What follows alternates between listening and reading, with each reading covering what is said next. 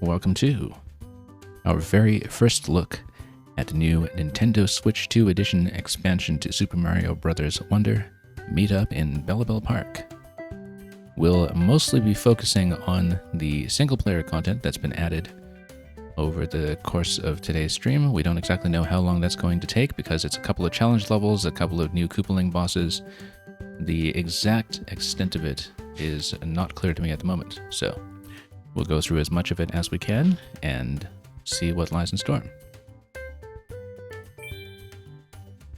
As you can see, we've got a revised start screen here with that side-to-side split that you also see in Super Mario 3D World and Bowser's Fury. There was a new assist mode for novice players. There's also an option to switch back to the Switch 1 edition, which is something I hadn't seen before in any of the Switch 2 edition upgrades, which is interesting if you have some reason to revert to that. But let's get going. And this is interesting, that it transferred my save data from the Nintendo Switch edition, but that it no longer has full medals. I thought I had gotten a full 6 medals on my save file, but now it says that there are 4 with 3 empty slots, so I don't exactly know what's going on there. It might be because some medals were taken back because you have to complete new levels to really have completion for them qualify again. And of course, the outlines on the right side, I believe, are for some of the new original Bellabel content. Now, Meetup in Bellabel Park technically refers to the new multiplayer hub, as well as being the title of the expansion, but we'll see what is accessible from within the save data here. Because, yeah, that is kind of interesting that we apparently had medals revoked.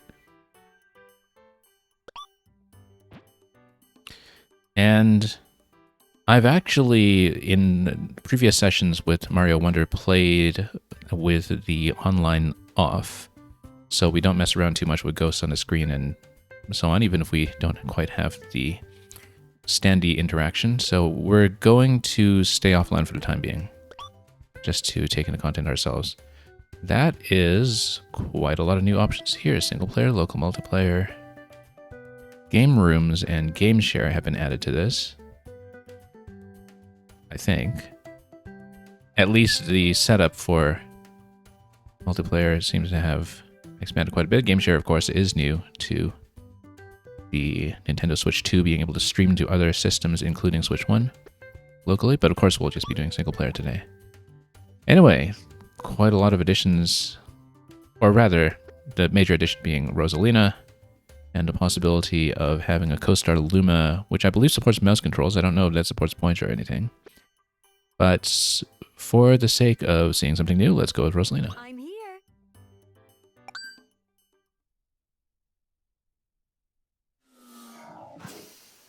Yeah, I've heard that GameShare essentially uses something similar to the Wii U streaming tech. Oh. The stars await. Which has some interesting implications for if someday you can actually do conversions of Wii U feature sets and dual screen play by, say, having a Switch 2 docked and then using your Switch 1 as a controller that has a screen input on it. I think there are latency issues with that from what I was reading about how GameShare works relative to how the Wii U connected to the gamepad using the 5 gig Wi-Fi band that is now entirely too busy and congested. But when I was reading about GameShare, that's definitely something that caught my attention. Anyway, Rosalina and Luma have arrived in the Flower Kingdom. And crash landing on that ship as usual. An entrance to Bellabel Park has been discovered in Pipe Rock Plateau. Time to check it out. So yeah, descriptive is, if you are playing in co-op, as I understand it, somebody can control Luma using the mouse. I don't know if you can control Luma using the pointer the way that you could have pointer controls for the assisting player in Galaxy. But anyway, it was definitely marketed as using the mouse. Anybody help, please save me. It's another one of those awful plants, and it's caught that poor poplin.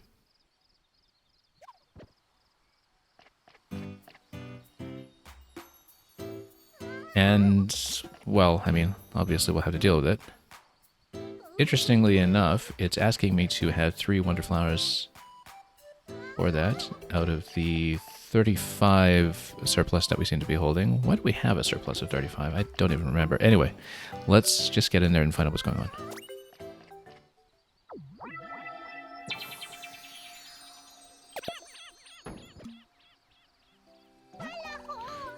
We haven't really looked seriously at this game in quite a long time. I did dabble in it to show other people some stuff in it in the 3 years since it has released, but I haven't really gone through Wonder again for a full playthrough or anything since we initially completed it on stream to 100% 3 years ago, 2.5 years ago. So we'll be getting accustomed to whatever was going on in my save file. I was on my way back to the captain after finishing a task when I got all tangled up. But now I'm free, so I better hurry. It's off to Bellabel Park for me. Bellabel Park? The captain discovered a park. It's a wonderful place. If you're heading this way, you must be hoping to join the brigade. I'll be more than happy to show you around and help with introductions. Join the brigade? I think there might be some kind of misunderstanding here. I mean, notice the headlamp in the backpack. This has clearly been recruited by the Toads. By the treasure trackers. Well, that was sudden. I'm really curious about all this, though. Let's check it out.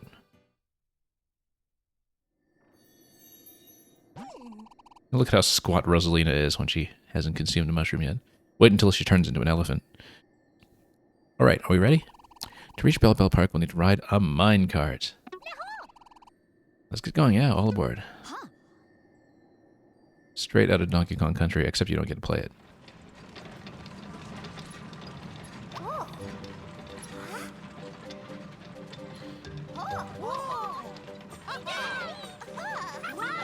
And there we go.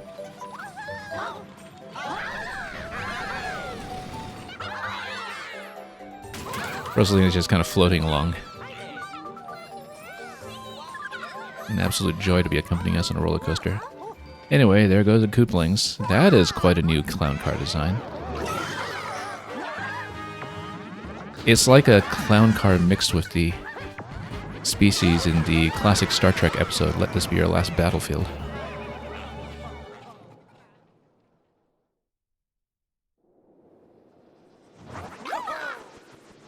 Let this be your last clown car, apparently.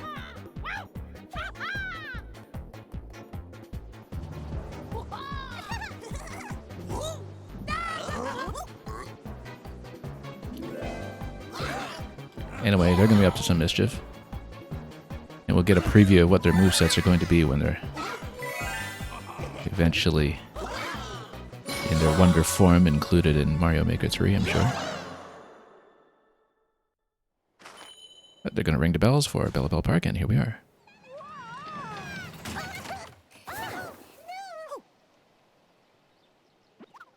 The Koopalings are always having so much fun. Anyway, Prince Florian says, is everyone okay? And to recruit. Says, good thing these flowers were here to catch our fall, huh? What happened to that odd bunch we saw earlier? Oh no, they're trying to steal the park's treasure. We've got to stop this. Come on, let's go. It's funny because Rosalina specifically hasn't had to deal with the Koopalings before in other games. Okay, we need to head this way, right? Then let's hurry. It's a Plucky. They're in charge of deliveries. They'll deliver everything from cargo to correspondence. And we got something new here, a flower pot. This isn't just any flower pot. I sense that it has some amazing power. Now I bet you'll have no problem driving off those meanies. And, oh, look at that. Are these rideable? They're not, but they just go upwards. I don't know if you can send them anywhere else. No, they just go up. Can't really charge them, can't redirect them. But we'll see what they interact with. That's probably going to be critical. So, for example, you go here to the fountain, where normally you would have the elephant vacuuming up the water. The flower does nothing. Okay. It's just a fountain. But then, if you throw a flower to the bubbles, nothing. But to the pots, you can lift them. And you can also light up The bulb's over there. Okay. Flower jump. Oh, that's interesting. You get to the Yoshi jump if you're at a flower, because you just get that little bit of flotation at the end. So you essentially play like Yoshi does in all the other games with Yoshi, just not this one, normally. Although, given that Yoshi can't use power-ups, isn't it strange then that in this game basically everybody would be able to jump like Yoshi except Yoshi and Nabbit?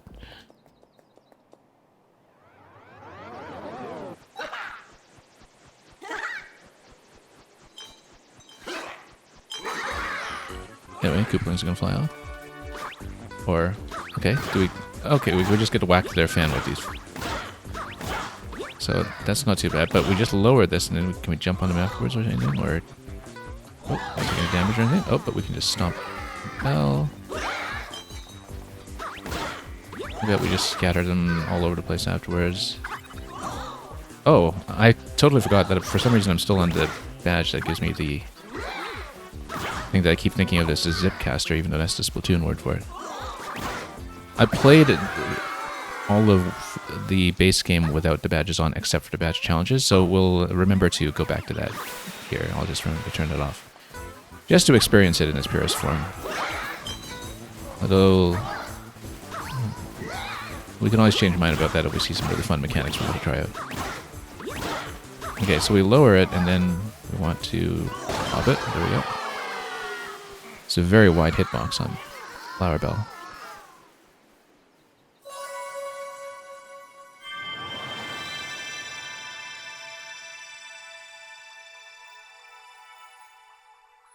Okay, and let's see what this is.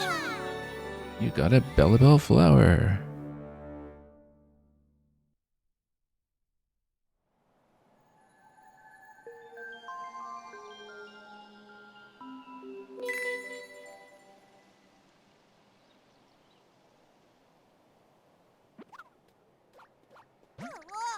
We're lucky that they didn't make off with the largest treasure. Anyway, here's the captain. Everyone okay? I recognize you. It's me, Captain Toad, Fable Explorer and Treasure Hunter. I discovered some mysterious ruins in a flower kingdom called Bellabel Park. After a long and dangerous expedition, I found the incredible treasure of these ruins, the Bellabel flower. Now, the Koopalings have flown off with most of the treasures. I see, so that's what happened. What they've done is unforgivable. But you're here just in time. Help me recover the stolen treasures. You, me, and the Toad Brigade will show them what we're made of. Wait, what? You want us to help? Yep, it's settled. Fear not. Our new recruit will look for the Koopalings. Who, me? You're gonna let me pitch in too? That's right, and I'll get a head start in chasing down the Koopalings now. With that, I'll leave you to it.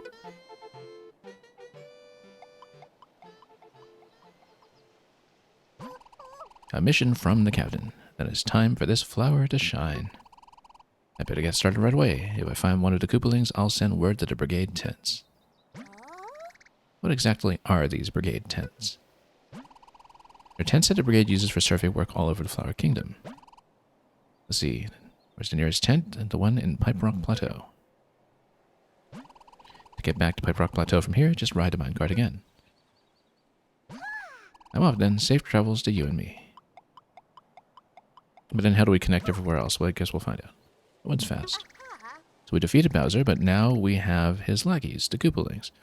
I wonder what dialogue this gives you if you crack open Bellabel Park before defeating Bowser.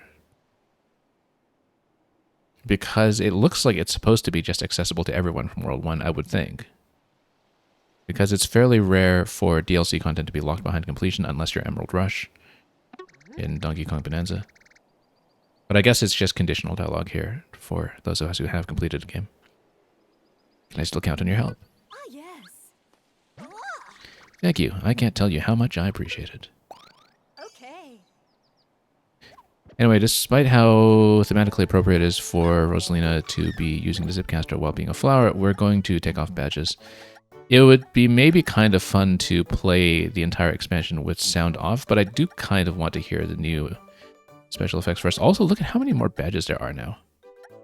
That's a significant expansion on what we have. Presumably, this is just having the flower all the time.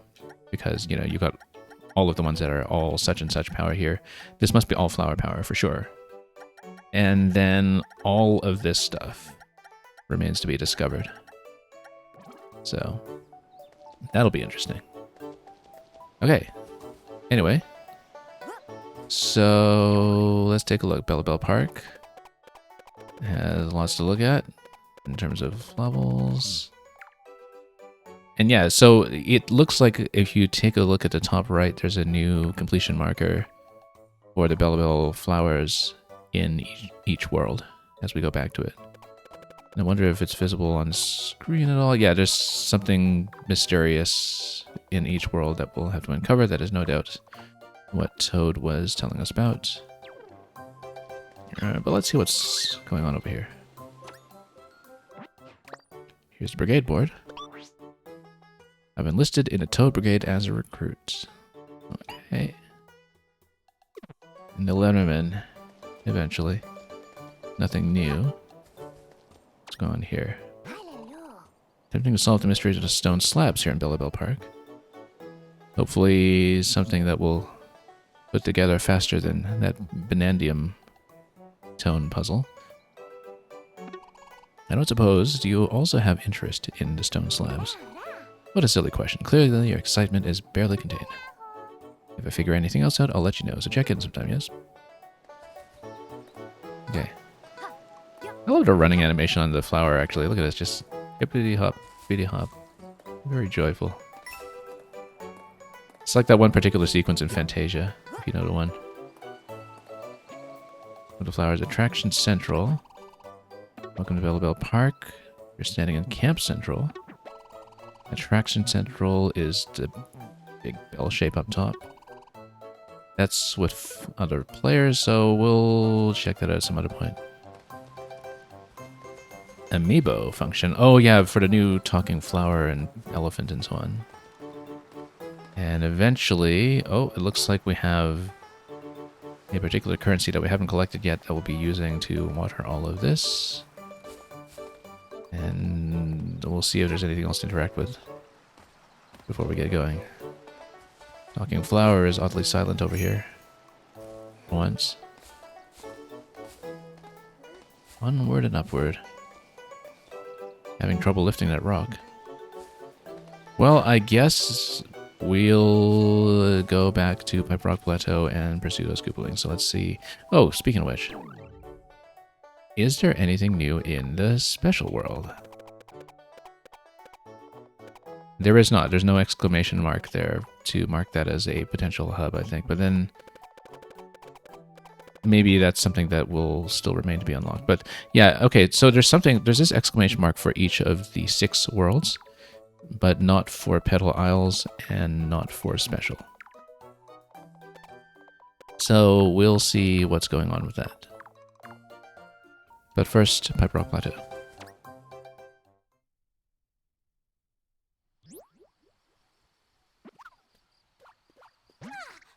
That's right. I think the brigade tent is north of here. Want more info about the Koopalings? Let's go to the tent to get updated.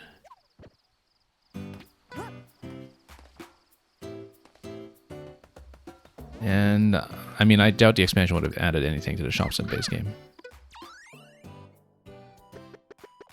But since there are so many unseen badges, it was worth a check. Actually, let's see the standee collection. I don't even remember how to do anything with the standees because I never really used that feature very much. But surely we have all the new ones with Rosalina, right? So if we have coins to pay in to try to draw them, we should just pay in to draw them, unless they are for some reason locked behind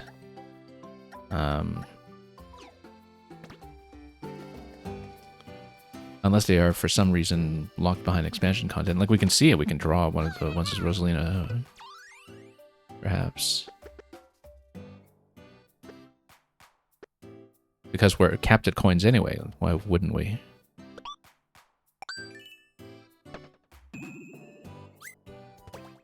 I'm just going to spam this until we see... Yeah, so we do get Rosalina off of these, so we might as well just spam them and just spend our whole bank until we get everything. You'll notice that there isn't a new standee for the flower form. At least there doesn't seem to be.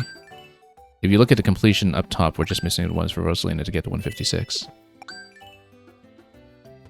So yeah, we'll just spend this down, and pardon how tedious it probably looks to just do a random draw for this, but we can see from a bank of 999 just how much it takes to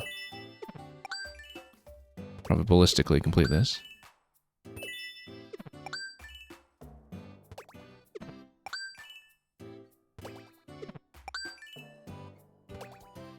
And 06i is saying that I'm getting lucky. We don't know how much the draw here is weighted towards revealing new panels. We're definitely getting the new Rosalina ones disproportionately, but I don't remember from the base game whether the draw that you get here already mathematically favors what you don't have, which might be the case.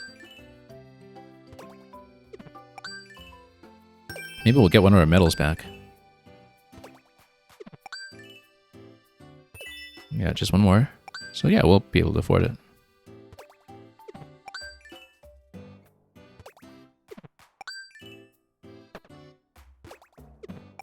Eventually. Okay, there we go. And that is a check mark for 156 out of 156. It lets you buy more anyway, but... And yeah, there we go. So we did have that medal revoked in this version, and then now we got back up to 5 medals.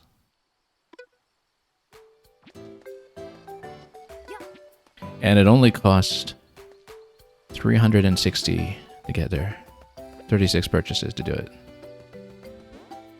So anyway, let's see the Toad Brigade tent. I've been waiting for you.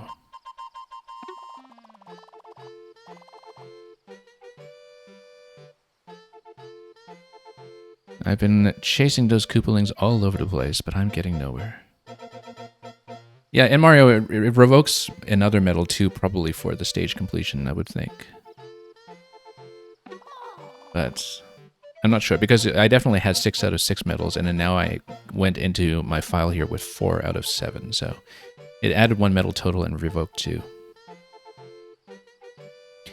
The other one must be for collecting all badges, actually, because now the badge collection has been significantly expanded.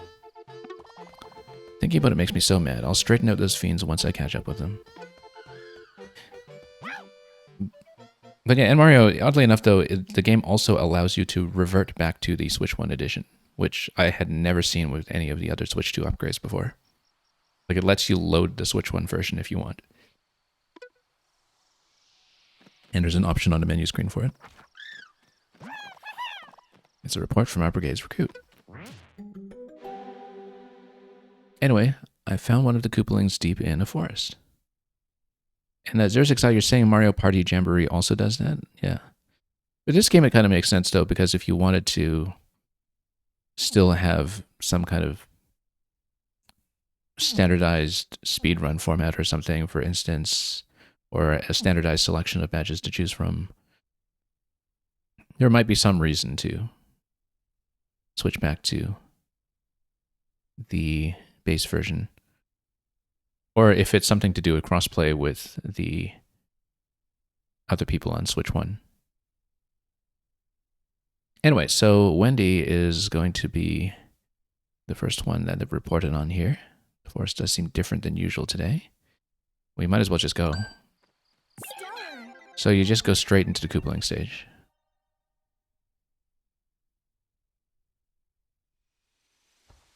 And it is actually going to be on Rhino Plants on Parade. You followed me all the way here, huh? I suppose I'll humor you. We can fight, but I already know how it'll turn out. Hee hee. With a splendid wonder power from Lord Bowser, how can I lose?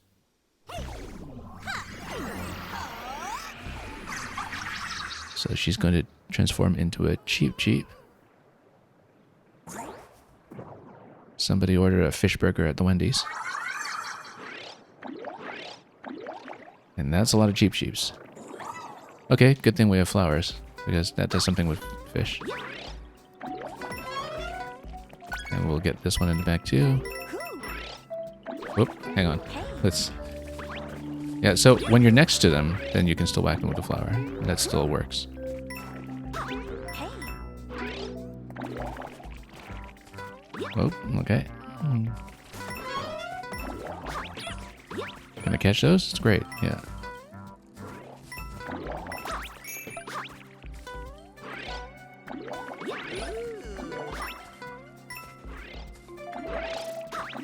Now, I don't see anything like optional collectibles or something indicated, so I guess that won't be a factor.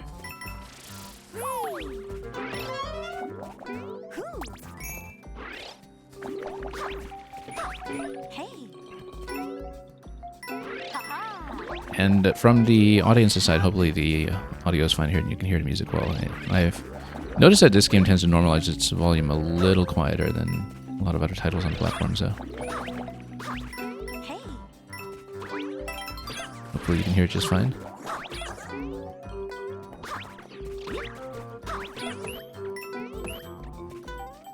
Oops.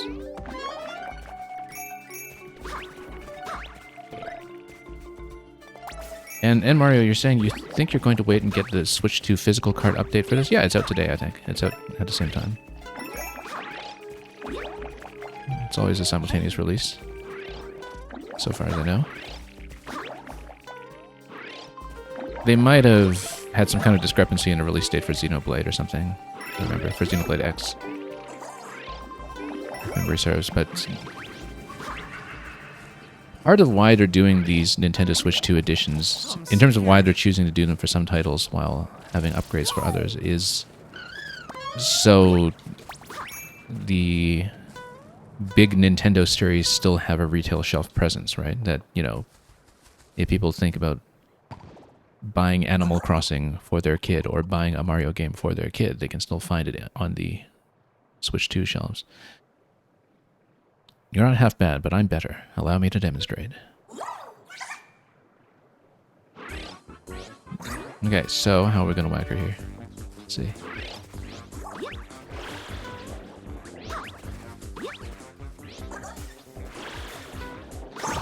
Oh, we just jump her. It's a Mario game. I have to get used to this after spending the last few weeks on all the bosses in 9 Souls. And, whoops, that was unfortunate. Let's actually just grab the flower again. That's right, you can jump on things. Okay, now what? Platforms continue. No piranha singing in this part yet? Well, we'll see. There's always time. Okay. Looks rather inflatable here. Yeah, we can totally tap her from below. I guess it works like fire flower damage, essentially. And you just stay under the platform and continue to fire away. Okay, simple enough.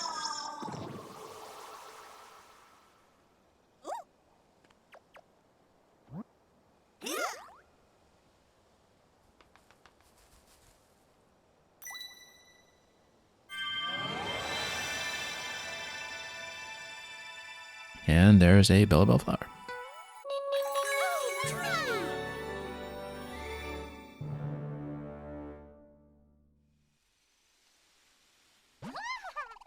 Great job. She really did thrash around like a fish out of water, huh? Well, yeah, quite literally. Like you were saying, 06, getting bigger is only in a Porcupuffer's favor. Yeah, they take up space. But she didn't look particularly pointy. I was afraid she'd flop and thrash all the way over here. Alright, time to head back. Let's meet up in Bellabel Park. I mean, that was clearly designed around giving you a bit of an easy time if you have the flower in hand, so... Hence the bird dropping it off in the question sphere. And, oh, it's going to drop some of that for us. How much? Because... Oh, okay, that's a droplet. It's not one of the ones that are used for currency on the right side. Okay, we've recovered one of the treasures. Let's just do all of them. I mean, it's just 7 boss fights, right? That's not too much. One of our veteran members, Brigade Blue Toad, is over at the training camp. Where's the sleepy yellow one, I wonder? Be sure to drop by over there and check in later, okay? I mean, Kooplings... Yeah, it's... interesting how well-defined the Toad Brigade's personalities are going all the way back to Galaxy 1. What would Brigade Blue Toad need at a training camp? Let's go find out. Do we have to, or can I chase the next Koopaling first? And also, this just sends you out. You know what? Let's just keep going. I want to see if we can... Oh, actually, you have to unlock the Brigade tents first by going to the corresponding world. I am actually going to see if we can go directly to the one in 2, just to see what happens. Let's get over to the map. I just want to see how accessible it is, because clearly there's a question mark there, and maybe you can just do this directly and chase down all 7. We'll see if there's any sign of that, or if you do need to do the Toad interaction first. But anyway, here's the tent. Yeah, we'll do all the tents. And... sparkly eyes shining through clouds looking awful like treasure, doesn't it? I'm gonna dive right in and snatch it up by the handful. Hmm? Anyway, who's on the water poster this time? Report from our brigade's recruits. And here's Lemmy. Why is he riding on that ball? Maybe to amuse himself? And here I am thinking, well, usually he's there to serve as a very convenient musical instrument in Mario Maker music stages, but in this particular circumstance, maybe he's rolling around for some different reasons, so... Hee here to play? Of course you are. This'll be fun. And I've got Lord Bowser's Wonder Power here to make playtime even better.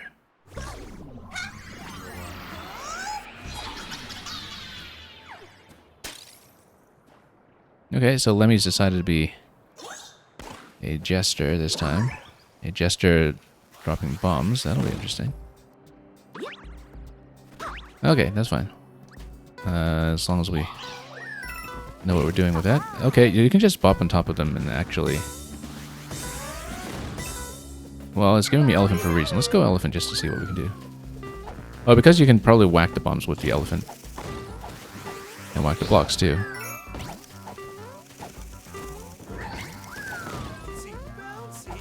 Bouncy, bouncy. Well, we're not over anything really hazardous yet.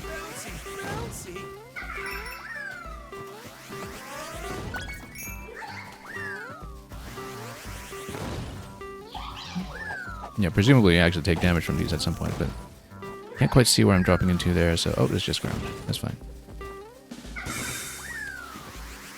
I guess you would need to bomb the left side if you want to grab those coins for some reason, but given that we've bought everything, it's not strictly necessary.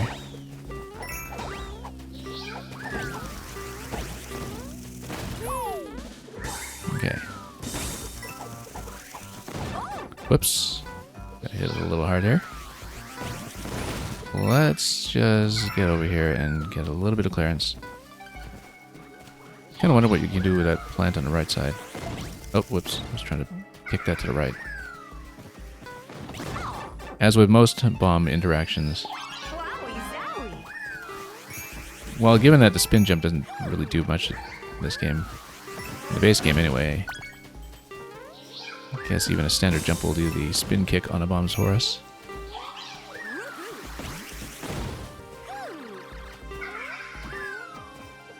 Yeah, the spin jump in this game is sort of in an interesting place in that it's largely just a spinning animation that doesn't seem to do much functionally. And we can just go on top. We don't care too much about the coins currently, so...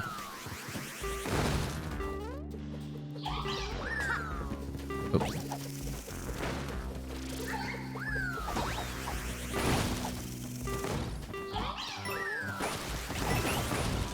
Okay, that's obstructing quite a bit here, but we'll see what we can do.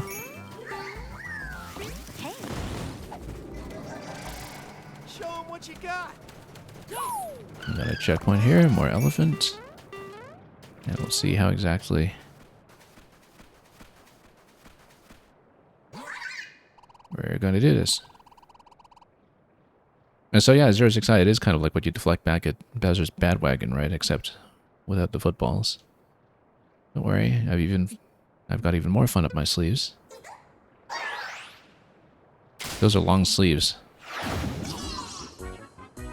He's not kidding around with that. But anyway, this is Spiky. I guess we just deflect bombs on him.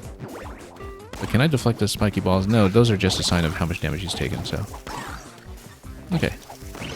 Just need to aim well. Relatively. And then pop him once, and then we'll see whether there's another 2 parts of the pattern, surely. That's quite the ball. Okay, it's going to track you and then spin.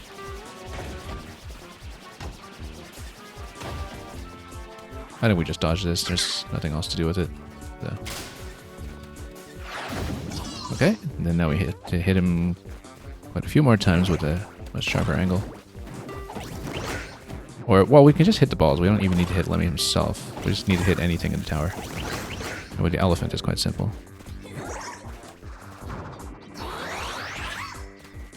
It's probably going to go down here. There we go. Then one more on that side. Can I just jump him directly? Yeah, we can. As long as he's low enough, we can just jump him without knocking down the tower, so...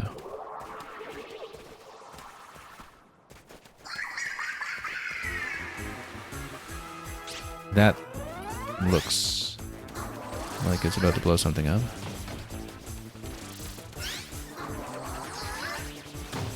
But we just need it to go at an angle that's going to take it far away from us. And then here's another elephant. That's the equivalent to Peach coming out of the clown car, right? Except it's a bird this time, just dropping the power from the sky. Anyway, we just knock down as much of the tower as we can until Lemmy is reachable.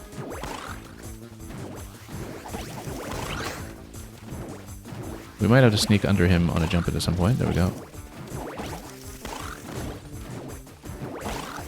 And yeah, our aim could be a lot better with this. But can I jump it to swing it left? Or yeah, we can. Whoops, that's a bad deflection there. Let's just get around him. Oh. Just trying to get to the left of that one. Oh. There we go. And then slightly off angle there, unfortunately.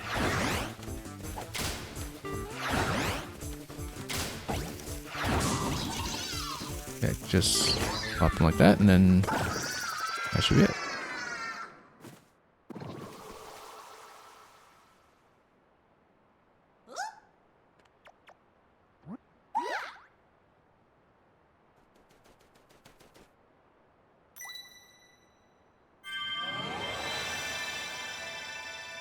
Yeah, we'll just go straight through the Koopalings first.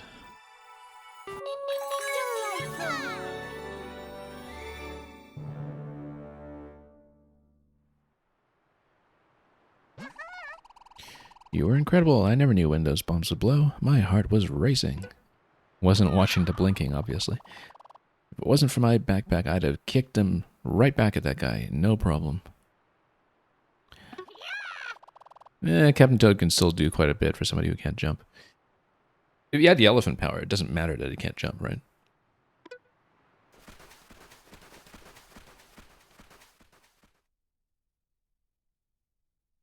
Anyway, so much for Lemmy's Showdown. And we'll just go through the rest.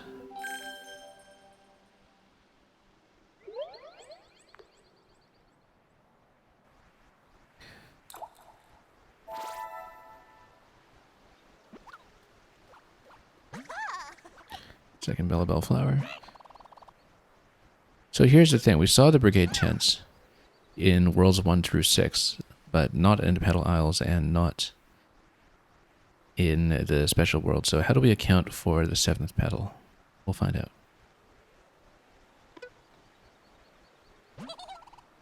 If you're ever unsure of where to go next, just talk to the poplin with the flag. That one's in charge of gathering info and can tell you where the captain and brigade tents are. With that, we're off to search for treasure. I mean, Koopalings. Captain Toad Koopaling Cracker.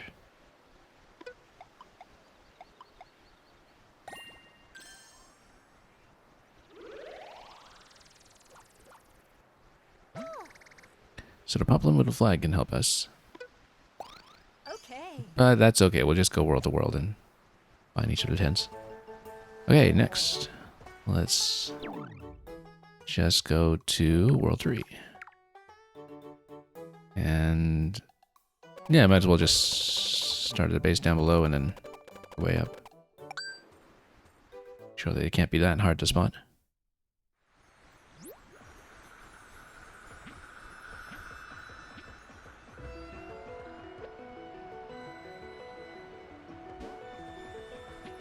Yeah, we'll just explore until we find the tent somewhere. Let's see, here it is.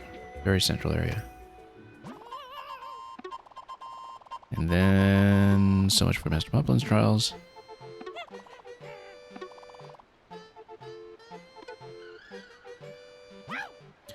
And what's he going to tell us this time? What'll we get from the bird? It's a report from our brigade's recruit. And here we are. It's going to be Larry this time. Looks like Larry's kind of gained some weight, hasn't he? It totally does. He didn't used to be this plump. Maybe it's just a matter of the camera's perspective. Anyway.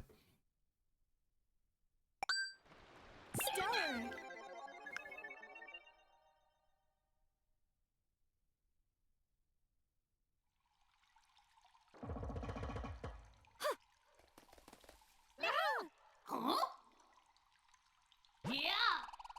Yeah, Larry's silhouette is definitely a little plumper in this game than in some in the past. But anyway, you want to get knocked around that bad, do you? I mean, if that's what you want, happy to make it happen for you. Did I mention I've got Lord Bowser's Wonder Power? And what's he got? Looking very crystalline there.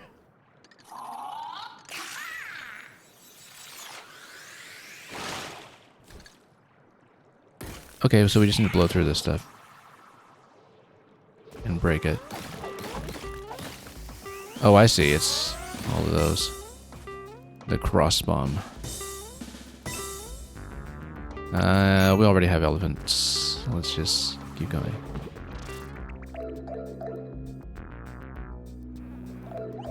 Yeah, just straight up challenge stages. Nothing optional to deal with or anything. Oh, here's the hops up into space. We just need to watch the cross. They have a decently long range, about 4 tiles.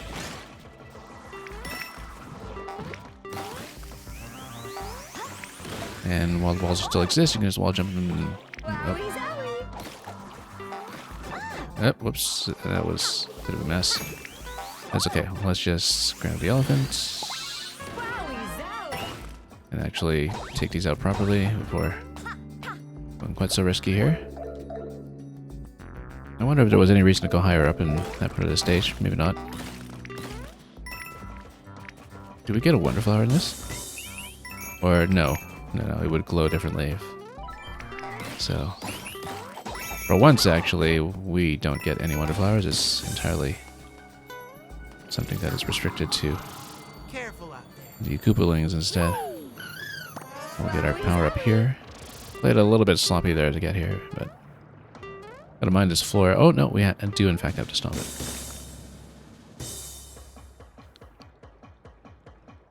You're looking forward to seeing the flying flower power in a 3D Mario? Yeah, it'll be interesting to see if there's eventually a 3D follow-up to a lot of the powers that have been accumulating in the 2D series since. Like the penguin, for instance. Let's see who's stronger.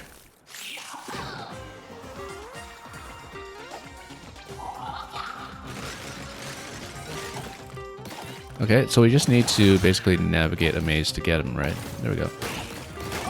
Oh, okay, no, you can't actually let him drop on you like that. Okay. Wait, then do I just stomp him from up top? Yeah, we do. Break him out from up top. I was thinking... Oh, okay, hang on.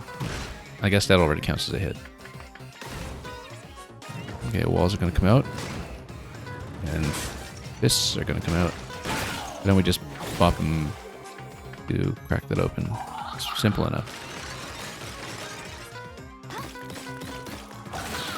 Yeah, so it looks like the approach here is to just get some height nice and early. It's spiky down below this time, so we need to watch out. Oh.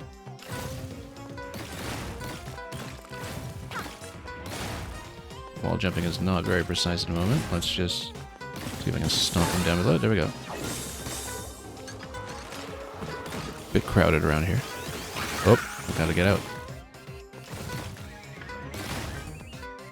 Hang on. I keep thinking that I'll do the spin high jump that we have in the 3D World theme. We totally do not have that. But now in small, actually, it might be easier to get around some of this stuff.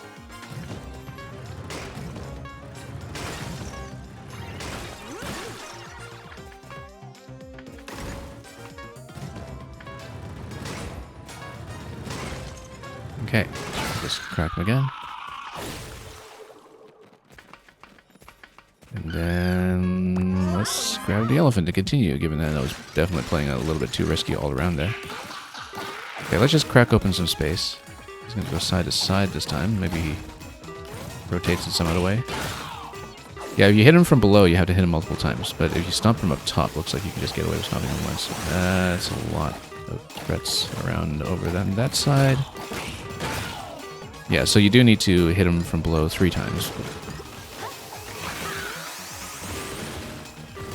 Okay, just dodge the threats over there. We don't want to hit the floor. Oh, okay, it's up top only. That's fine.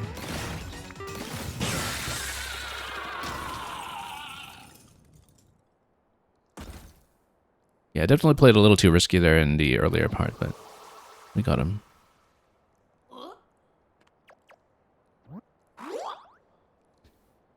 It did take me, again, a moment to realize I don't actually have the spin high jump that we do in Maker 2 3D World, which controls completely differently from the spin high jump in actual, or the ground pound high jump rather, in actual 3D World,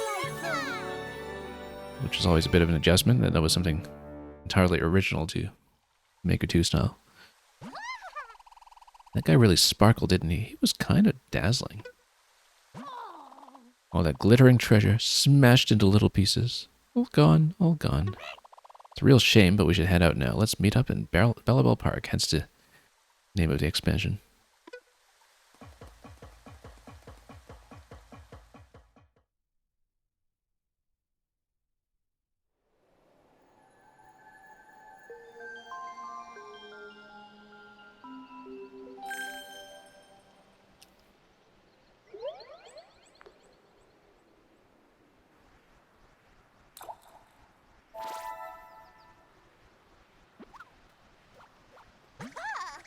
That's the third Bellabel flower.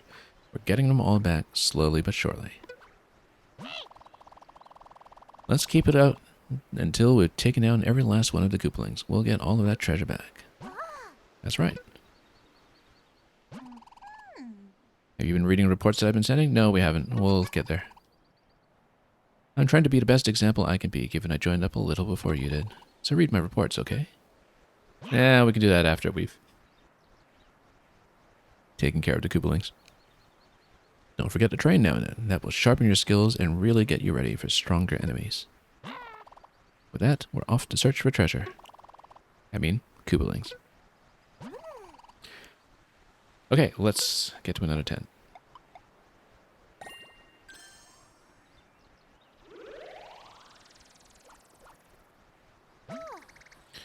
Reports from the brigade recruit. We should read them sometime.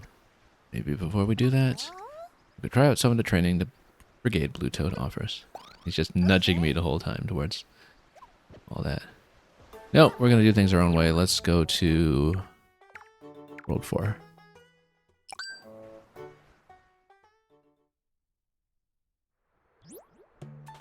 Okay. And where shall we go this time? You did it.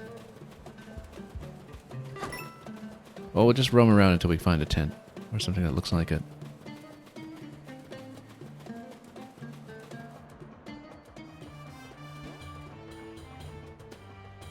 It'll be somewhere obvious. Here it is.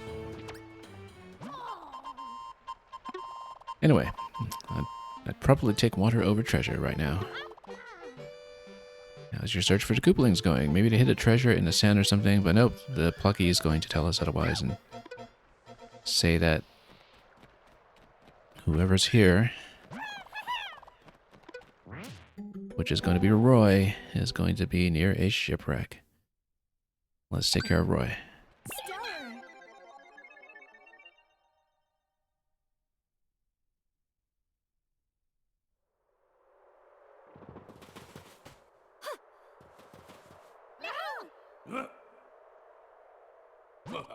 Bahaha, I gotta admit, you clowns have done well getting this far. But you're not going any farther. Your little adventure ends here.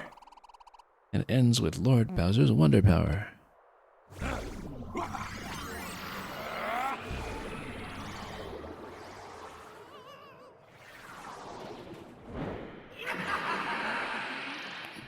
Oh, that's a rather ghostly Roy in the ghost ship.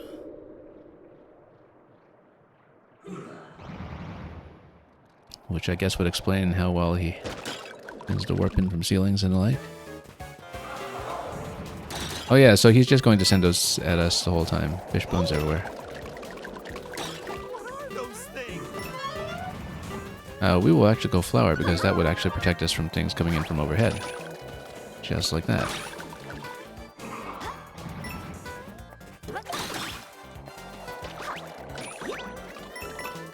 Okay. Might as well go double flower since that seems to be the recommended power up for all of this.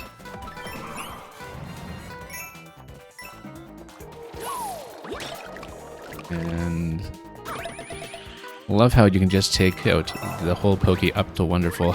And look at the booze. The booze with Roy's shades. I mean, technically the fish bones also have Roy's shades. At least they have the coloration, but the booze were so stylish.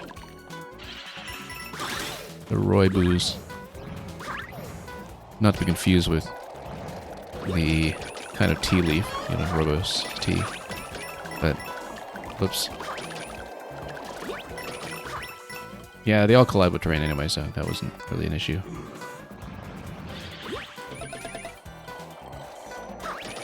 Whoops. Accidentally fell off the lip of that pipe there. That's okay, we'll do this with the flower a little bit so it's not completely trivialized. And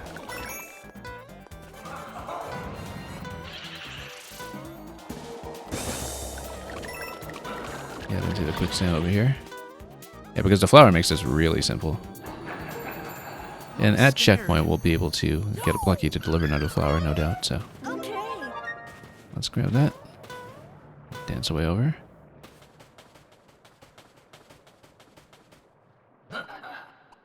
Not bad, but not good either. Only one of us is going to win this, and that'll be me. Okay, so what's he doing, and how does he become vulnerable? Can we catch any of that? No, we can't. It just punches through the flowers, predictably. Now, why would we be given another... Oh, okay, that's interesting. Oh, we were given a tool to zap him with. This totally feels like something out of Kirby, by the way. This foreground-background interaction here, specifically out of some of the 3DS Kirbys. The two 3DS Kirbys, they have mechanics like that all over the place. With the cannon firing from one plane to the other.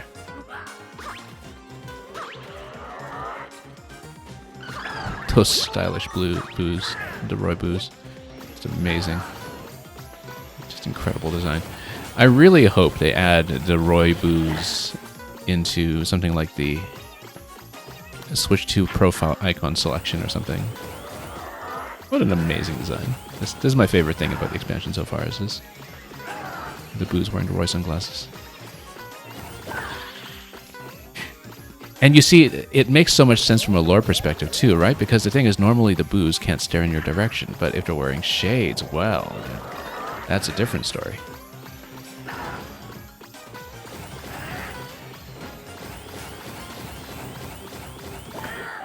Anyway, we'll just whittle them down this way.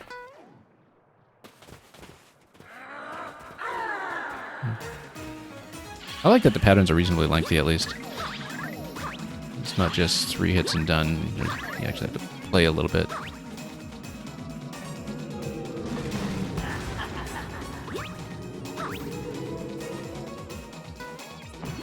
Okay. Can we actually catch him with the flower now that he's out here, or do we need to... Yeah, I guess we can't really jump him over. Still need to zap him this way. And just move him with the plane. And take advantage of the flower jump too. That's something that I've not been doing enough. How long until this expires? Does it expire? We just get to use it as much as we want until the next phase change.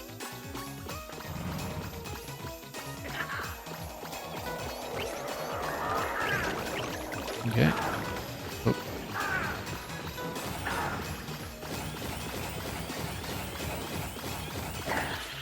It takes quite a lot of hits here, but that's okay. We got him.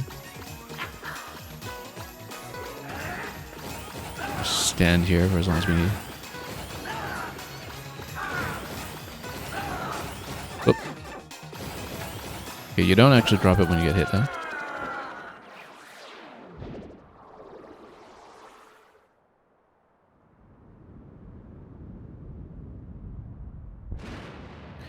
The anti-boo cannon, a rather different part of the ghost-busting arsenal than what Luigi usually uses, but it works.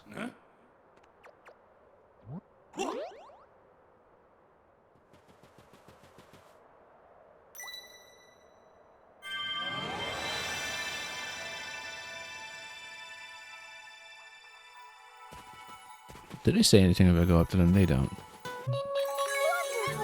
They just stand by and applaud and celebrate.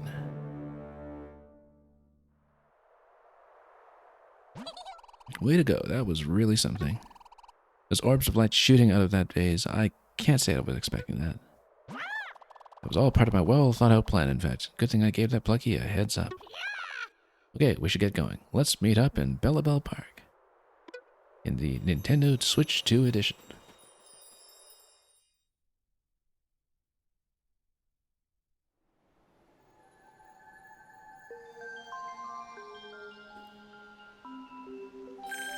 Okay, 3 to go.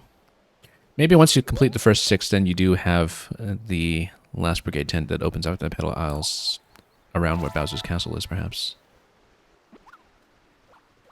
But we'll see. Or it could be in a special world, given how things usually tend to unlock after touring the 6 worlds. Actually, there's an easy way to check, which is which world has the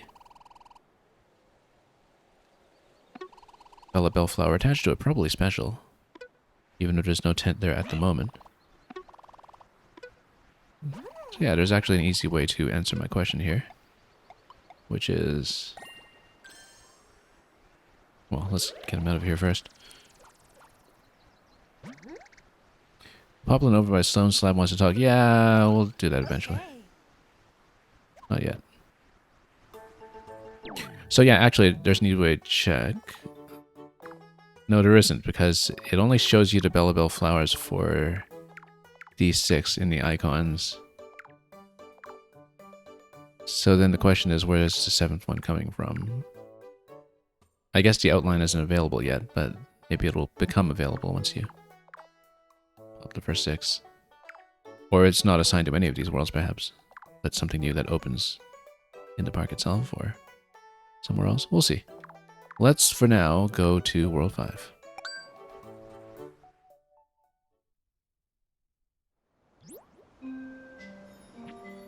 Okay. Back to the mines, and then there's nothing here. I guess we'll be going down. And looking for the tents. Deep down below.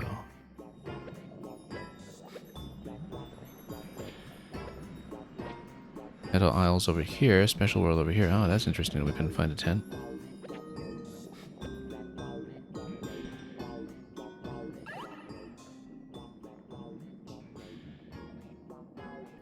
Let's inspect the map a little more carefully here. Right side, grappling vine. Okay, so maybe it's not completely trivial to look at it. Oh, no, yes it is.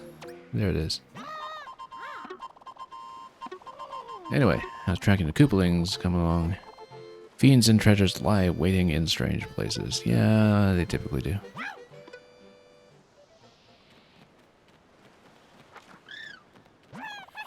It's a report from our brigade's recruit. Iggy. Alright. Let's go. So we'll see who's saved for 7th. It's kind of interesting that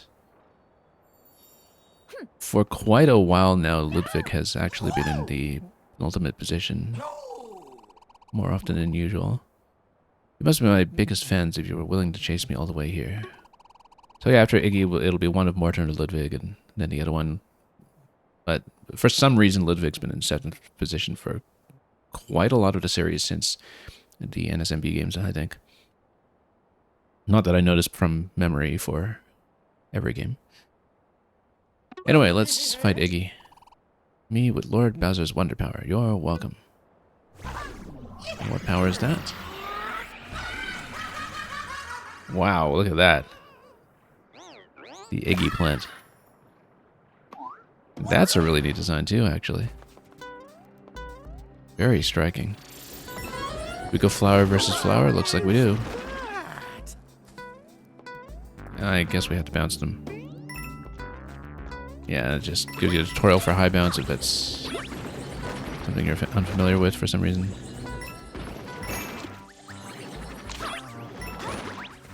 I love the watermelon piranhas in this game. That's also something that's very akin to Yoshi's Island. I'm sure we pointed that out when we played the original game too. With the watermelon seed mechanic that's all over that game. Okay. Let's not forget that we do have the Yoshi float jump here. And yeah, the seeds don't hurt you, they just push you, so...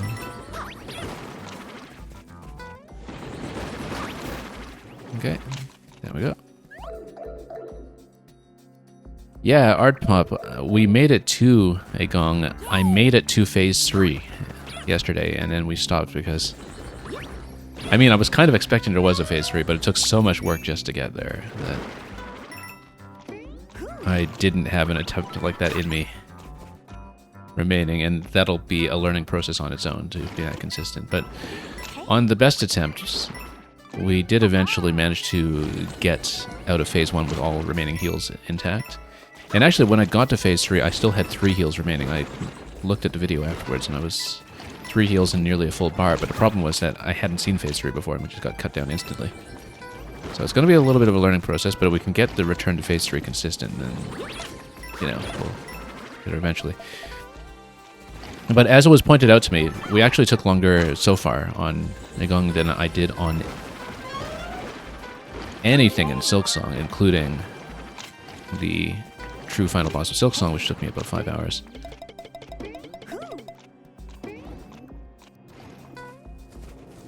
And so it might even have been just really the hardest boss fight I've done on stream so far. Because we had a couple of fights that were over the 3-hour mark, let's say. There's a very exclusive 4-hour club that's basically Lost Lace, Carmelita, Sol and Vin from Mio, and Now we've put in, I think, over 6 hours of attempts on Egong, so let me do you a favor and finish you off. So Bellabel Park comparatively has been a walk in the park. The reason that I'm not pushing the Nine Souls fight today, actually, is because the fight yesterday was literally starting to give my thumbs calluses, I think. My left thumb, anyway, on a stick, because it's so movement intensive for so long, right? That even getting to phase 3 in the very defensive way I was doing it was but a 7-minute affair just to get that far. And of course, I was playing very defensively, missed a jump. It's not always going to be like that if you start being more efficient, more aggressive, getting in her face if you trust yourself to do all the parries. That, whoops, that was kind of embarrassingly rough. Let's actually just get the flower for safety. I keep forgetting to take advantage of the Yoshi jump with the flower. Even though that significantly eases up what's going on here. There we go. Makes it much easier to aim, in fact. The way the Yoshi jump usually does. Iggy kind of looks like the Snake Bonanza, well, except for without the incredibly muscular gorilla arms that are so befitting of a snake.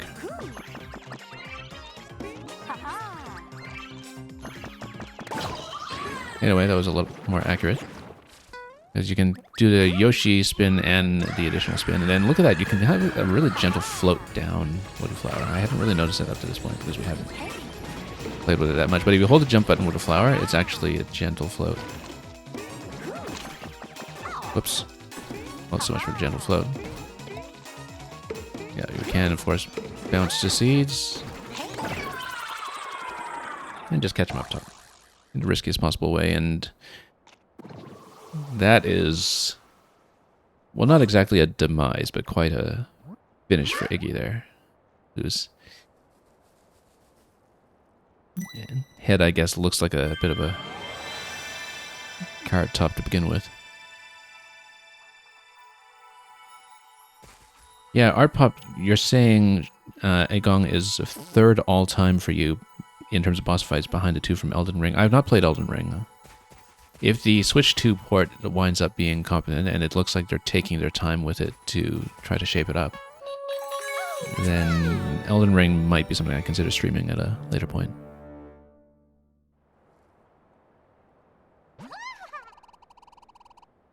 And wow, those were some mighty big piranha plants, huh? I was worried I might get swallowed whole by one of the big bitey mouths. Come on, we should get out of here. Let's meet up in Bellabel Park.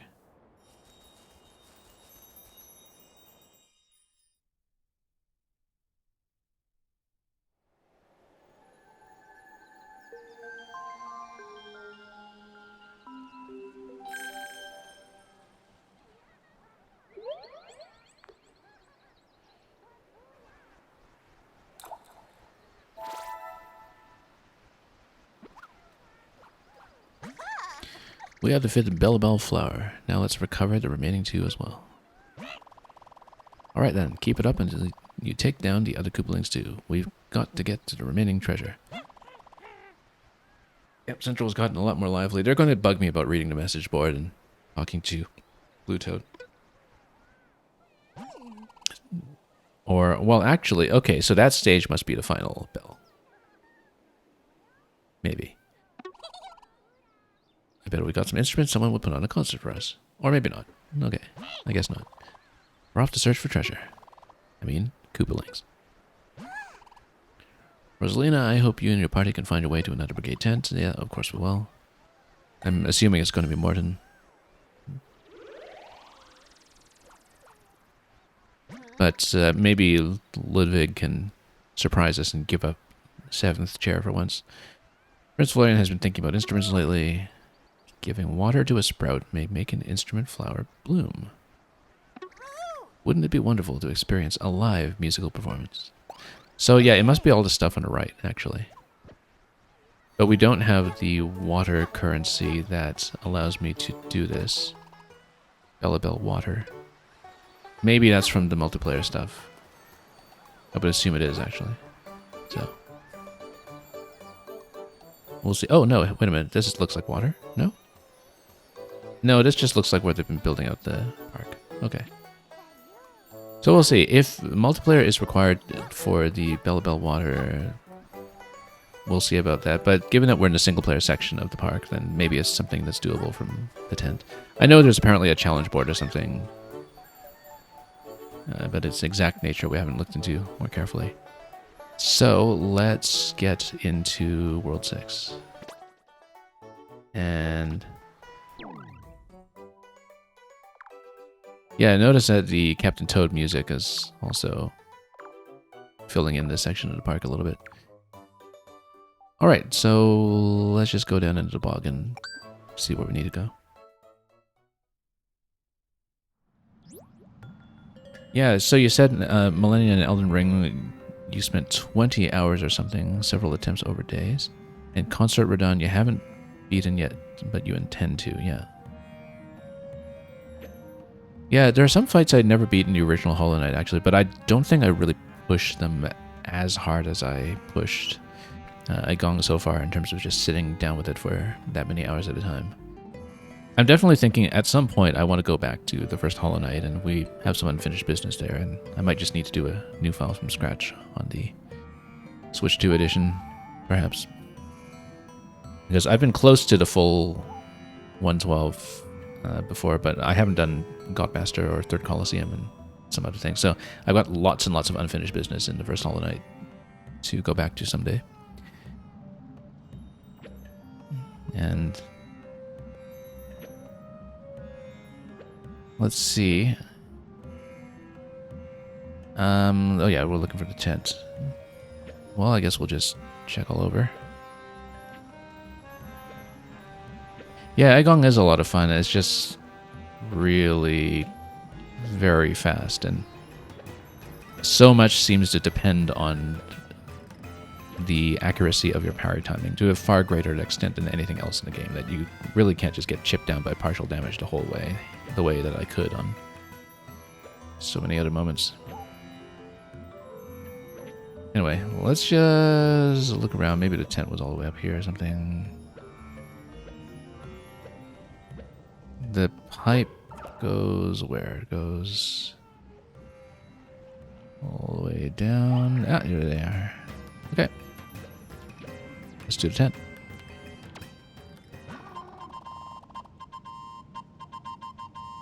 I'm roasting to a crisp from all this magma. Becoming a fried mushroom. Those fiends wouldn't enter a place like this, right? It's too scorching. There's just no way. I think it's about time for old Captain Toad to give up the search here. Lucky's gonna have a word with him about that. Anyway, Morton, I'm guessing? It's a report from our brigade's recruits. It is Morton. I've found one of the Koopalings. He looks exhausted from this heat, so it's the perfect time to take him down. Morton, of course, famous for spreading fire everywhere from his feet in Mario Maker, with the moveset that was brought to him there. I'm kind of worried that I'm going to wilt away down here. Here we go. You think he'll be a Charvarg? Or a Blarg, rather? Or something stonier? We'll see.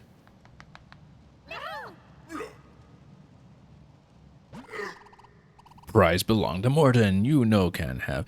I feel like his linguistic facility has gone a little downhill since the last time we saw him. Morton fight to keep prize. And Morton has secret. Secret is Boss Bowser's wonder power. Oops, now not secret. I think the heat's getting to his head a little bit.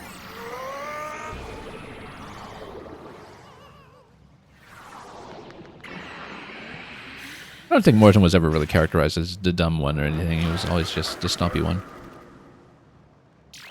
But, oh, that's quite a puppet there. Oh, that's interesting. He stomps and you change platforms. I want to watch him stomp. Okay, so he sends you way up. And then it heats up the platforms. Let's watch the interaction. Yeah, so it heats up the blocks, but it raises everything else. Very interesting. Can you climb? No, you can't. That's in the background. Okay. And we'll go double flower. And if you're in the area, you're unaffected, so... Oh, let's see what happens to the little storm cloud on the right. I guess we'll just grab that with a flower.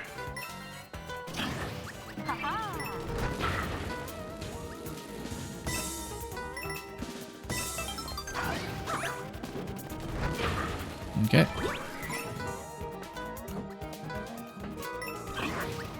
And of course the flower gets you enough height to deal with a whole lot. Looks like we're going to have our first 2 checkpoint stage here. And yeah, you'll have to watch out for the spike balls being sent upwards as well.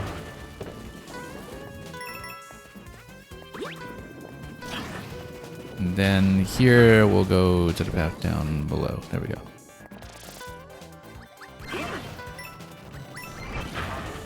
Can't quite reach that with the flower itself. No, yeah, you can. There's more power-ups, so we'll just wait. Take this patiently.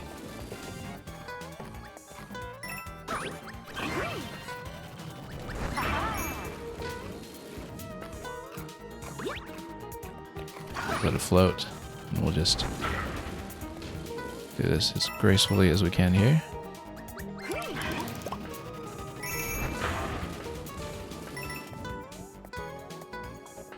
Coins in the bottom path. Ah, whatever. Ready? So, and Mario, you're saying, is this just finding all the Koopalings and beating them for the Bellabels? Well, we haven't looked at the board at the Toad Brigade camp yet, and there is a challenge board that, as far as I know, is kind of very similar to a lot of the side content in NSMBU. You know how in the original release of NSMBU there was a ton of challenge content, like micro room scale challenges as well? It's something similar to that, as far as I know. I haven't looked too much into it because I did want to go into this experience relatively unspoiled, but... Okay, so arm's gonna go down. I didn't quite have a chance to pull it there. And yeah, you can just pull some strings. Take advantage of the flower jump if you can. Let's just get out.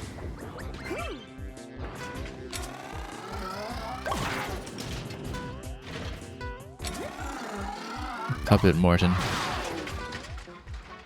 whom we remember so fondly from Wind Waker. Okay, so probably shouldn't stand where the strings come up. Look at this, you can see where the Lakitus are pulling the strings in the foreground. That's a neat effect. So we just need to not get hit by the spike ball, right? Can I actually interact with him some other way? That's just a dodging phase then. Looks like.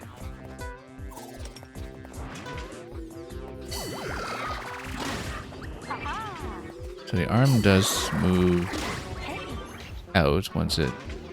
Yeah, it just hits and it gets out of the way. It doesn't move side to side or anything.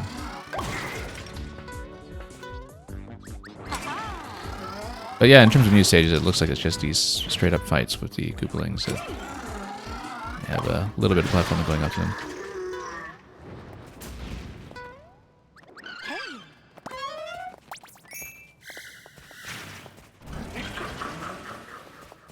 They supplement the main game in a nice way, I guess, because definitely there were some worlds in the base game that felt like they were missing bosses, essentially.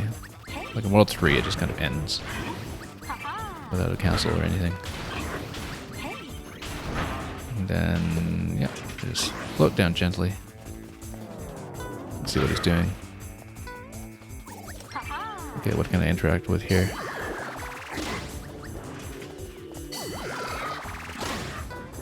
Yeah, if you don't have a flower, then you don't have the benefit of the flower jump, and you do in fact need to ride the blocks up.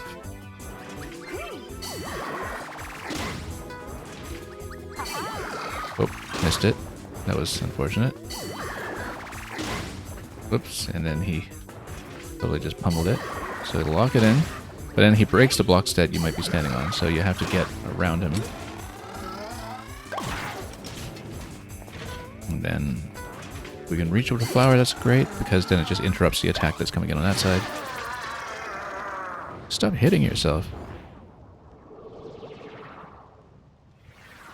You see, not only did this time they characterize Morton as the dumb one, or perhaps the less verbal one, but he makes him punch himself, which perhaps might give us a causal explanation for what's been going on with his head.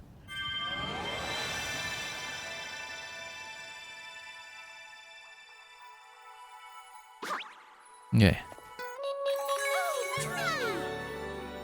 You got a Bellabel flower.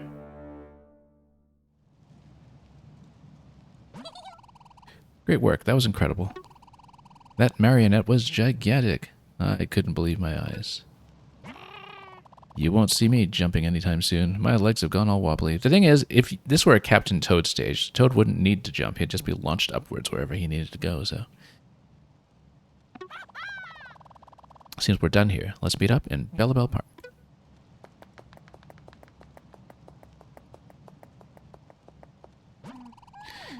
They beat all those baddies one after another. They're as cool as the captain. Maybe someday I'll be as helpful as them.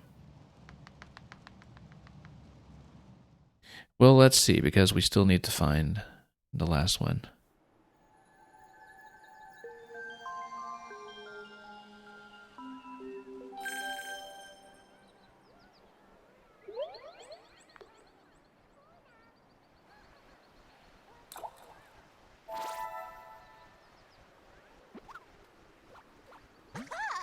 That's the 6th Bellabel flower.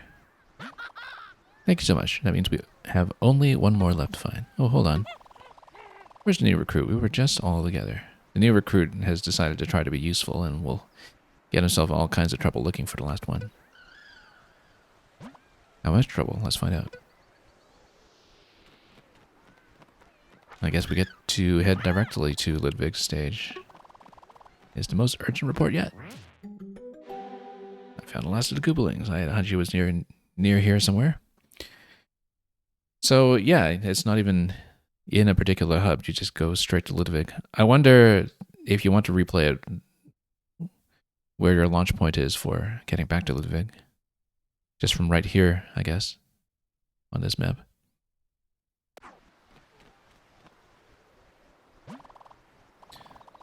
I can't believe it. The recruit found the last one just like that. That takes some real skill, don't you think? Let's do this. It's time we showed them what the Toad Brigade can really do. Stand by and applaud Rosalina. Okay, so yeah, this is how you get into the stage. Just talk to Captain Toad. Alright, let's do the showdown.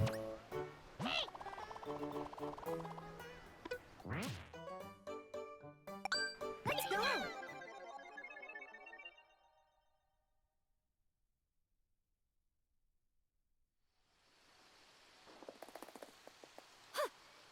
And it's going to be on a music stage again. You've taken back a lot of our prizes, huh? We worked hard to steal those too. I suppose it's up to me to defeat you and re-steal them then. Is re-steal valid? It is not. I knew it's not. It's a high probability 7. That particular rack, that is. And so I knew that it was something that, you know, you would challenge if it came up in Scrabble. After all, Lord Bowser is worthy of possessing prizes like these.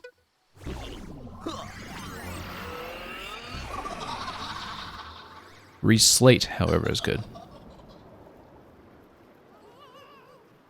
Elators, reslate, relates, etc. There's a whole bunch in there. But re-steal is not one. Anyway, it's going to be a roller skates stage with lightning. Oh, whoops, let's not get zapped. That's really quite an animation we're getting zapped.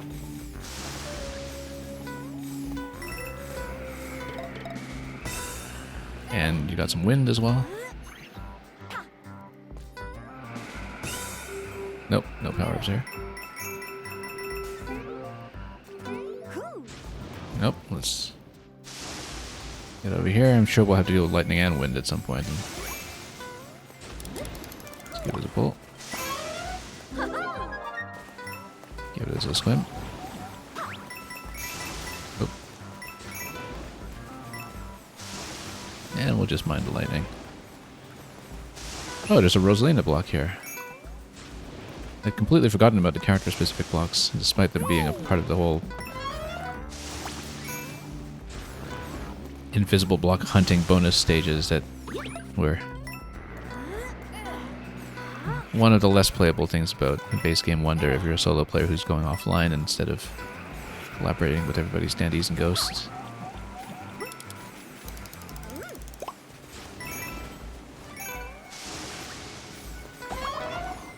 Oh. Sure, let's tap it. Okay, there we are. Now we're in business.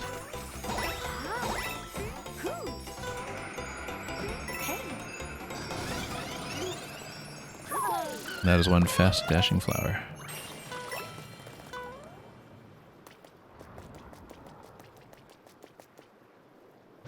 And Thunder Lakitu is back, you're saying, in Ludwig form? Yeah, he is.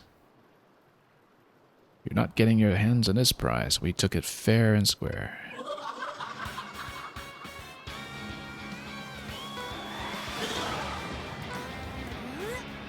Yeah, Ludwig has so very often not only been in a penultimate position, but also been styled as an aerial combat boss as well in recent Mario. Whoa, totally went the wrong way on that. That's okay.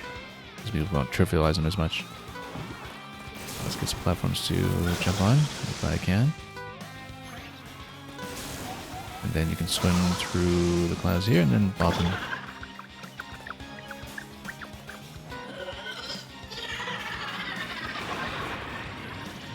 Okay. Well, I mean, we go for the green one, I guess, but we have to watch out for lightning on all of them, perhaps. I guess we'll see. Send over some gusts of wind, and then... Yeah, like I was presuming, wind and lightning.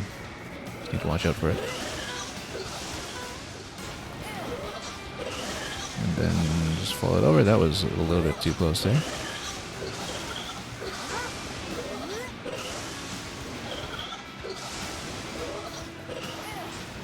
Okay, we'll just let that all pass us by. And then... Yeah, of course, if you have the flower, then you can jump up there immediately instead of having to wait.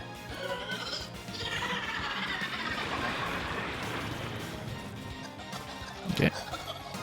Let's just try to lead the lightning bit. I guess we just need to navigate this over smaller gaps this time.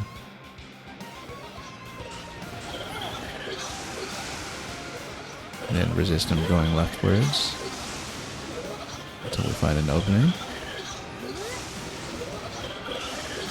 You just kind of walk with him against the wind. Rosaline is having the time of her life with the wind in her face. It's like she's about to break out in a song, you know, that expression. Okay. Let's stand here, and then we'll get a storm cloud.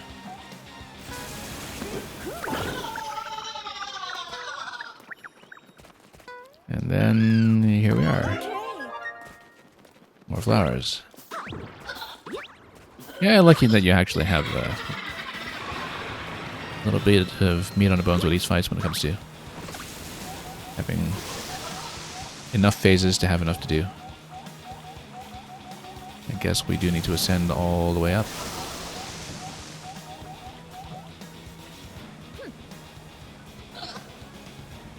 Ludwig's very surprised that we've tailed him this far.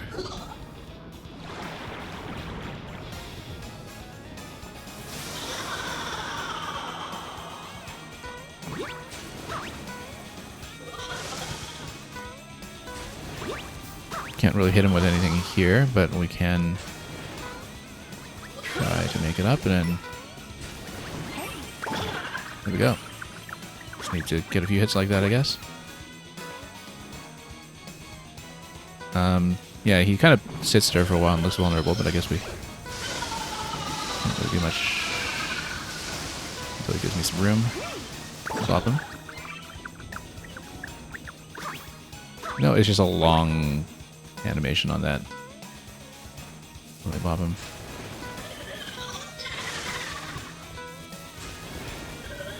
So we just watch the lightning, and it's really not too much to deal with. Oh, let's just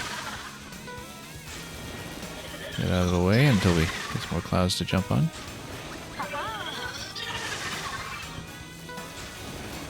There we go.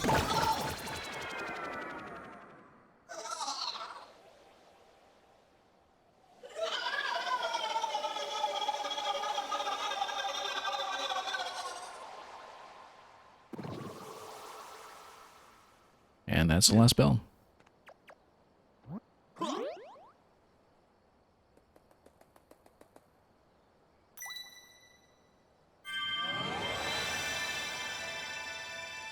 Speaking of bells,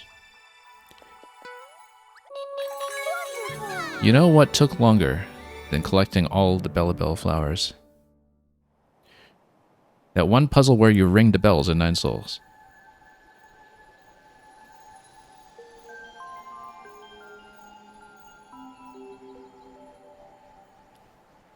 Anyway, let's see what happens when we've collected them all.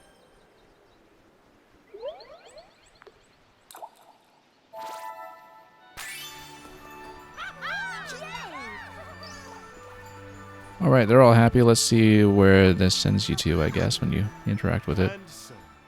And so, Rosalina's party recovered all of Bellabel Park's treasures. Peace fell upon the park, bringing We'll just let the narrator talk. many, including the Toad Brigade and Poplins. Caught me by surprise that this part is actually voice acted. All right, you did it!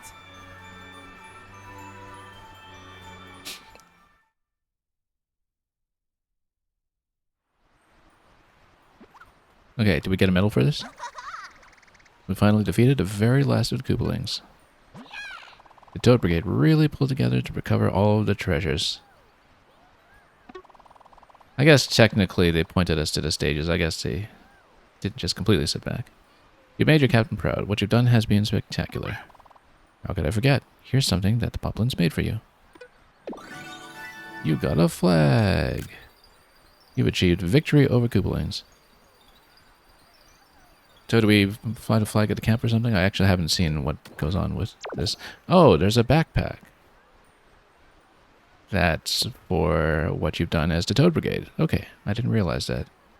Maybe if we had actually bothered to talk to the Blue Toad or read the notice board, we would have learned about this by now. It's been so much fun sharing this adventure with you. Thank you for helping us protect Bellabel Park. And here's something for me, a very special treasure just for you. Badge? All flower power badge. Okay, that's exactly what we expected. This amazing badge makes any power-up you get change you into flower form. With that, our work here is done. Heading off on a new expedition, going in search of treasures, of course. We'll make our way back to this camp from time to time and look forward to seeing you again. But remember this, keep up your training. Being prepared for anything is a top priority for anyone in the Toad Brigade.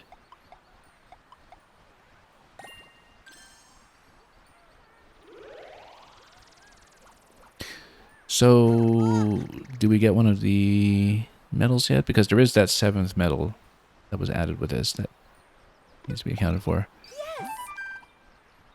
Defeat the buffed up boss. Okay. So there is going to be a hard mode rematch, I guess, in the training courses, which are presumably the challenges in the tents. Okay, that'll be interesting. Because, I mean, we one-shot everything here, so clearly... Well, I'm glad there is a hard mode. And we'll do all this in just a moment. So let me just see. So where was that backpack? Where can we interact with that? I don't see it here. We're still on 5 medals, so there will be something to do with that at some point.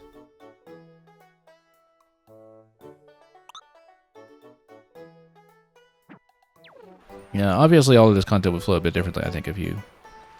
Well, you know what? Let's interact with this. Let's see what this does. Oh, it's just a quick warp to each of the tents. Okay. That's nothing then. It's just if you want a quick way to access the stages. And here's the sleepy yellow toad that we were talking about earlier. So bright.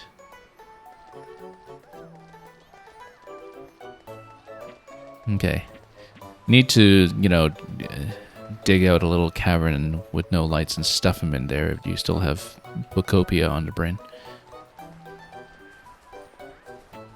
Alright, Toad Brigade Training Camp. We'll talk about that in a moment. Let's watch the reports or the discoveries first. Let's do this. I've made a new discovery. I managed to unravel one more of Bellabel Park's mysteries. Surely you want to hear all about it, yes? Here in the middle of Camp Central, you'll find a large flower pedestal. There's always a pleasant breeze blowing from it. Long ago, propeller flowers were used to fly all over the kingdom, back in 2023. You can fly almost anywhere with one, so convenient, wouldn't you say? I'm quite certain it'll come in handy for tracking down the Koopalings. Curious Poplin doesn't know we've done it. There's another discovery to discuss. Surely you want to hear all about it, yes? Is this... well, let's say tell me more. Yeah. High in the sky in Bellabel Park, you'll find a Bellabel flower in full bloom. When it sways, it makes a soothing ringing sound. It sets my heart at ease. The Bellabel flower provides water to those who play in the park. Yeah, because we'll have to water the plants for the instruments at some point. We call it Bellabel water, in case you're curious. I wonder why it provides water, though. Maybe it thinks we're sprouts or some such. The mysteries are unending. You know, there's yet another discovery to discuss. Surely you want to hear all about it, yes? Bellabel water is a source of energy for flowers. If you give it to a sprout, it invigorates the seedling and causes it to fully bloom. I'd like to try a sip of the magical water myself, but I'm a little nervous. I wonder what would happen. Maybe a vine would sprout out of my bag.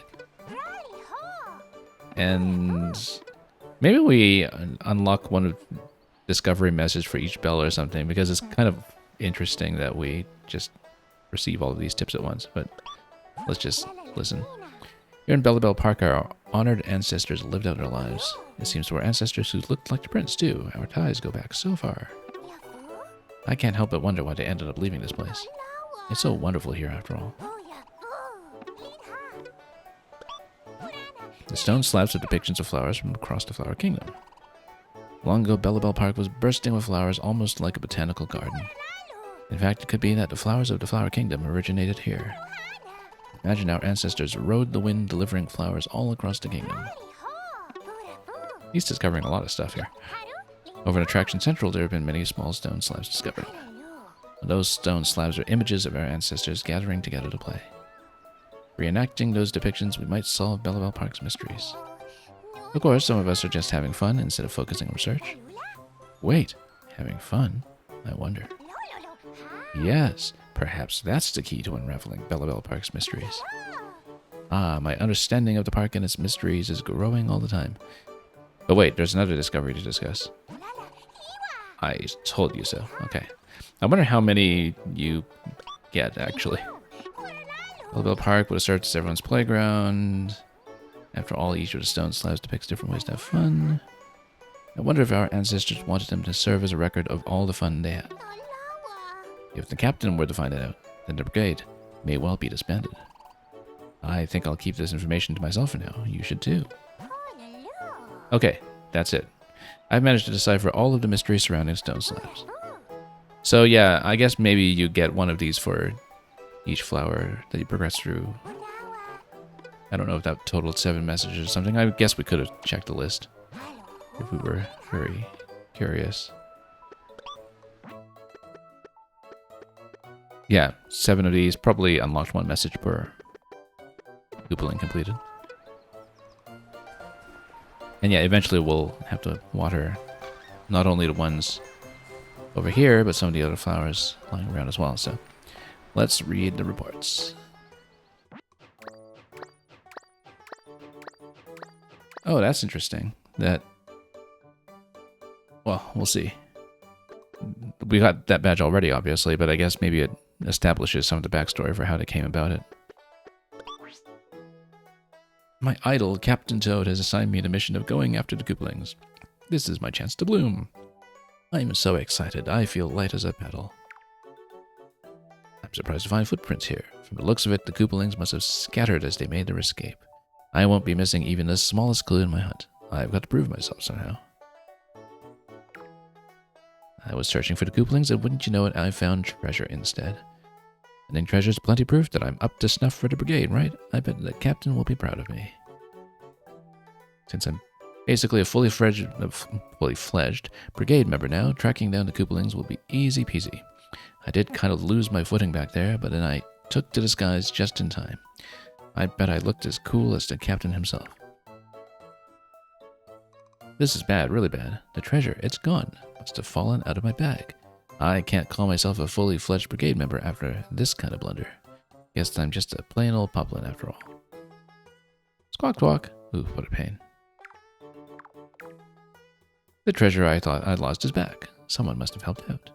Well, that brought me back to reality. No more talk about being a fully fledged brigade member. Anyway, the captain was really happy for me, and I'm in full bloom. So yeah, it looks like good thing the Plucky here was paying attention, because you see where they just left it in Fluff Puff Peaks, and the Plucky totally notices, and only much later realizes that, oh, maybe the Poplin actually wanted to keep this thing, and then goes back to retrieve it. Should have just told me earlier this was important to you. Thanks to Plucky.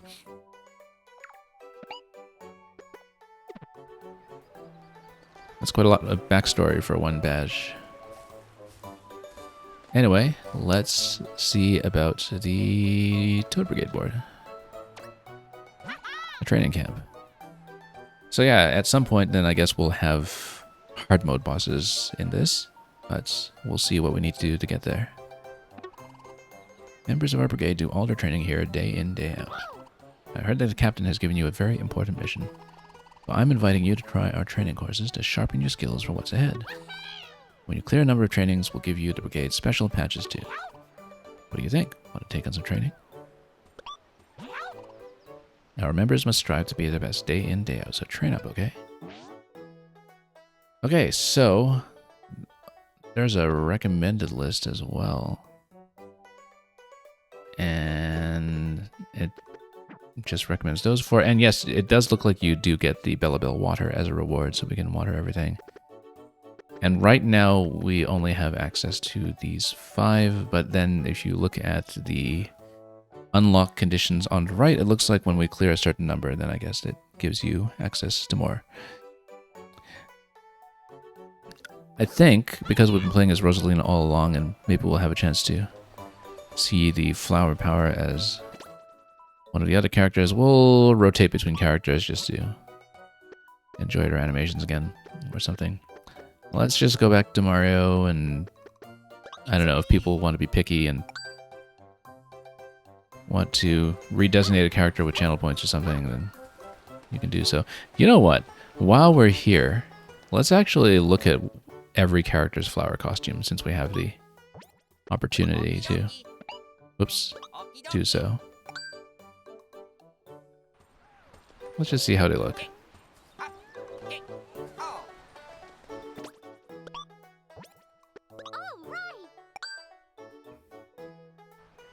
And then Peach. Look at that. Yeah, everybody has very distinctive flower petals corresponding to their color. Daisy. Is Daisy going to be a daisy? Nope, not quite, but close enough.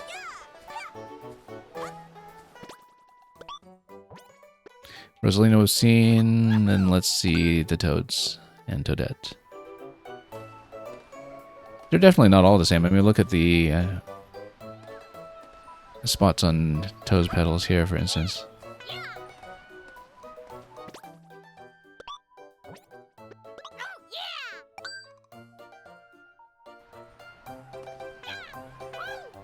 I mean, they all have to be very distinctly recognizable in a busy visual field, right? So, and of course, Yoshi's and Nabbit won't have this because they don't have power-ups. Toadette looks great. Look at that.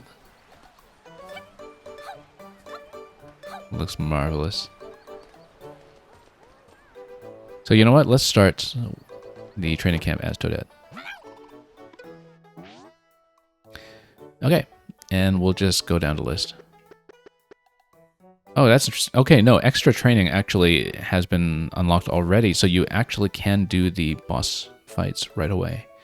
And they do have the designated power-ups here. So we actually don't need to wait for the ranks or for any of the other challenges. We can actually go straight into the hard mode bosses. So maybe we should just go straight into the hard mode bosses. And yeah, let's just do it. We'll just go down in order. And look, there's more extra training that will eventually be on this board, which might be hard modes for other fights in the game for all we know. But let's just do the hard mode bosses. Why not? And yeah, no, we don't need anything. Let's just go back. Kind of interesting that it offers me to plug in a badge. Defeat Wendy! I'd actually heard someone mention that there was a change in the voiceover for the talking flower, and I totally hear it. It's different. Maybe I just misremember, but it totally looks like they recast the talking flower. Oh, she's just faster. It's not a big deal.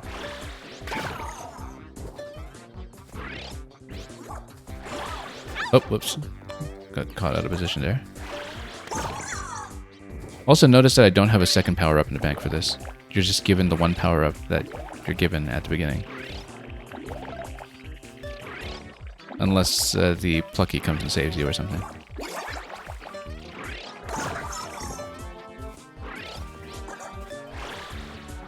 That'll definitely affect some things for the later fights because I was playing them in a very sloppy fashion before.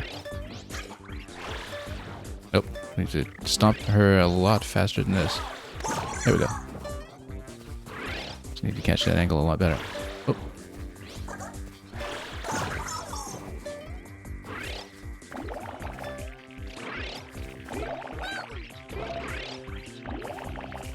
Okay, just dodge all this stuff. There we go. Is that it? Nope, because you've got the next phase. Now, are we given a flower for this phase? Because no, we're not. Because without the flower, this phase is actually trickier than we made it originally. We do need to jump on some cheeps to get enough height, perhaps. Or get around here this way. Okay, so this is not going to be completely trivial. Let's see what we can do here. Yeah, the cheeps do bounce back up, which I think you need to catch her as she's coming down from the lower level. Whoop. That's way too close. Okay, if we actually do need to do this. Now, we're not taking any badges. I want to do it without. It's kind of interesting that even if you have the option to not just be offered a badge at the beginning of every stage, for these challenge stages, it actually asks you just in case. Yeah, keeping flower obviously is going to be very advantageous for that later phase. So we'll see what we can do here.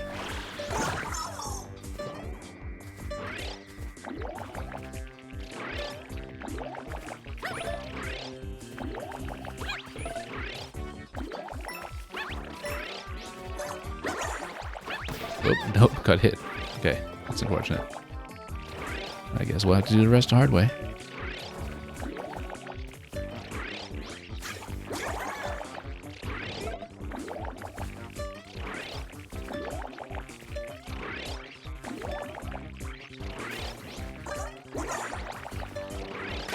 There we go.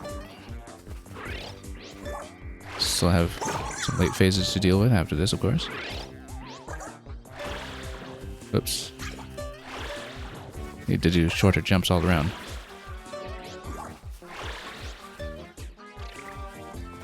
Oh, we just missed the entire cycle there. Oops. Didn't gain enough height. Okay, so we might be in a bit of trouble here, but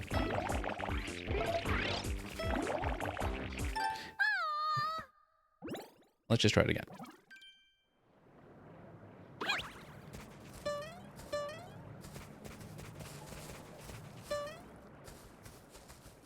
Yeah, I'm not sure if it actually was a recast, but it definitely sounds like it is.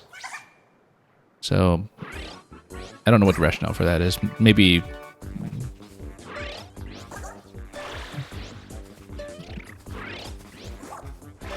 like, I don't know if the original lines in the original stages are affected, like if anything was re-recorded just to bring it all online.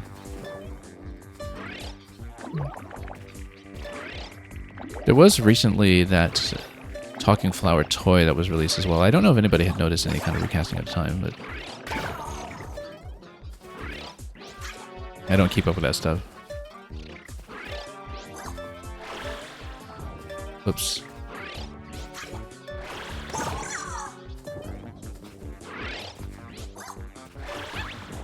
Okay, we need to like really stomp her a lot faster because I find that I'm not correctly estimating how long it takes me to just get back down on the ground sometimes. Okay, yeah, that's the pattern that throws me off sometimes, that she goes straight down from that portal. Whoops, got knocked back a little bit there. So once again, we've taken a hit before getting out of this phase, so yeah, and that's where she's kind of chained to the back. Okay, a bit of a busy screen, but we'll deal with it.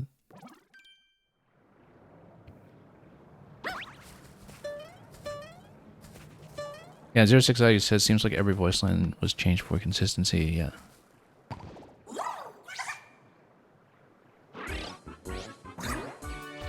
Yeah, kind of interesting that that happened. Don't know what the story is behind it.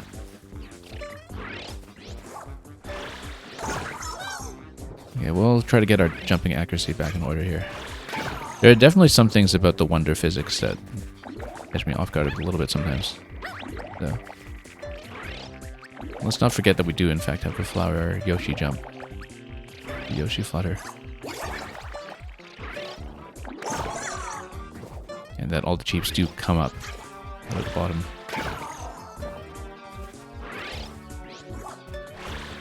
Oh, trying to anticipate a little bit too early there.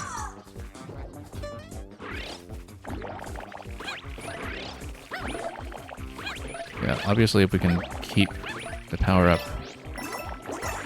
going into the second half of the fight, that would be very beneficial because then you can actually hit her from below instead of having to jump around. Will not be the case this time though.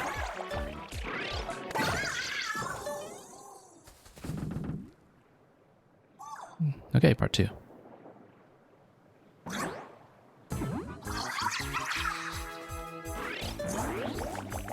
Yeah, so you need to let her get onto the grounded position first, I think, and then catch her as she's coming up, but except, oh, that was a terrible way to do it. Nope. We have to watch where all the sheeps are going. Nope, got caught that time. Yeah, I mean, the trick to that is to keep the flower going into that phase. If you don't keep the flower, you've got a big problem on your hands.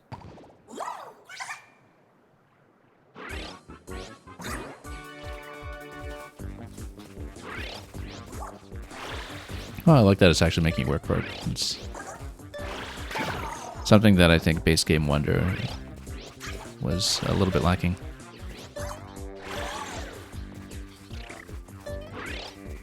And that, apart from the final stage, which was a nice and robust finale, I think base game Wonder was a little lacking in challenge content. So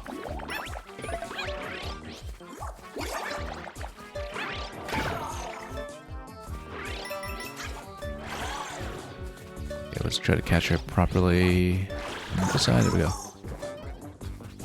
Definitely been mistiming that a little bit.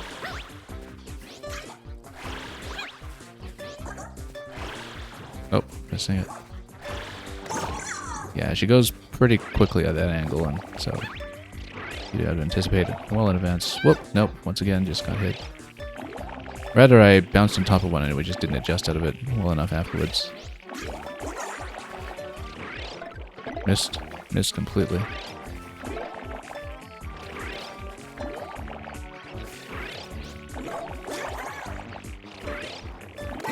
Here we go. Okay, let's see the next phase. Very generous of it to give us the platforms on a side to work with now. There we go. And she bumps you like crazy when she inflates at the end of that pattern. Whoa, that was definitely misjudged.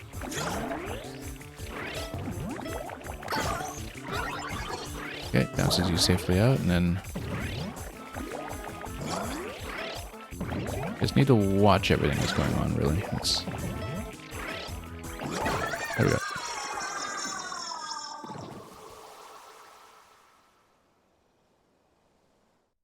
Very much an attention check.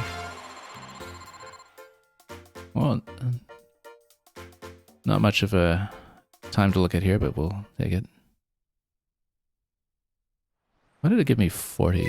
I thought it was marked as 20. I didn't pay attention to any kind of multiplier there. We got the Bellabel water. You pour Bellabel water on a sprout, a marvelous flower will bloom.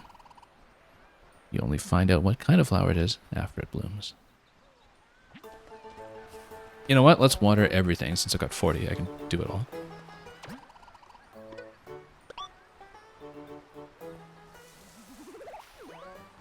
And we'll continue with the boss fights.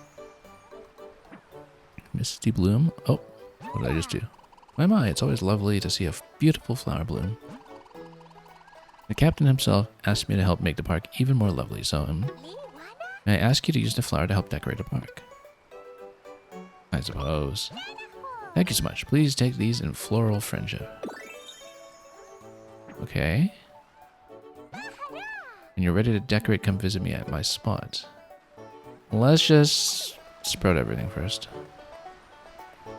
Or wait. But then you get to go back to the same spot? Then, well, let's maybe see what happens here first. I've been waiting for you. Adorn things with flowers. Oh, that's a lot to work with here. What's this? Park decorations. Okay, so you just get to get flowers all over the park. Misty Bloom Arch. So I guess we go back and spread everything to collect more flowers. I guess I should have remembered which one I bloomed earlier so we could revisit what we got, but... Flower shop. What is this?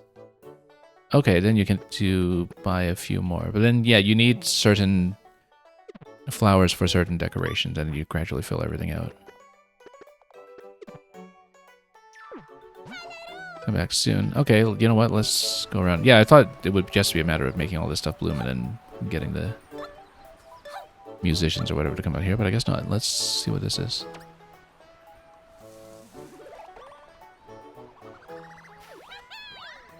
That's the instrument. There we go. Woodwind instrument that a Poplin band member plays. Okay, so now we got an instrument flower, but then... Yeah, an instrument flower is bloomed. You're the conductor for the Poplin band. I dreamed of growing the band large enough to hold a grand concert. Would you gather instrument flowers for me? Yeah, I would love to. I'll be doing my part at the stage. There's so much to do. Help every instrument flower bloom and we'll have our concert. Presto. So, given that I've paid into that one already, does it matter which one we touch?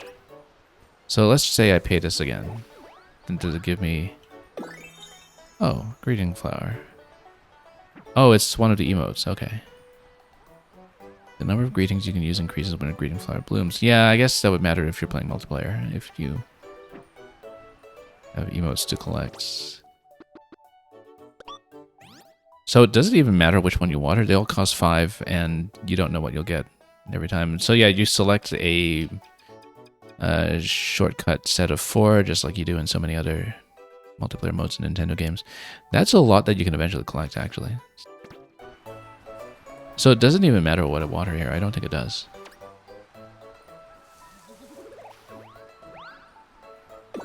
Badges, okay. Auto Super Mushroom and All Fire Power. Right, because then you get all fire flowers all the time, but then... What even was Auto Super Mushroom again? I guess it was starting out big or something.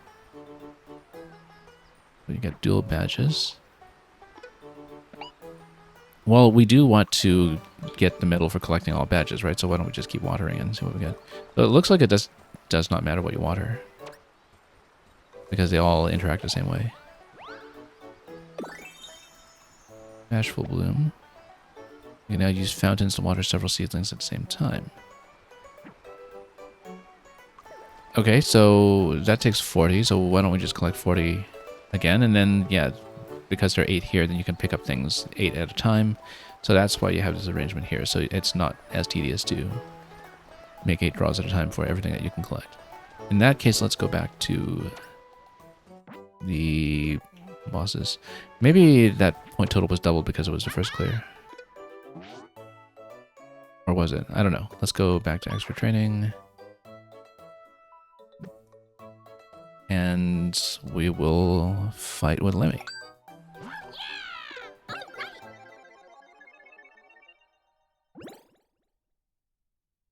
And so, and Mario, you're saying that with Talking Flower, he was in fact recast with Patrick Seitz, who's in everything, actually. He's in absolutely everything. I think he's actually pretty high up in one of the voice acting unions as well. Or the voice acting union.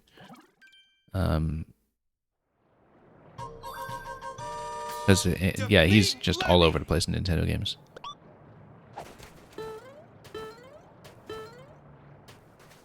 And many other video games besides.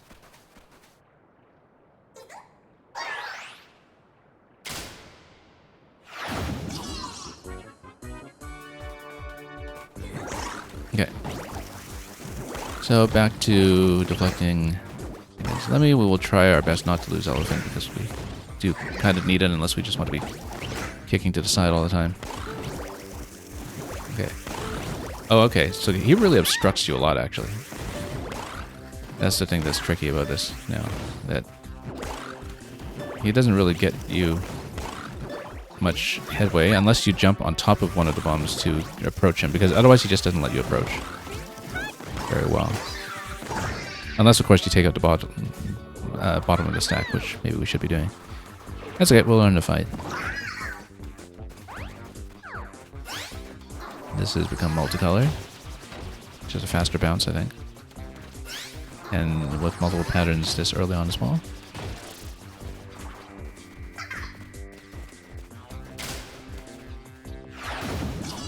Multiple attacks, rather. So let's see what we can do here. Just send these off to the side. And just play safely, given that I'm already small. And just make sure we've got plenty of room to get around him in advance, so we get stuff. So yeah, with Lemmy, I think, you know, we do preemptively want to take out the whole tower. Because otherwise you get into the same situation we did last time with the elephant, where it was a little too tricky to approach him.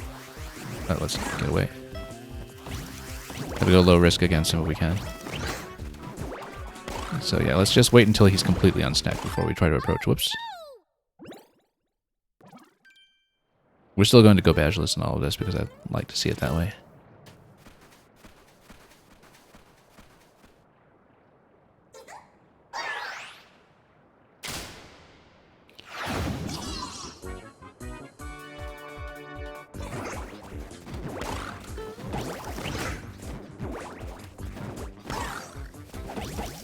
And then we'll just roll him. So yeah, let's be extra cautious here and just... Oops.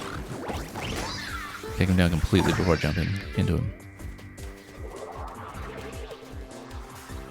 Because you don't get nearly enough headroom to just get on top of him while he's bouncing, unlike in the original fight. Whoops. No, I thought I had a place to stand there and miscalculated that completely.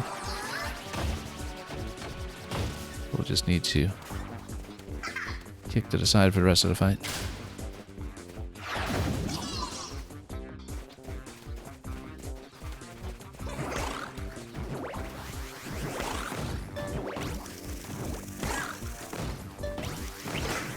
Just get a good angle on him sometimes. Oops, that's not a good angle.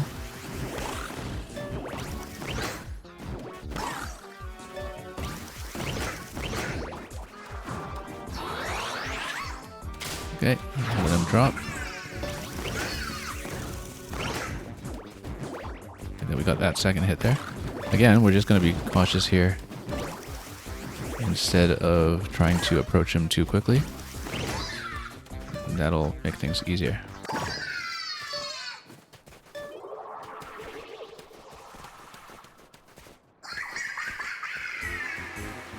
Okay. Let it track us first. Give ourselves a decent angle to work with.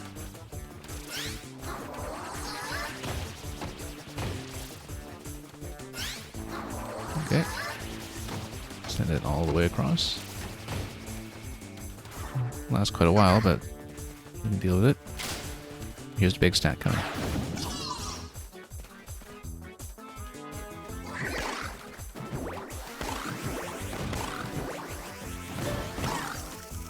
Yeah, and the bombs rain down already red, so we just have to watch out for that. Seems to be a complication here.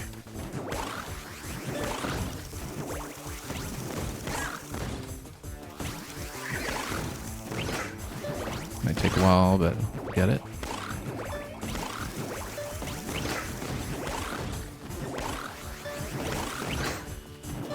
Oops, missed it completely.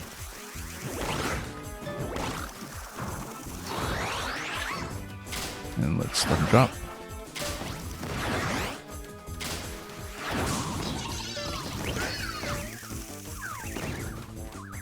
Oh, actually he was momentarily stunned here. We should have gone for that, but it's okay, we'll get him.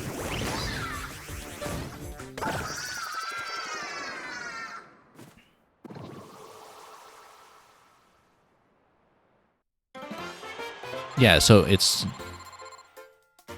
doubled for the first clear. But then there are reasons to perhaps go for a better clear time if you want to compete for that. So you already cleared 2 training courses, yeah. The captain was right about you. You'll be an invaluable part of our brigade soon. Let me present you with your first patch, proof that you're now one of us. Let's go, expedition team. Okay. More training is now available, but of course we'll still prioritize the bosses first. You get our official backpack, excellent. And, right, because that's where you access the backpack. We added some trainings to wrap things up. Yep. We'll still go for the bosses. Oh, except, wait, before we do that. So, let's try this thing where you get the fountain water, everything at once. And then we'll see what we loot. Specifically, we'll see if there are any duplicates that ever happen. More instruments.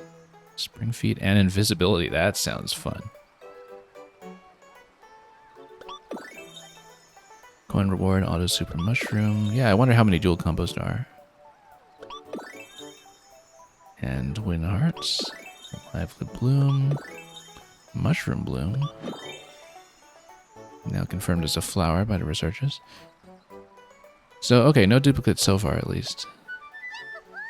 But eventually, of course, with some of the blooms, since it looks like you can amass a certain number of them for the various decorations, there will be duplicates on those at some point. Nope.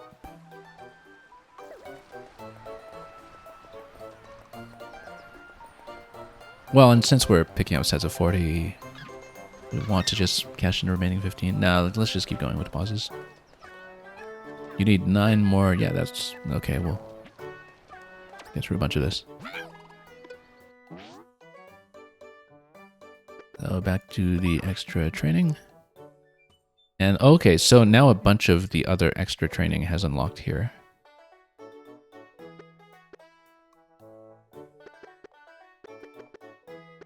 Because of the rank going up. But we will prioritize bosses first. Let's go for Larry.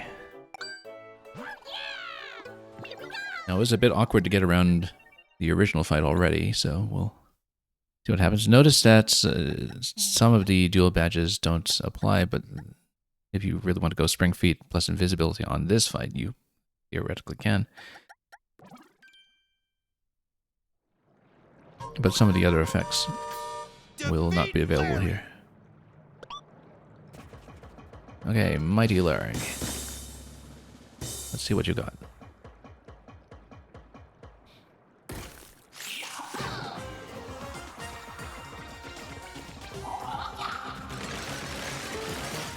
Okay, let's make some space.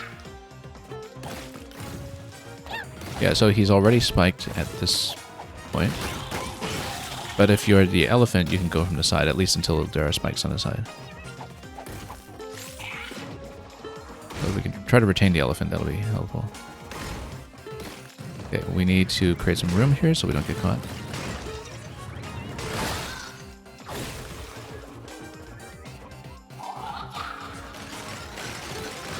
Yeah, again, a lot of this is just going to be creating space.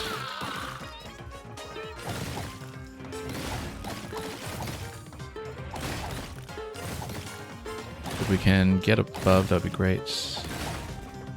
Whoops, oh, that was a mistake. What a slip. What a slip up. Yeah, unfortunately, just couldn't get in there. It's a pretty huge mistake, actually. We need to do a lot better here to retain the use of the elephant. Unfortunately, we don't have a way to hit him now because we would have to hit him from the side on this part of the pattern. So we'll just have to get out of here and hope that we get something a little more advantageous. Okay, this we can do. Now, if we go from below, we do need to hit him twice, so let's wall jump up here and then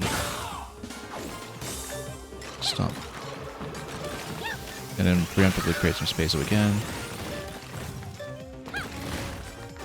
Oh, whoops. Totally lost track of where I was running there.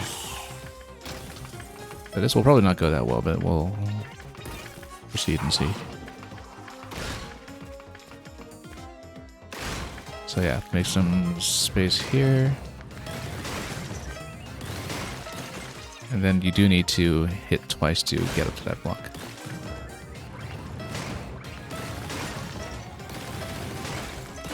Nope, and then you have to get there quickly enough to do the double hit, otherwise nothing happens. There we go.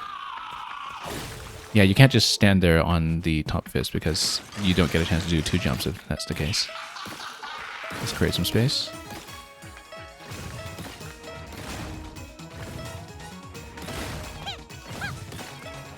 Yeah, wall jumps will help quite a bit here. I don't know if we can get over to his side in this round. We might have to wait until he goes all the way down. And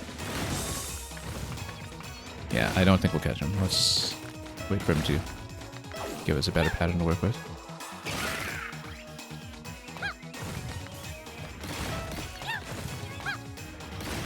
And I actually need to go below for this one, but we're not really going to see it, I think. There we go. Bit risky there to put myself right in the crush spot, but luckily everything else is clustered well out of the way, and then we'll try to get enough height to get up to that position. I don't know if we'll get it. Let's stomp. There we go. Oh, get up. Let them bust everything up. That actually looks like an easier position than most.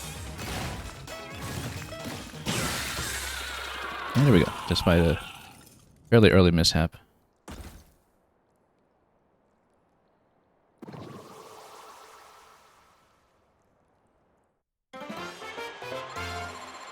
Yeah, a little bit sloppy, but we got him.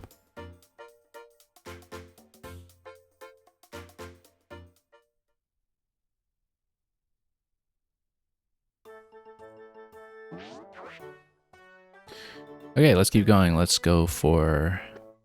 Yeah, we're just going to go down all the bosses before we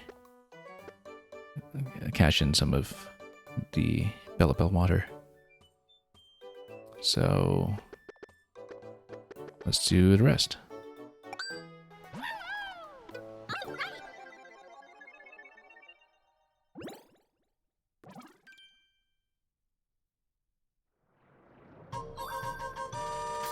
Defeat Roy!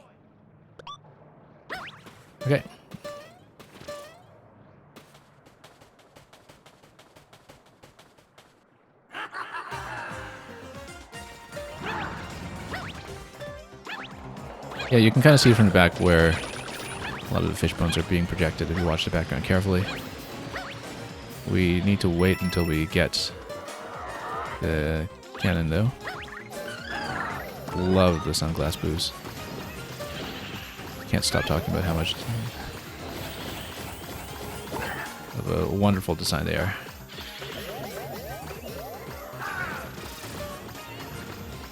Okay, let's spray them a little bit.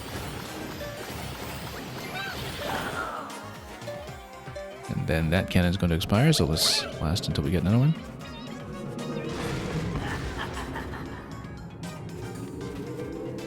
And then nothing too different about the pattern here, so let's just clear some space and then try to get cannon.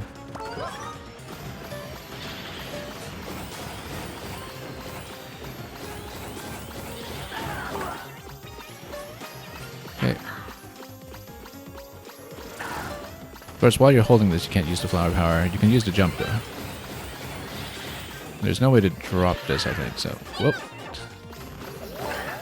Yeah, I was trying to float with the Yoshi jump, but the flutter lost a little bit too much height there, and so that didn't go well.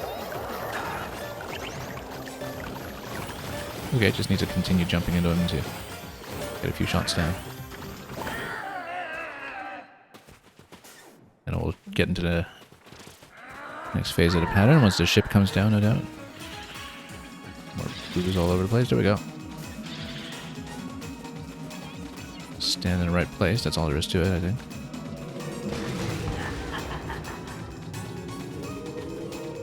Then let's continue. Okay, I need to wait on the Lucky once again to have our projectiles available. Just try to camp him on one of these platforms whenever possible. Probably use the platform to get over the booze whenever possible. We need to plan that ahead this time so we don't get quite as stuck as last time. It takes a little bit of planning.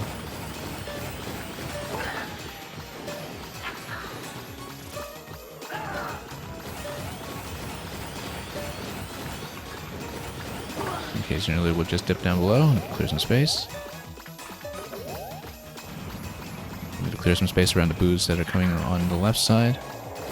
That can be done.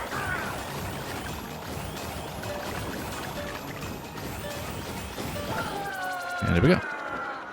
Pretty easy fight, actually.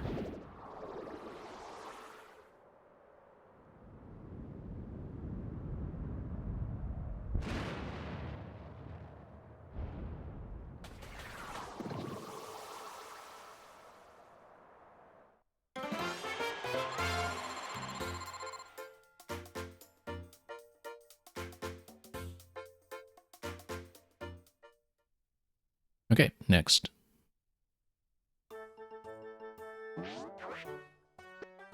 Mighty Iggy.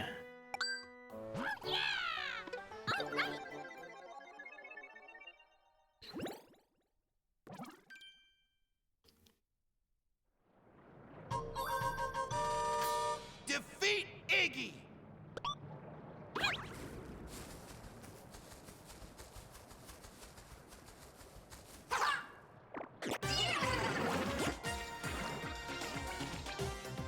Okay. Let's just watch the pattern here. See what's going to be different about him this time. Oh, whoops. Lost the flower already. That's unfortunate. Not standing in a great place for that. We need to let him come down first. It's okay. Flower is mostly helpful for the jump here, not so much for the projectile. But you can cover a great deal of distance with the jump. That would have been helpful to keep here. We'll just need to use the twirl a little bit more strategically instead.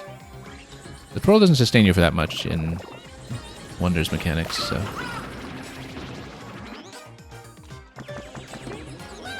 Oh, got pushed all over the place. That was unfortunate. I have to watch out for the watermelon seeds for sure. Until we get the correct bounce height.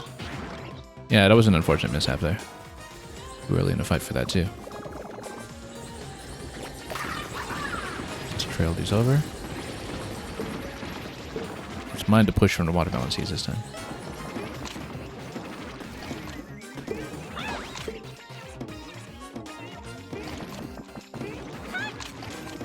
Oh, nope. That was dangerous.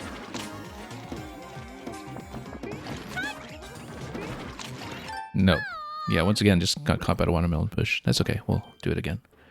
We lost a flower too early that time anyhow, so that just takes a bit of readjustment.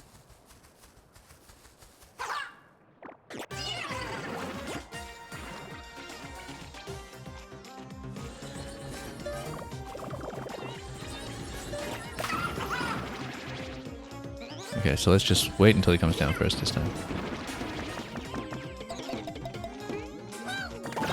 Just take it patiently. Using the flower projectile does potentially allow you to clear some seeds if you're about to run into them, perhaps. We haven't really taken advantage of that yet.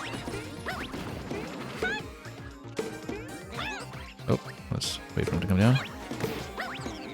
You can actually pop him a little bit from the side if you're in the flower adjacent.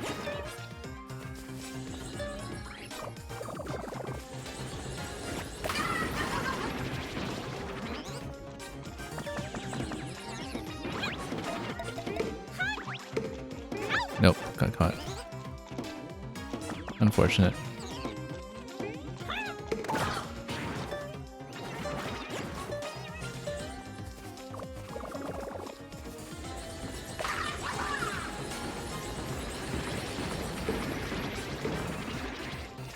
Yeah, it's nice to have some room scale fights in a Mario game.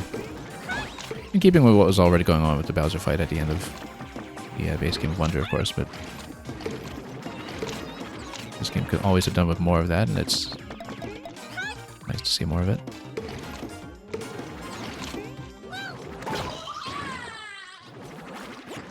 Okay, next.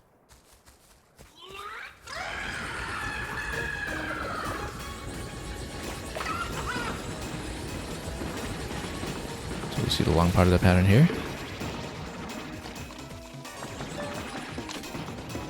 And now we've got plants from up top as well that we'll deal with. So we'll have our height restricted a little bit, and some of them will also come down towards us.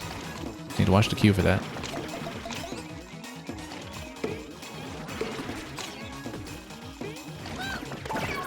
And that's it.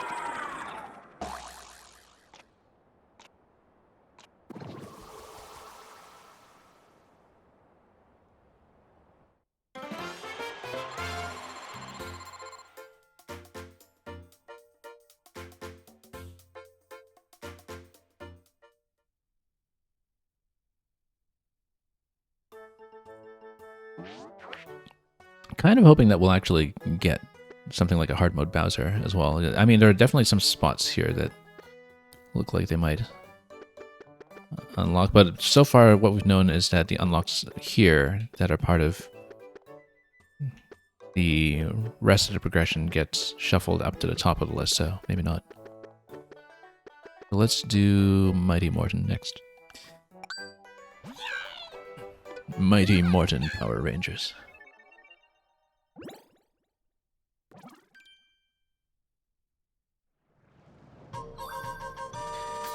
Defeat Morton!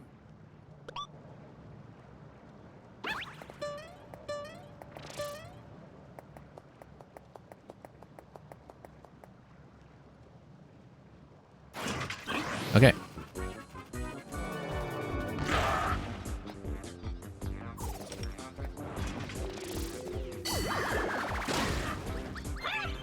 Here we go. Notice the floor is going to be partially destroyed. So we do need to make sure that we know what's going on. However, if the floor is partially destroyed, it actually gives you access to more blocks, right? At least it should, yeah. Just that you have to watch out for the gap, that's all, but...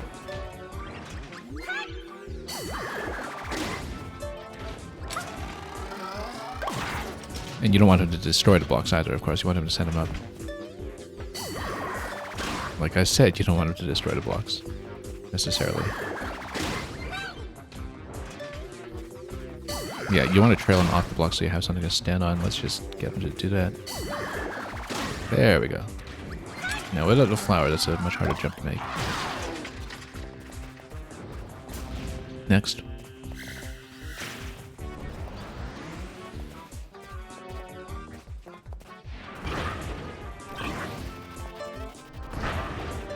Okay. It's gonna give us more blocks, and then that's gonna come in.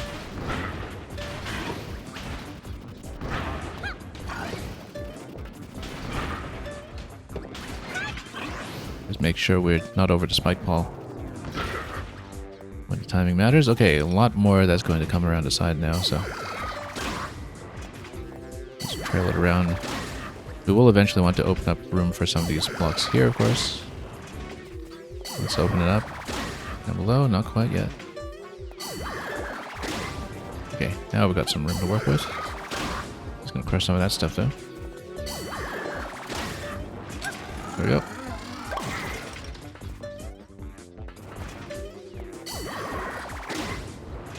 Just let me give me more blocks. Give that a pull. And then that'll give me a very convenient stack to just get it immediately.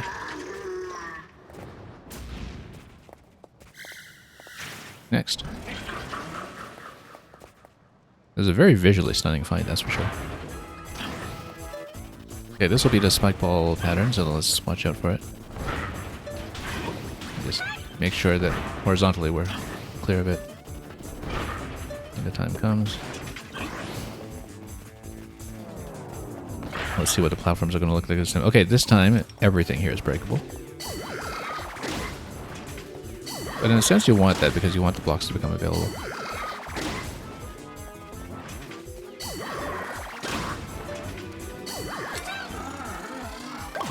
And yeah, the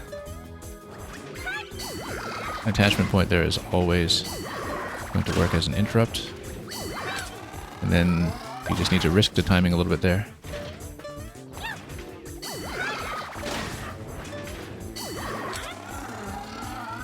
And make sure you catch him before the fist comes down. There we go. Very simple, actually.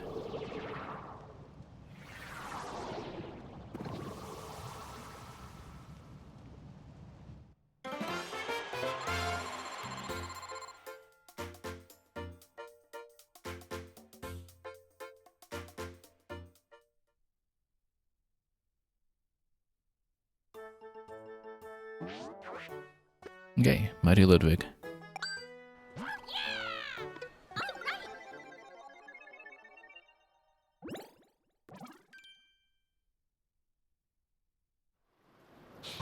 Well, this one we just watch out for the lightning, right? Mostly. Defeat Ludwig. Lightning and wind. So we'll see how much more complicated it has become, if it has anything to show us here. Interesting that all of these hard mode fights are still in 4-star difficulty. Maybe there's an unlockable 5-star at the expert level later on. Possibly hard mode Bowser or something. Looking forward to it, whatever it is.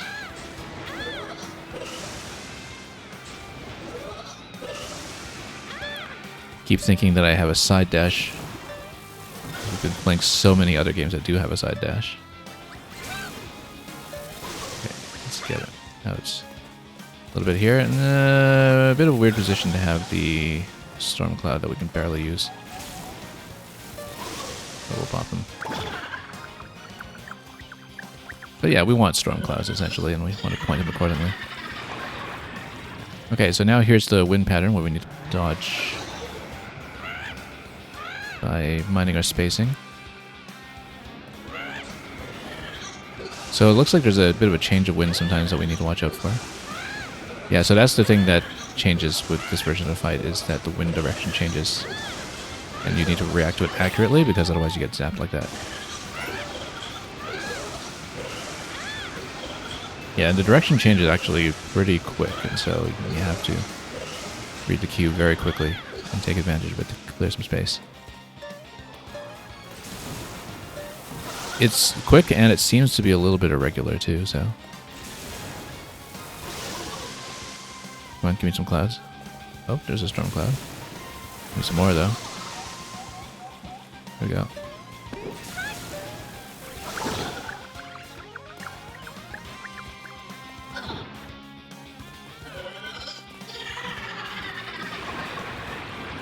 Anyway, let's just watch the next segment here.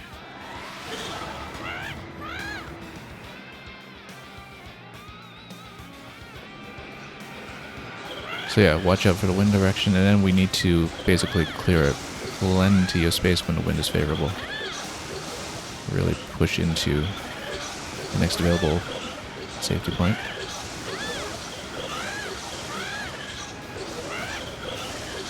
This is going to get me in trouble in just a moment here. Here we go. It's clear.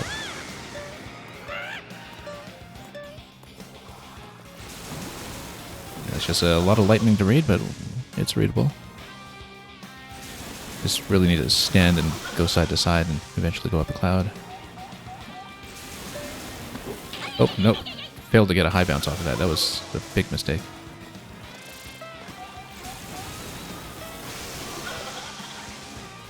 Okay, I can't quite reach him here. We need to go around this side. Nope, nope.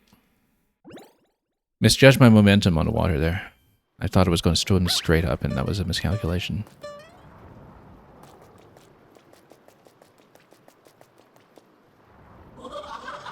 Does the rain have HD rumble? It probably does, but I don't know because I'm using the Super Nintendo controller, as I usually do for Mario games.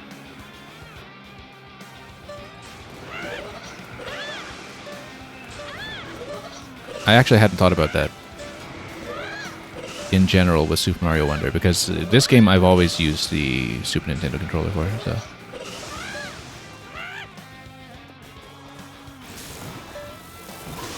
I just find it a lot more comfortable for Mario purposes.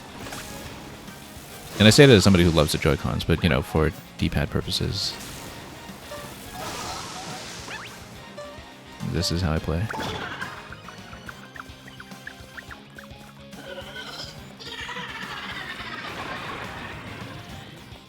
I don't know if there's HD rumble in every raindrop. There's one game that does that. I'm trying to remember which one it was. Where you get like constant pitter-patter on the rumble in the rainy sections. I'm actually thinking of Hollow Knight, I think. Maybe. I'm trying to recall off the top of my head here.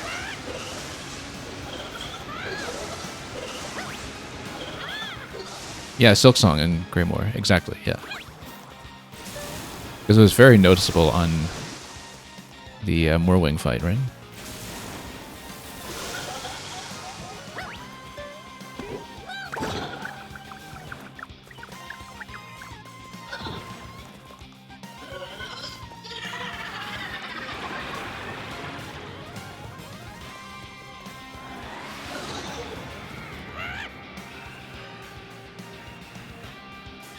Okay, let's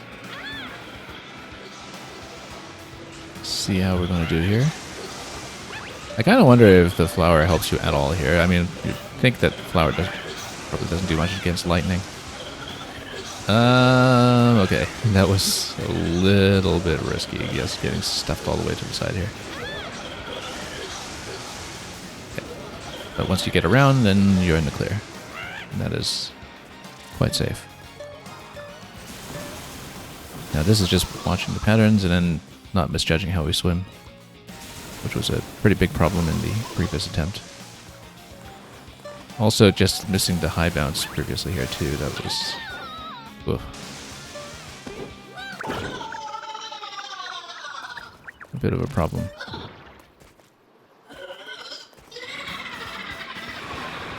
Okay, what's it got this time? Yeah, okay, this is the pattern that takes you up to the top. Let's just watch it carefully and not rush it.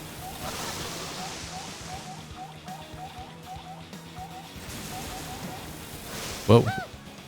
Almost got zapped in the grid there, but nope, we're fine.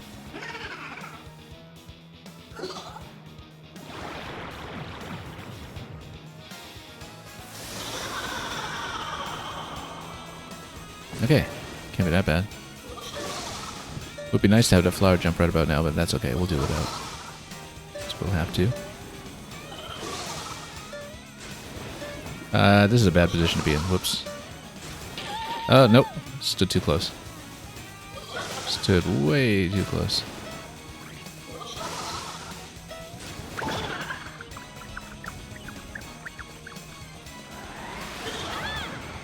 Okay, so this will be a little risky here, given that mistake. Let's try to get some lightning out of him first before we jump. Oh, no, we don't need to. Yeah, we need to, actually. Because you have to deal with the wind at the same time, so you do, in fact, need to go immediately.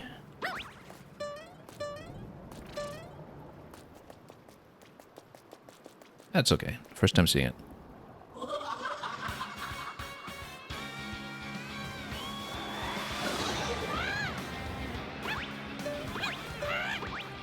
I wonder how much you can pop him with a flower. Actually, no, the cloud protects him from below. I think we knew that previously. Definitely wishing for something like a long jump to work with here, but...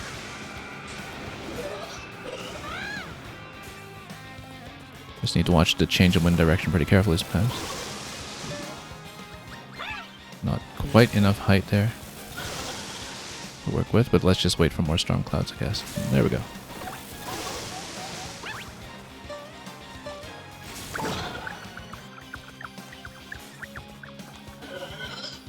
Okay, I'm dodging pattern number 1.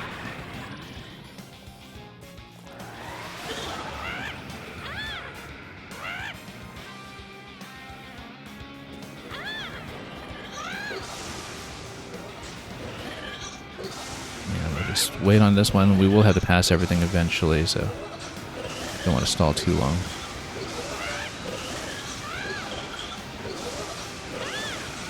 Oh, that was way too close. I'd only really just noticed that you actually had a little bit of a splashing effect that you do with the flower on the spin jump when you manage to get around that way. But yeah, when you're under the clouds, you kind of splash water with the spin. It's a really neat visual effect.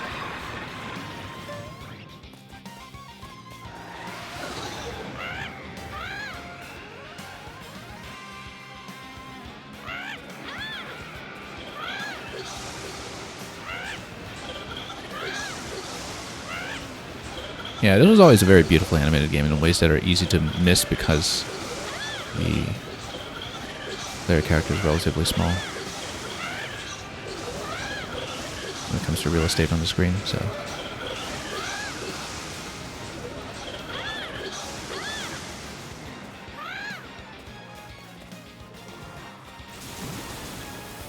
yeah, just stand carefully. Cloud, there we go. Nope. I was trying to duck in there. And yeah, I can't get the high bounce on this for some reason. That was a little bit awkward. I don't know why you can't high bounce those. Or maybe my timing is just all wrong. There we go. Anyway, let's climb up top.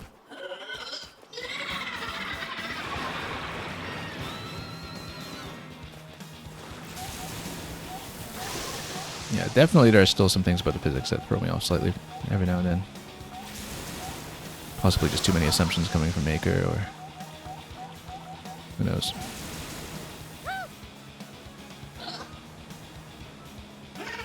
You're saying there's a subtle effect where the raindrops stick to the screen for a little bit? Yeah, I hadn't really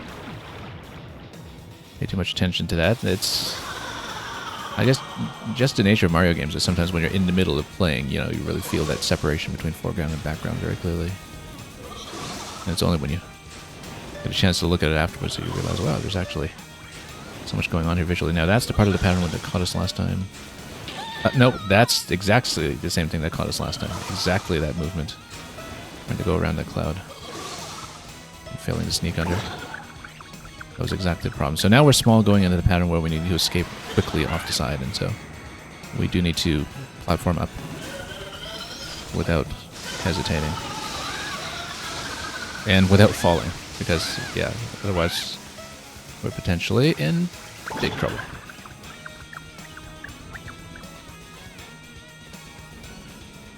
But wait, there's more.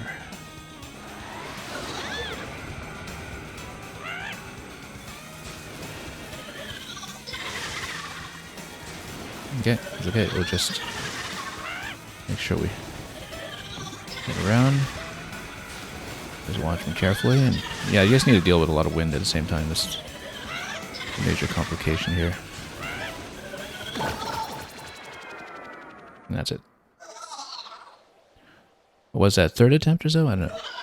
But we definitely took our time with it.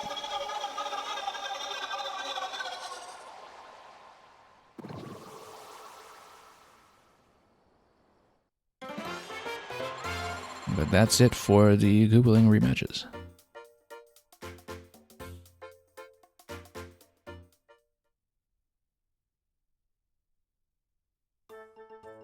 Now, I don't know if anything else unlocks behind that. It doesn't look like it.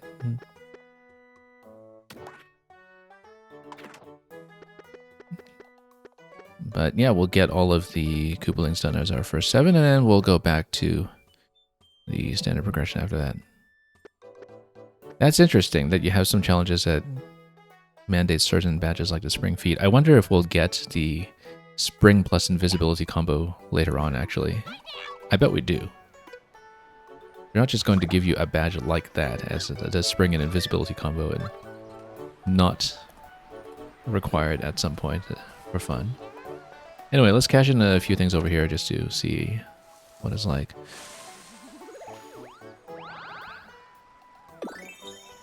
And yeah, rhythm jump and sound off. That's interesting. You can hear all of the staff sound effects, the temp tracks. I'm shocked. Shocked to find that blooming is going on around here. And yeah, so you totally do get duplicates of the blooms, but that's because they are a currency that you amass for the various decoration types. So it makes sense.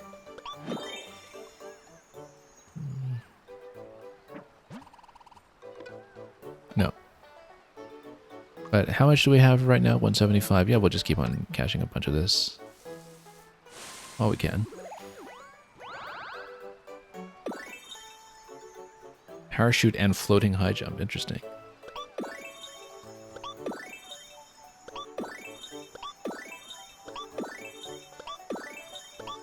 And we'll just page through all of this.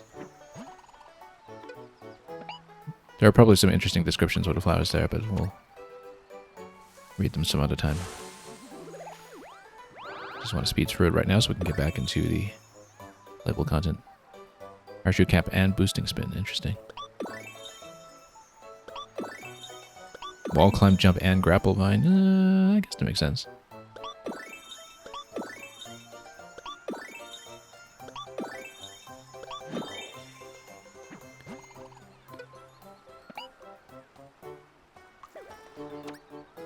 Yeah, we'll see if this is enough to eventually just fill in the whole remaining badge page. And little drum. But a lot of instruments remain, of course.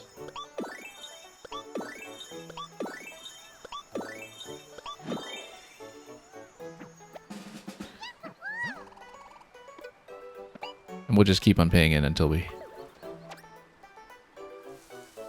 have exhausted our current bank, and then we'll get back into the challenges. Exhausted the multiples of 40 anyway, so after this draw.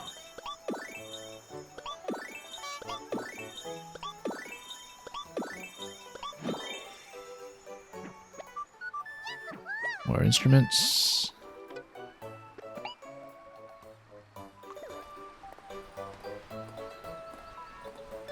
Yeah, let's see how the band's doing here. Need 6 more.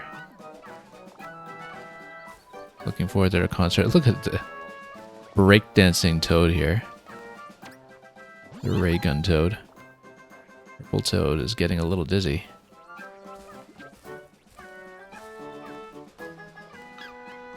Okay, let's get back to the board.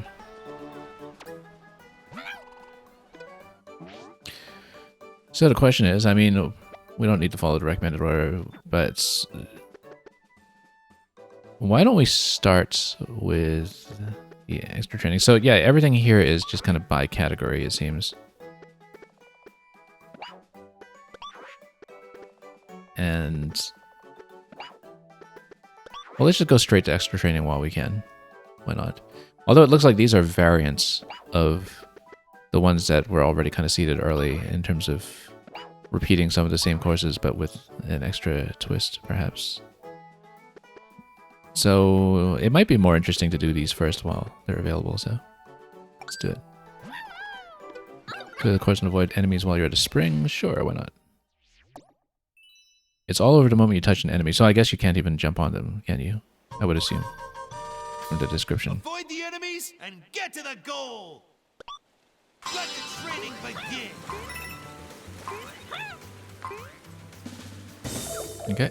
Oh, you can actually go through the whole course, including going underground, it seems. Well, no enemies to deal with down here, so... Except for this one. Okay, so...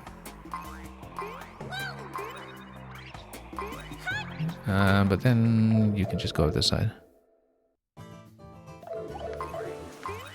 Get all the way to the elephant zone. At least they're very clearly marked, so there's no mistake when it comes to...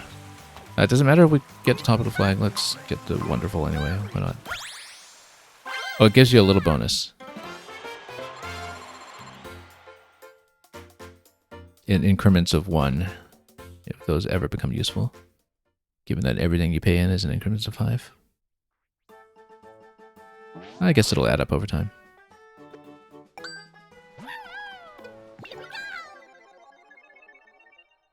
Avoid the enemies. Do the hoppos count as enemies?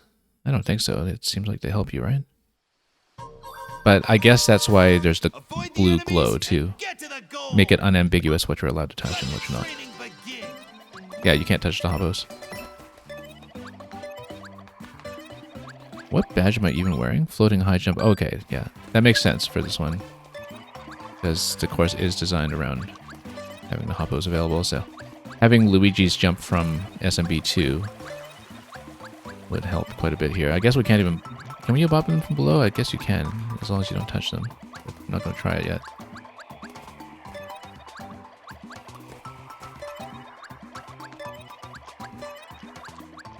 Okay.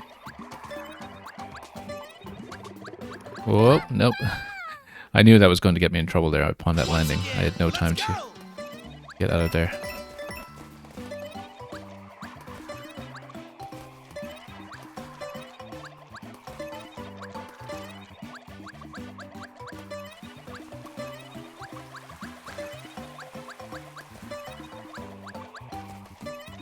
We can't really reach that anyway, because you can't use the Koopa shell or the up throw. So yeah, let's be a little more cautious this time with the one coming down the slope.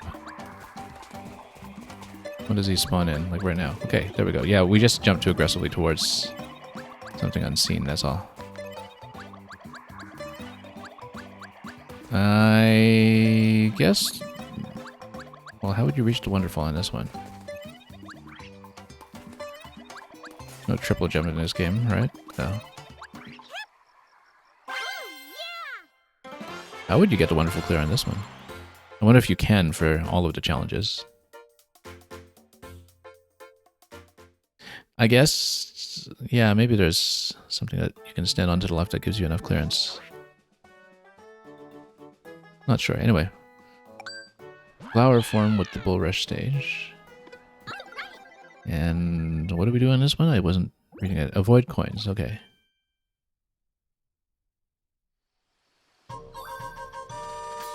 Avoid the coins and get to the goal. Let the training begin. Yeah, and then again, very clear highlight on what you're supposed to avoid. Which also means that we shouldn't be using the flower too much because... well, you shouldn't use the flower power, rather, because that is going to create problems when it comes to accidentally collecting coins. However, you can use the flower to whip this, as long as you don't collect the coins themselves. What happens when we try to whip the bull rush like this? Oh, but then we can just activate it in advance, and that works.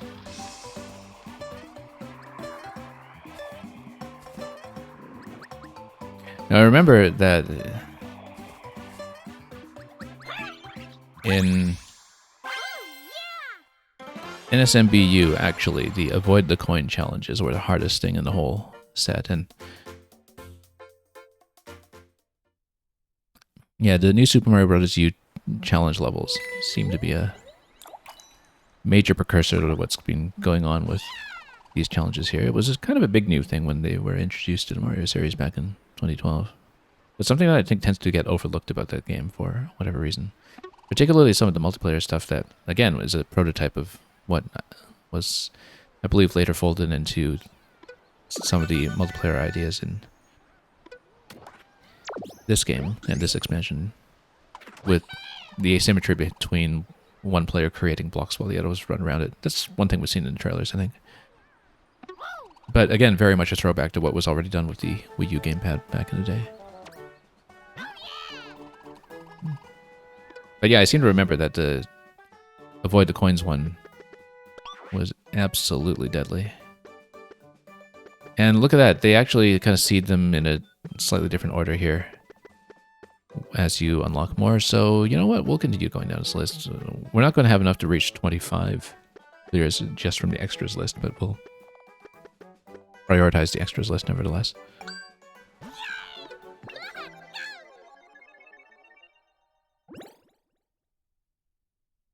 And this is really starting to fill out with the combo badges that you're allowed to pick here. And since it's not forging, since it's not forcing a particular And get to the goal. badge, then Let the you training get begin. quite a lot of choice for how you decide to approach this.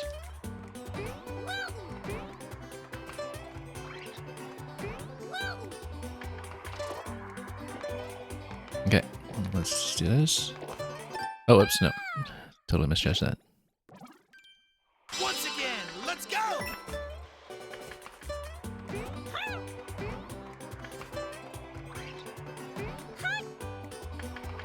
Okay.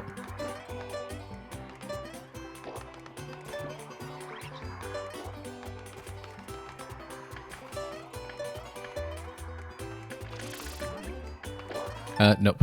I keep misjudging the jumping pattern on those. That's okay. Once again, let's go.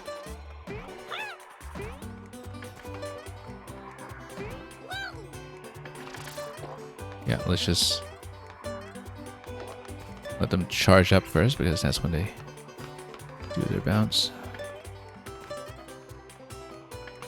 You just have to let them make the jump first. Just hang back until they do it, I think is the best way to go about this, so you don't anticipate them to do too quickly here.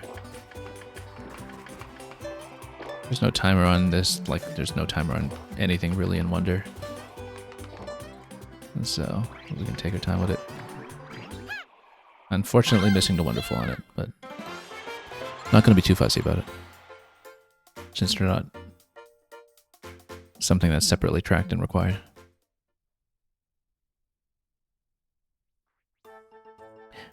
Yeah, it's interesting that the end of level snapshots as well, should you wish to take screenshots of those particular cards, do keep your record time as well.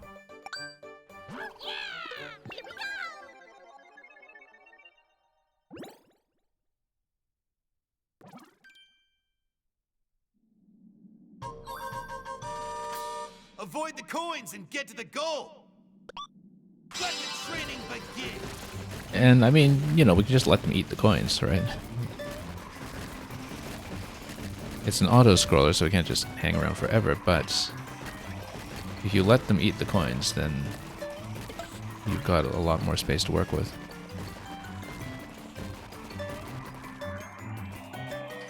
And being an auto-scroller, you have got plenty of flexibility to just hang back as well.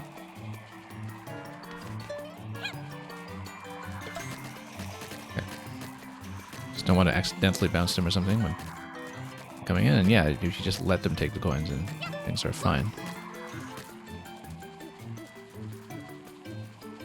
You got plenty of time to just climb all the way over. Let's not hit the block, presumably the block has coins.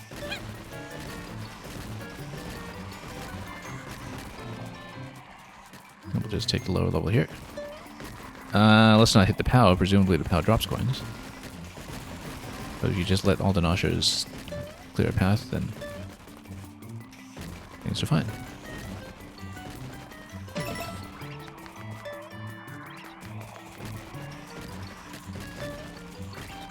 kind of wondering if that would also eat the block I was standing on for a moment.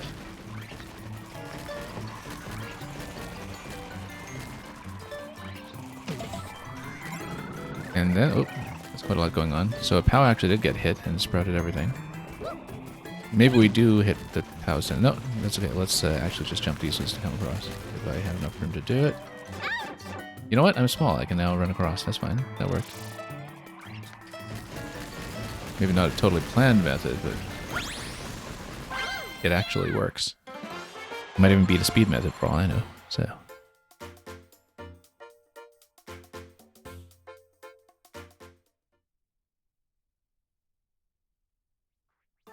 Okay, kind of blundered through that one, but all of the accidents worked out in our favor. Clear the course as invisible. That's interesting.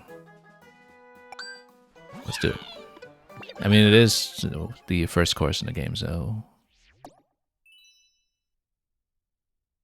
If we get the elephant or something, actually, then Avoid the coins and get to the goal. we can see where we're splashing, and maybe that's useful.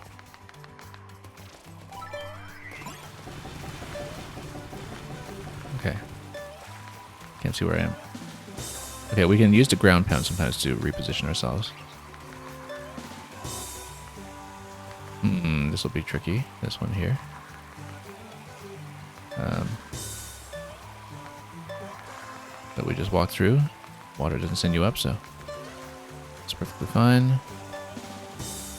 Just occasionally do a pound just to do a position check. Hang on. You can always run left to hit a wall to do another position check. Just watch your feet. Hang on.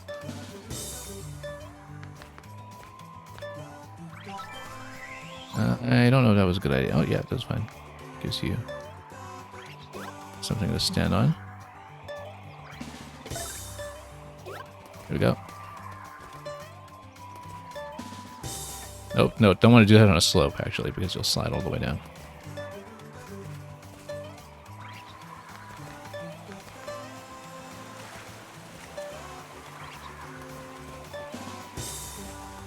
Okay.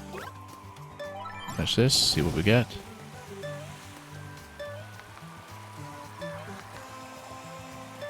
Yeah, sometimes you can just kind of hug the level,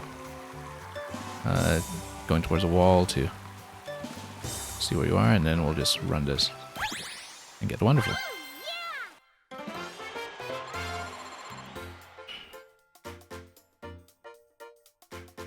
Yeah, I can totally tell that the spring plus invisibility one might kick in later. Although I wonder, because the dual badges are all a random draw, right? So would the later challenges actually require them? I mean, they can still require them even if you don't currently own them in your set, though. Probably.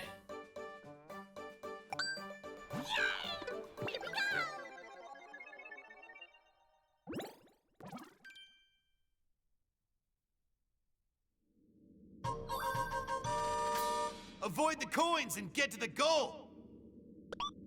Let the training begin. Okay, so I actually don't remember this mechanic very well. Oh yeah, this is just signing the light for the booze, though.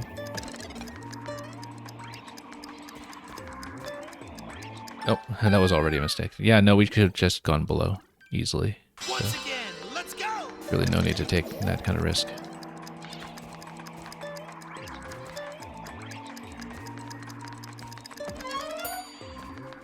Now, why would we want flour? We don't want flour to collect any coins, though, so we have to be extra careful here. Oh, because, yeah, no, this is the stage where the flour shows you where you can actually hit, right?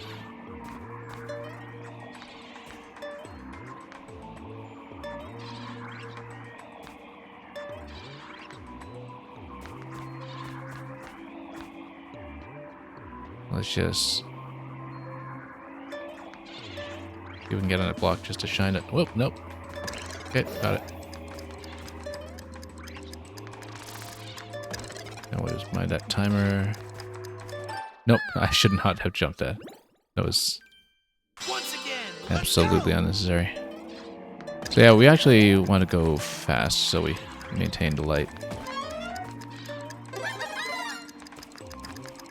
The light's everywhere here, so that's fine. Just need to control the blue position until we get access to the block. Let's wait until everything goes up, yeah. And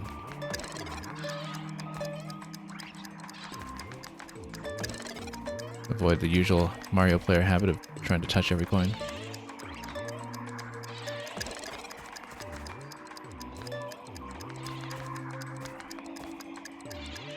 Okay, there we go. Don't hit the block.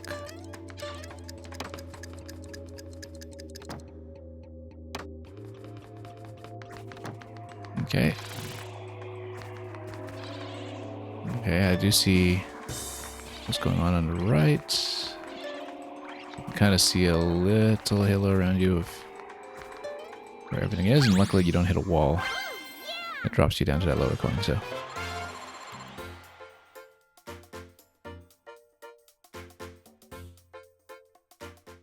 Yeah, I can see the speed record boards for each of these challenges becoming something interesting. Sugar Star Trial across the night sky, getting into a 4 out of 5 difficulty here. That'll be interesting.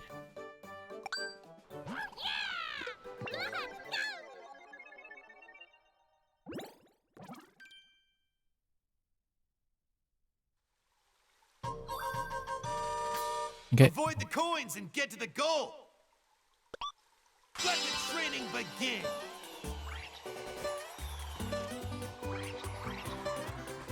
Yeah, let's just speed through it where we can. Sometimes we'll just have to take a hit. I mean, we don't have to, but if that is the advantageous thing to do, we'll do it. Just need to watch the swirling pattern here and not get clipped by the coins either.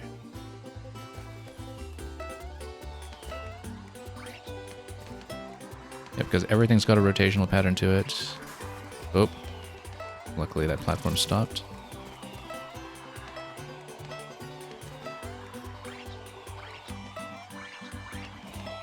And we'll go around all that.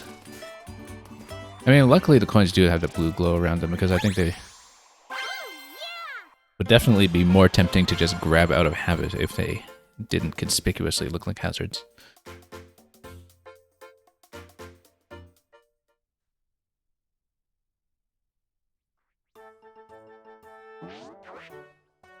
Okay, so that is it for the extra training board that is open right now until we clear 10 more of the standard ones.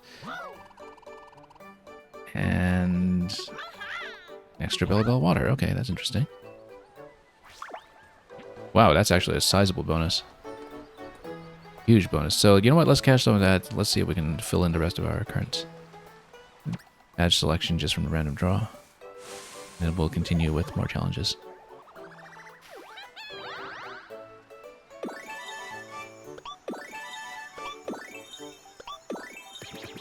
And we'll just page through it. And a couple of them not giving you exclamation marks anymore. It's not affected by whether something is a duplicate, I think, but only by whether something has been unseen so far. So for example, the first time we drew the purple flower that you see in the bottom right, we actually did it on 2 different draws, but then we did that, the exclamation mark appeared on both. But I guess, yeah, there's no exclamation mark on anything that's not new to your collection. But there are good reasons to have multiples of the different blooms, since they'll be used as the decoration currency. Let's keep going.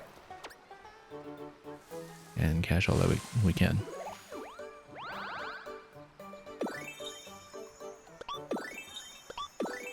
You can skip, of course, but I'd like to show off what everything is, just in case we find something interesting. Maybe eventually we'll lose our patience for it when we just get duplicates all the time, but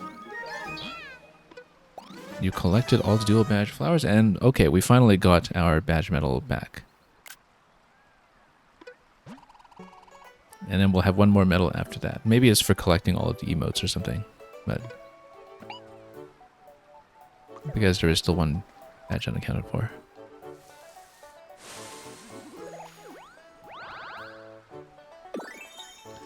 And it will be something new. So.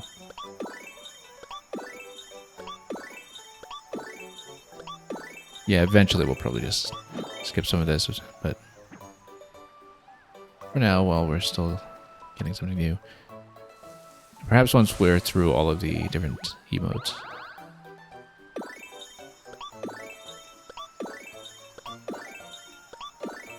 Or in a situation where we're no longer seeing anything new, then we'll speed through it.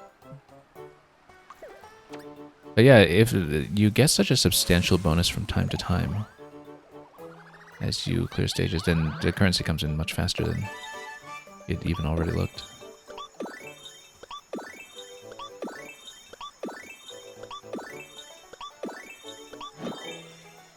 Okay. More instruments. That'll be it for now. Let's go back for more once we see how the band's doing. Band needs 3 more. Let's keep pushing. And yeah, we'll just go down the list for each one. So I'll collect coins in time. Yeah, given that these are just a general categories, then I guess all of the objectives that are avoid coins or avoid enemies get shuffled into extra training. Because you select by objective. If you go on the recommended list, it gives you 1 per objective. But we'll just go down the list for each of these, I think.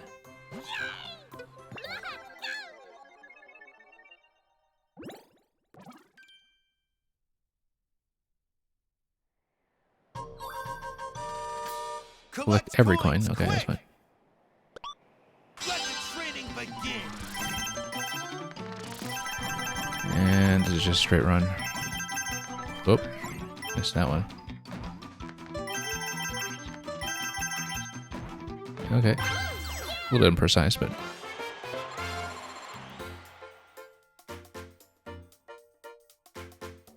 we'll just keep going.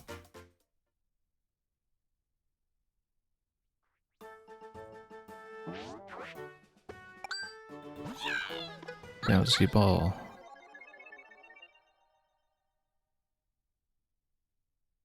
Challenging to bounce around in sand.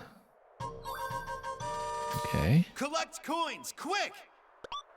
Let the training begin.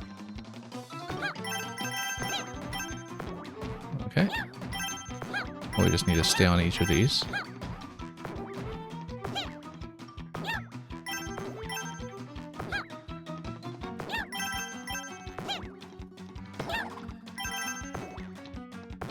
Do we need the pots? I don't think we need pots, do we? I'm actually not clear on what do we do. I think it's just visible coins.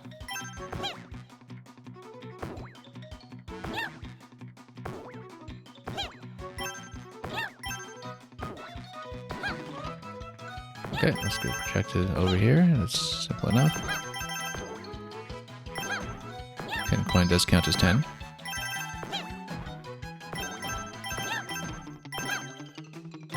And the time check is pretty generous, of course.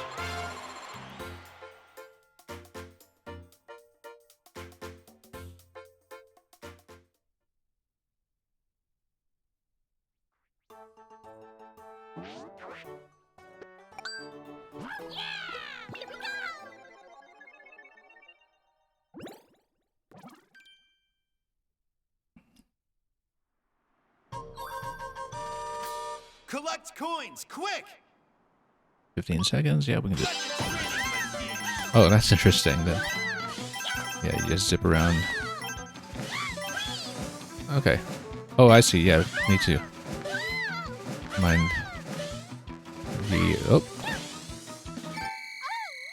the fact that you can ride up the ceiling as well. Once again, let's go! You know what? Yeah, you just go around the side, actually. You don't really need to do too much, and then you jump to collect the rest after that.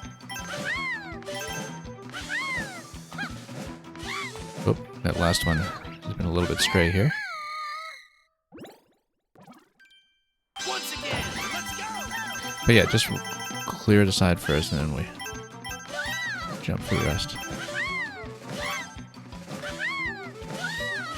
I should actually ride around instead of just trying to jump off from the bottom, because that's actually stalling me for too long. So we're definitely not approaching this correctly. Once again, let's go!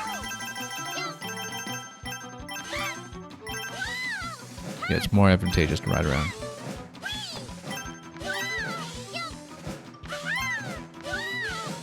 Pretty much whenever you approach, then... Oh, missed it. Dropping off of the ceiling is something that I still don't have a very good intuition for, having been away from this game and its mechanics for so long.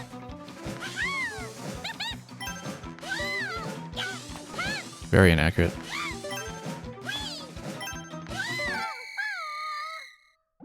This is one where something like the parachute cap actually would help, but we're still going to go without, just to try it.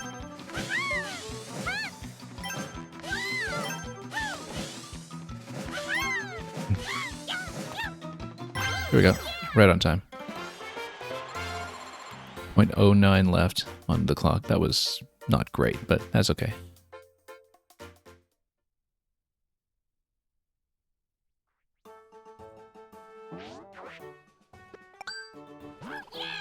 Wait, did I do this one already? Or... No, I'm still going down a list. Okay. Yeah. Collect coins, quick! Let the training begin! Yeah. Oh, I see. These send you up.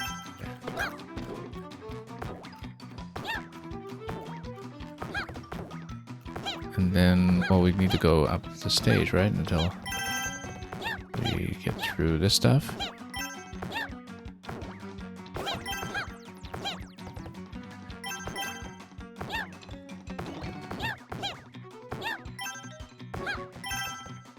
Yeah, and the bouncy ball just kind of automatically wall jumps.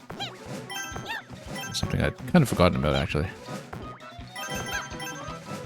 Okay, that was a bit slow. Let's try it again. Once again, let's go! Yeah, just not that familiar with it, that's all. But you can essentially just wall bounce like that. Hang on. Yeah, a little unfamiliar with the power-up, perhaps.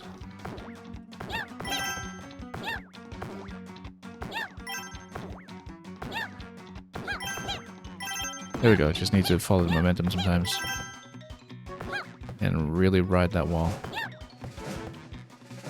And take advantage of the wall bounce.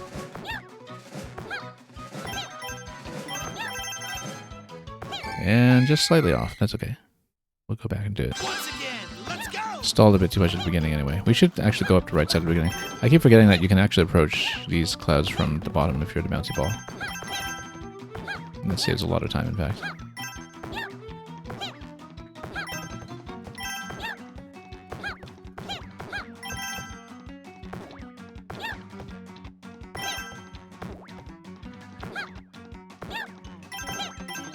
And we got a lot of time left over this time, so.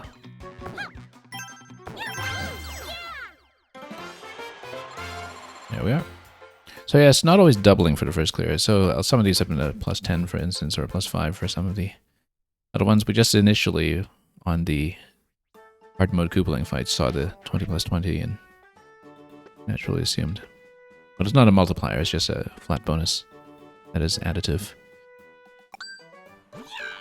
Up and down with puffy lifts as an elephant. Let's see.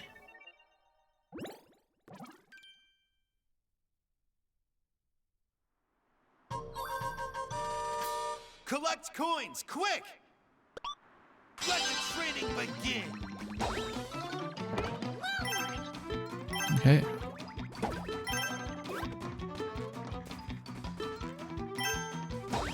Oh, actually, yeah, no, I'm supposed to flip these up, aren't I? If I can. Or, well, rather jump this so we can get up to the 10. Then get over here. Yeah, there's got to be part of it. Oh no, that's just more elephant. Didn't realize. Okay, well, we'll know next time not to bother with that. Whoops. Unless, of course, we lose the elephants, which eventually causes problems.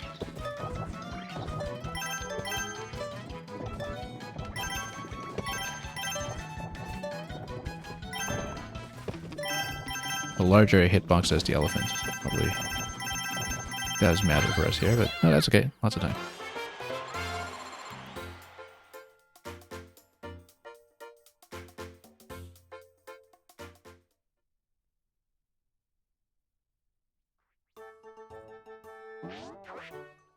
Okay, so let's keep going. Have a couple of defeat the enemy arenas. Or... well, we'll see. Defeat every enemy, yeah. Fast. So, Let the training begin. a lot of replayability on every quest here. Oops, okay. Could have used that elephant, but that's okay. Just send the hoppos through.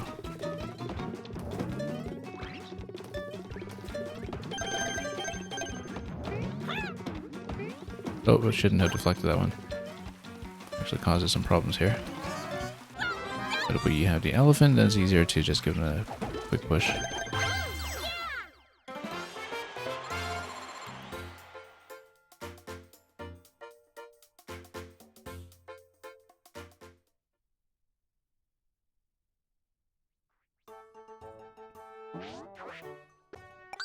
Angry spikes and sinking pipes.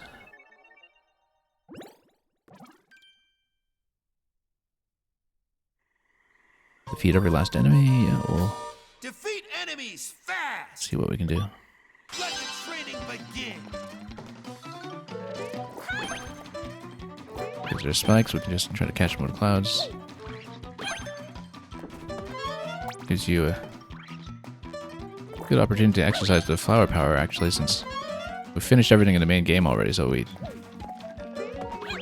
don't really have much hard content for the flower or opportunity to play with it other than just optional challenges like this.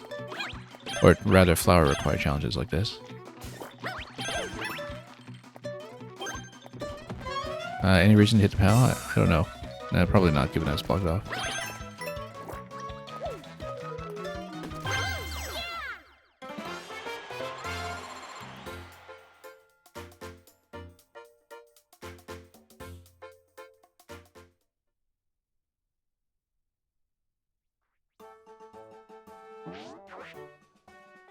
Okay, Scram, Skedaddlers, Elephant Form, and Jet Run. Now, Jet Run's the one that lets you do the edge jump, right? If I'm not mistaken. Defeat enemies fast. Let the training begin. Oh, because you can just catch them. Yeah, because you have that little bit of air that you get off the edge all the time, and kind of needed to catch them cleanly. Oops.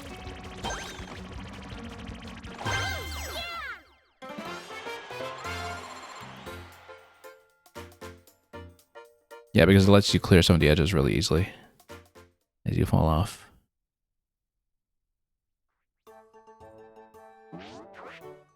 Okay. 2 more to the next promotion.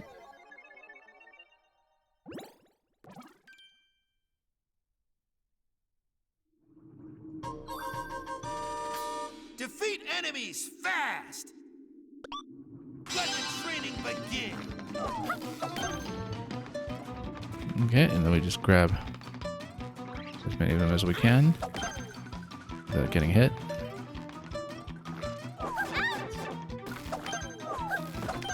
Chaining through them, and then do we have a power up here? Yeah, that would be helpful. Having a flower at all actually would be just helpful in general.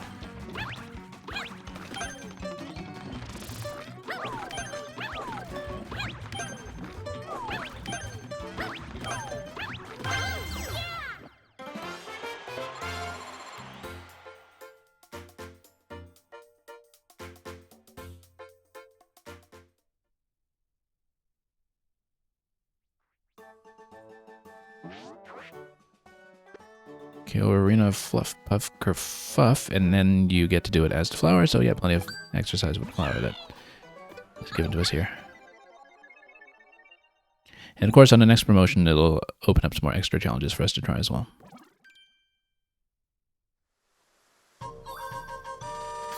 Defeat enemies fast! Let the training begin! Okay. I mean, we've got a flower. We don't really need to take those upper platforms. We can just go straight to the next arena without burning too much time.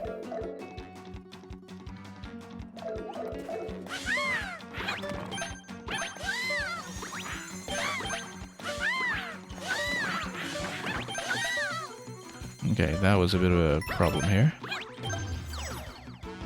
We'll make our way back.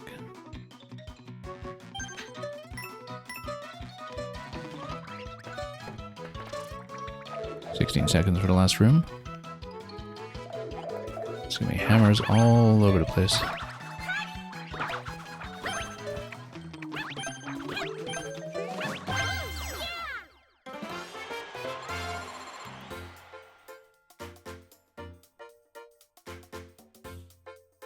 Yeah, that's kind of neat actually, because you get the choice of power-up initially for the KO Arena bonus stages in the main game, but then now it lets you go back to each and every one of them with the flower as well, so. Let's take the next match.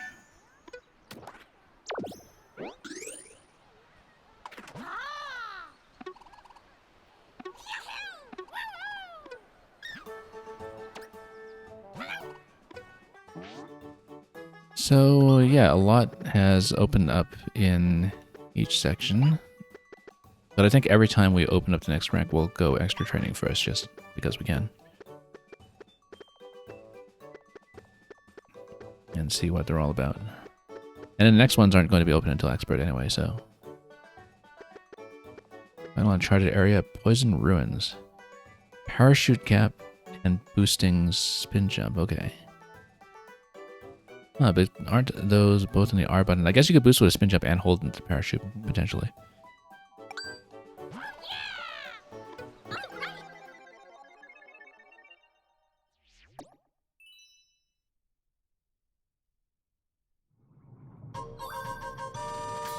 Avoid the enemies and get to the goal! Let the training begin! Okay. Well, not on a timer or anything, so we can just do what we can to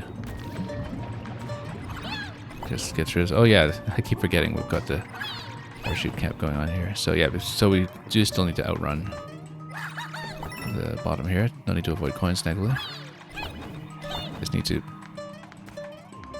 get accustomed to the fact that we do in fact have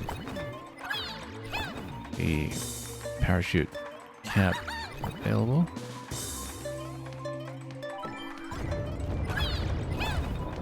Now, but we can just get out here, right? Yeah, there we go. To the next section. Whoop.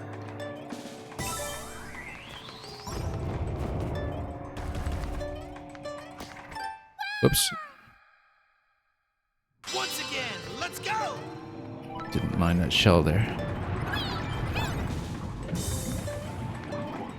Okay, now that we're a little more accustomed to having this badge, that's going to be a little bit better. Well, except we Once again, messed let's that up go! slightly.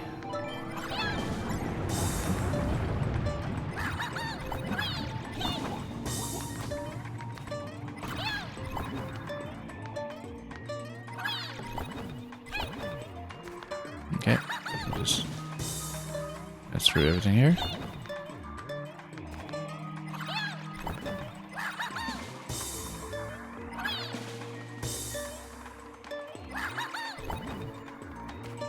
And we cut it straight across, we can just go up the pipe. That's near the end already, so it's pretty short and simple.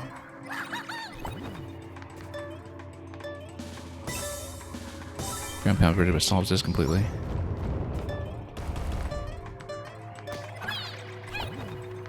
Let's go for the wonderful.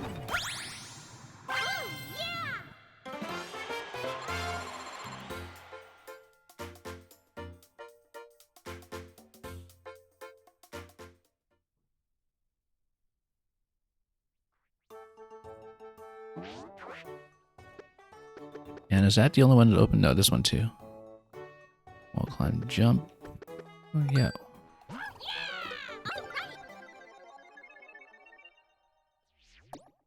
Not sure I remember what the wall climb jump is.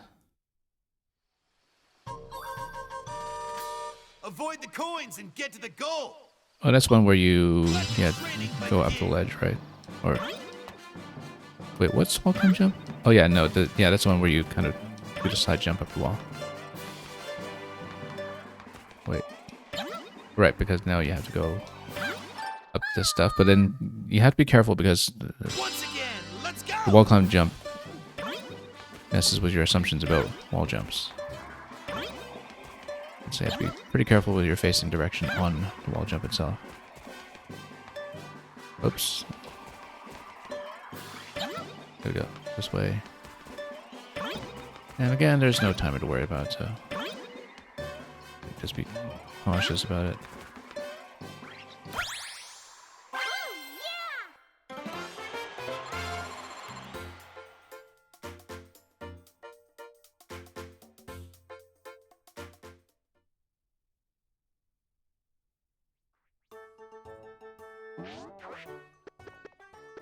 Cruising with linking loots in flower form.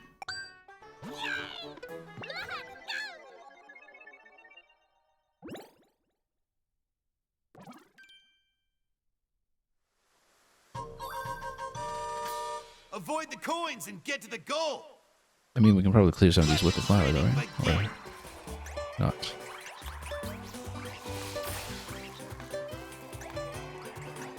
Let's just be careful not to hit. Whoops. Nope. My mistake. Slipped off the edge there. Yeah, we don't want to accidentally send the flower towards any coins, obviously. So we don't mistakenly pick them up.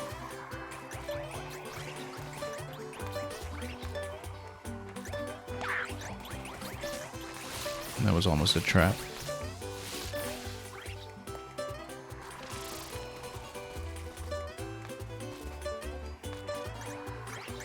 Up. I don't really even remember the mechanic in this level with the lifts here. Yeah, because I guess if you touch the switches, they extend or something. I actually don't remember this at all. Whoops, nope. That little slip there cost us right at the end. Once again, let's go.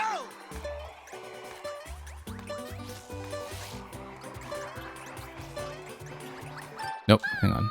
Have to mind the float on the flower there when you hold the jump too long. Let's go. That's part of why they give you the flower in this one. It can work for you, it can work against you. You have to be careful that way. Nope. Yeah. We avoided a trap last time. Once again, let's go.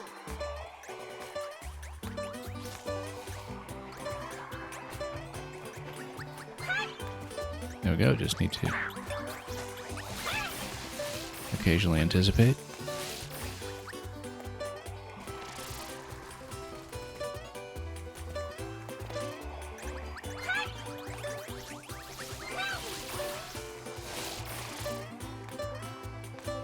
Yeah, because I guess normally you would send the lifts, but then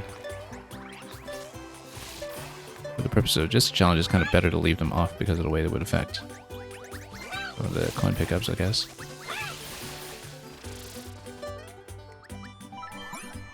No, yeah, because they spawn more coins, right? So that's why you don't want to touch those.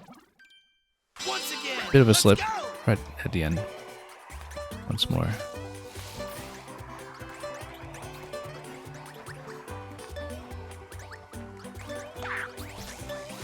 Oh, this didn't even drop off completely this time. That's interesting.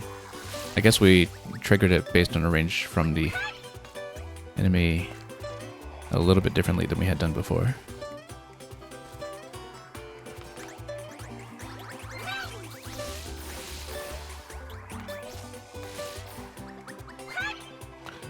Okay, that wall jump saved us there. That was a little bit too close for comfort.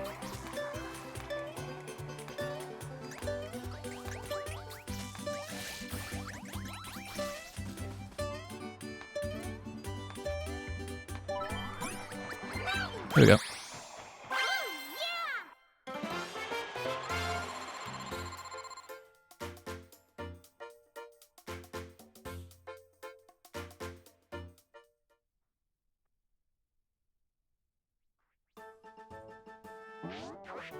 Anything else on the bonus list here? Not yet, so...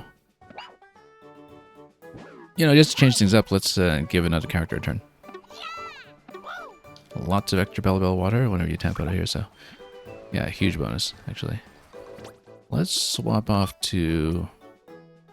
somebody we haven't seen yet. We've seen Rosalina and Toadette so far. Let's go with Peach.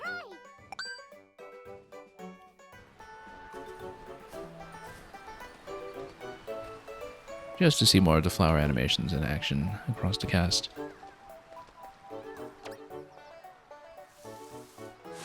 And we'll cash in most of what we have here, and then continue with her. Well, that's possibly all the instruments already. All three of those are new, so... Yeah, we'll see what the band is getting up to.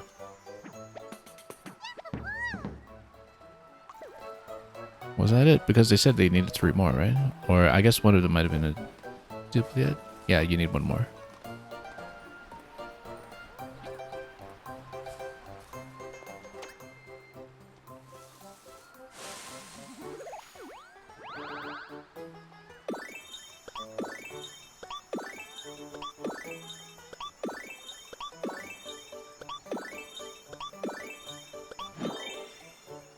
And yeah, all that's... We're done with what we had before. How can I see my emote collection again? It's like this. There's lots left here to draw, so... And if the last medal is tucked behind collecting all greetings, we might be burning quite a lot of currency before we get to that point. So...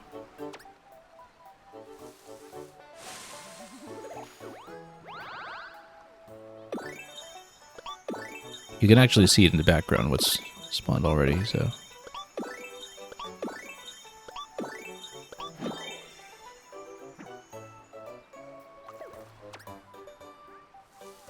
Let's see what else we get.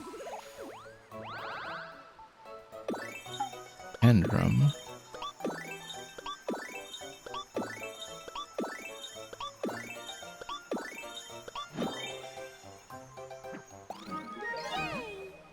Anyway, collected each type of decorative flower.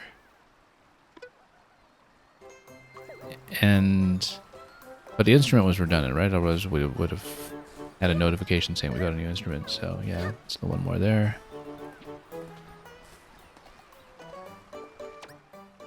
Let's just keep cashing these in. Can't always tell because you get the exclamation mark sometimes on whatever instrument you pick up.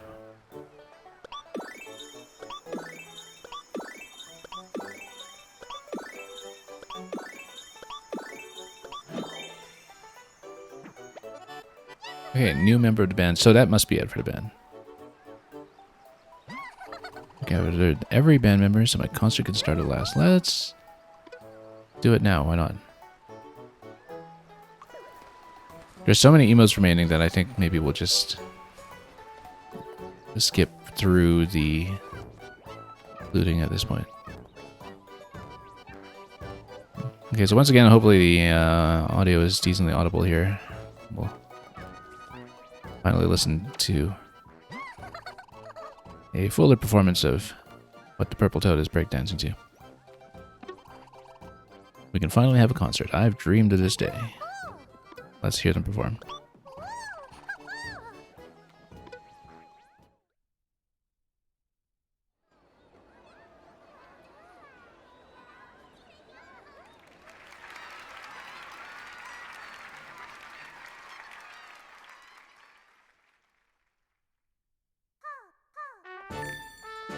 Oh, and this is actually playable. You can use the flower to ring the bells.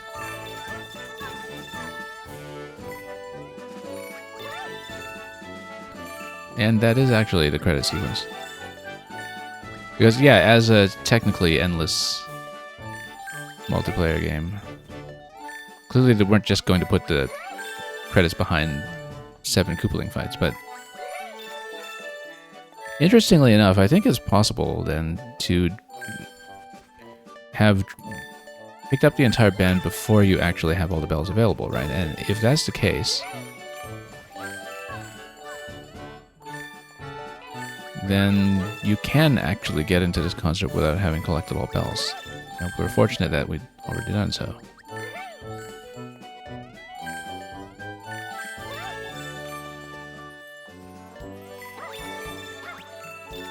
Oh, look at that roller skate Wiggly here. Can't really... Oh, not Wiggly, it's the Poplin. Prince Florian, rather. Prince Florian.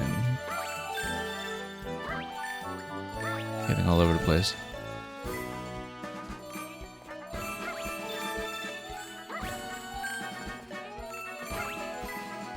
Having the time of his life in the concert as we ring the bells.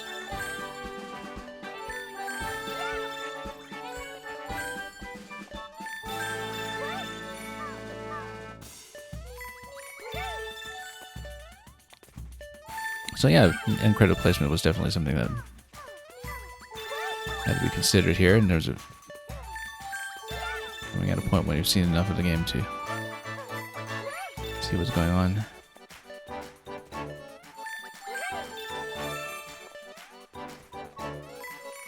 And if you haven't collected all bells yet, then the credit sequence makes it clear that there's a good reason to do so you can ring everything on your way back next time.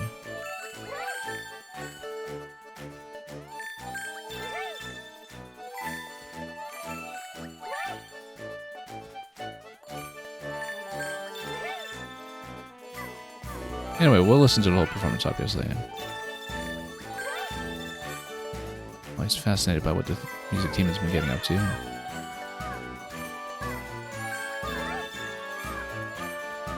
Might as well see the thank you for playing message at the end of it as well. I wonder if anything else changes with this when you actually have completed absolutely all challenges. But I guess we'll see.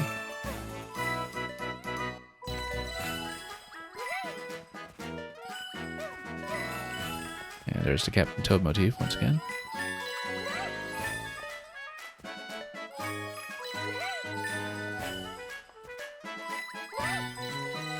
This is actually the first time that Captain Toad has really been integrated into the 2D series, actually. So how much new content does the Switch 2 version have? It's a decent amount from what I've seen so far. I mean, we're far from having completed it all. I've done both the standard and the hard mode of all of the 7 Koopaling fights. Those are pretty quick to get through. And then from the badge count, looks like a good amount of the challenge stages. We're through about half of them so far, and they're honestly the easy half probably, so we'll still have a good amount ahead of us.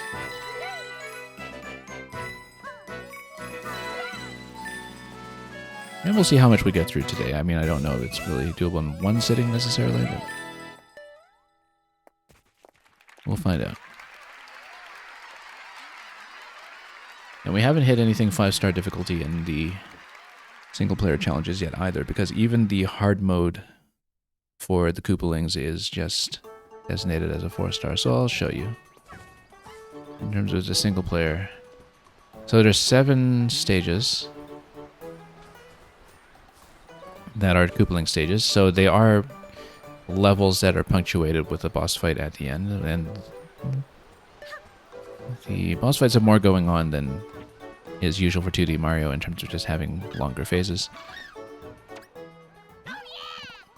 And then there's this board over here. So here you've got hard mode for all 7 of the Koopaling fights, and then more challenges that expand the range of what you're doing as you go along. So you got 4 categories of challenge by objective, but then you have additional objectives, notably avoid the coins, avoid the enemies, etc., that get filed into the extras page as you go. The next tier that is unlockable is 40. And then, so yeah, there's definitely a minimum 60, because after 60, then something else unlocks, it seems. So, we're just getting through everything as we go. And some of the standard ones are pretty trivial, but then the hard mode fights were actually pretty decent. We got through it quickly, but they were fun. So. Yeah, 06, I definitely the whole time I'm thinking about the shiny yet deadly coins that we have to avoid in those objectives. That's the first thing that came to mind when I hit those. Anyway, let's keep going. I'm just kind of going down the list by category, and then we unlocked more per category, so I guess we'll go down and do some more. Here we go.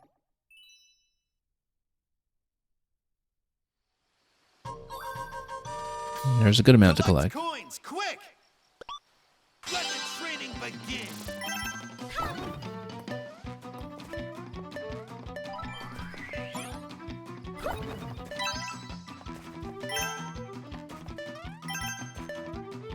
Okay. I guess we'll... Yeah, we were supposed to go top path over here, obviously, and I've been underusing the parachute cap, even though it's the central part of this challenge. This is going to hit me into time of trouble. Yeah, no, I've been underusing the cap itself. I'm not accustomed to using the badges because we only ever used them for the badge challenges. I never really played with them in the main game. So let's be a little more exact about this.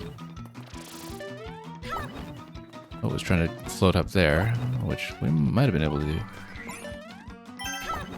Except, yeah, I'm just not used to using it. Okay, so, yeah, too much dancing around here. We're not going to hit timer.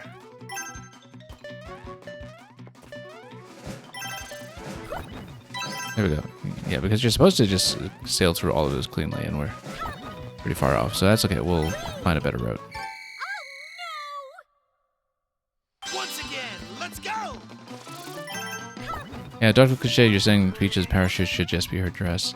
I know, considering how much else they incorporated from SMP2 movesets, like with...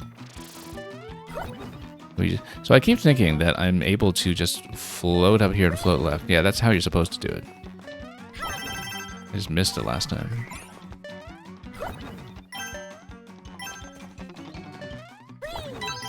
Oops. There's a bit of an arc that takes the dress down, and then, yeah, we missed a couple of things, but we're better at getting an actual route now, I think. And then we just missed a 10. We just need to ride the platform out a little further and miss fewer jumps along the way. And then we'll just grab all this. Oh, you're supposed to jump off the top platform here instead of doing this weird float. You just ride the lifts that are spinning on the other side. Hang on. Let the training begin! Yeah, totally missed the easy way to do it.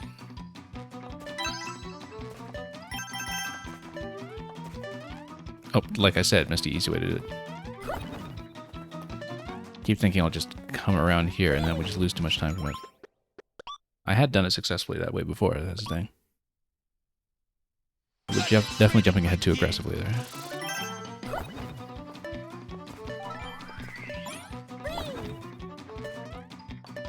Nope, missed everything. That was really not great. This is already a bit of wash, this attempt here. Okay.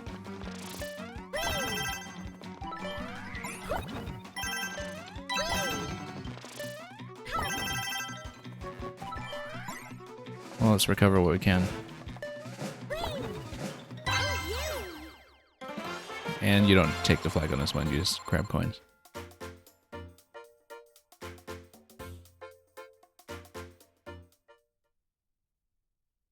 Yeah, as you were saying, I'm definitely supposed to jump off the rotating platforms. I just kept speeding through it and doing the Other way is the contingency, which clearly didn't always work as intended.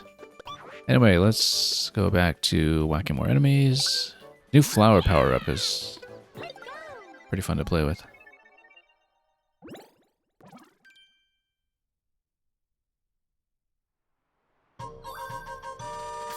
Defeat enemies fast. Let the training begin. Okay. Yeah, we'll just catch them all below.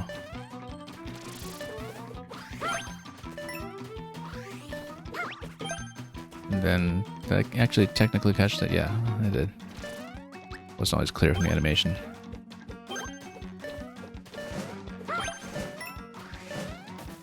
Oh. Oh, I missed it. Spamming it a little too much there. Once again, let's go. It's okay, we don't need to stall quite so much in the early ones. Whoops. Nope. That could have cost me right there.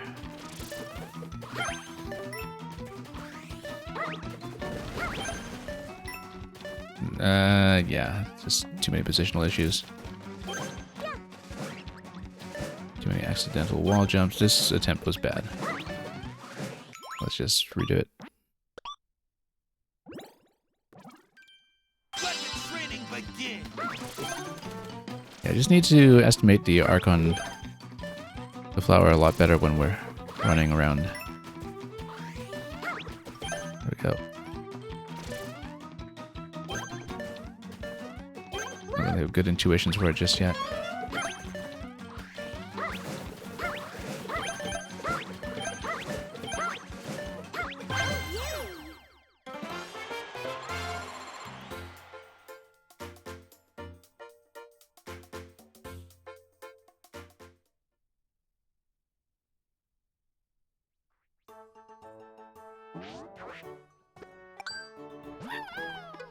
Okay, back to the drill.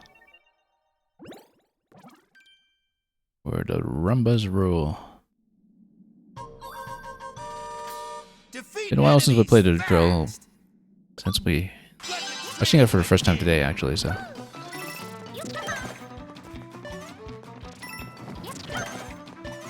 Okay, just need to dive in and...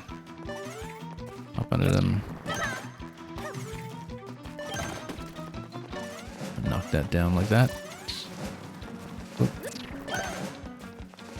And just the last one. Whoops. I caught up here. On the slope. Once again, let's go. Yeah, the thing is, we should be riding as the drill for most of the way anyway, just for the speed.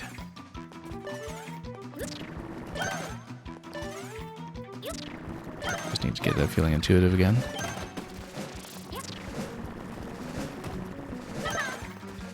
And to get over that slope as well.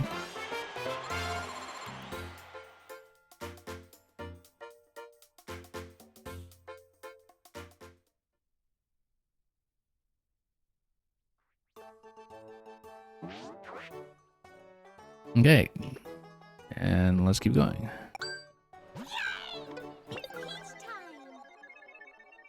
Quite a whole lot on the defeat the enemy list.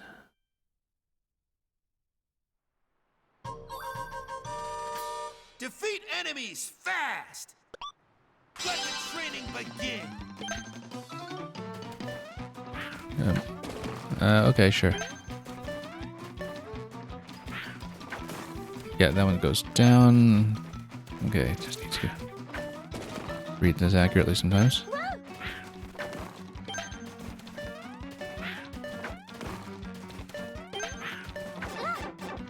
Oops, that was a bit of a goof. I mean... Oh, wait. The POW doesn't just have massive range, it's the red POW. It's actually doing a very limited explosion. Feels quite weak, actually. It doesn't really extend very far at all.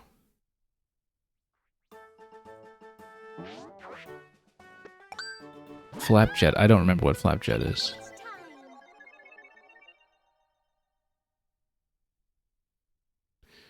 Flapjacks get past her when they pass through dash rings. Defeat enemies fast. This might be something new anyway, kind of like the bouncy ball. Training begin. Yeah, like the bouncy ball, this is just something new to this. Oh, whoop, nope, missed it. Well, I mean, if you missed it, you just missed, right? Like, you have to catch them all, so...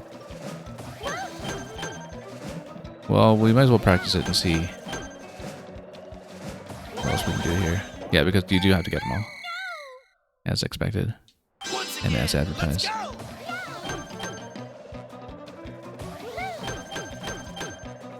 Nope, missed it. Wonder how much leeway there is if you do miss it. But then, how do I slow down if I need to brake? Like, do I just pull back? I think I just need to pull back. Yeah, you can actually pull back and brake. That's one thing that I didn't know. Because we never controlled this Once before. again, let's go. Missed it?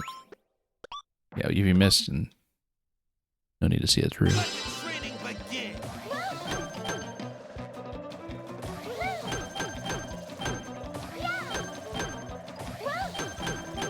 That missed. It's actually kind of tricky Let the training begin. to control accurately.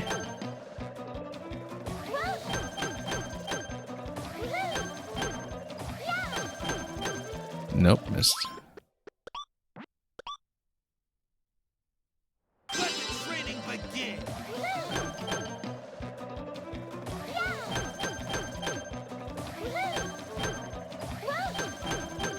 Okay, that's much better.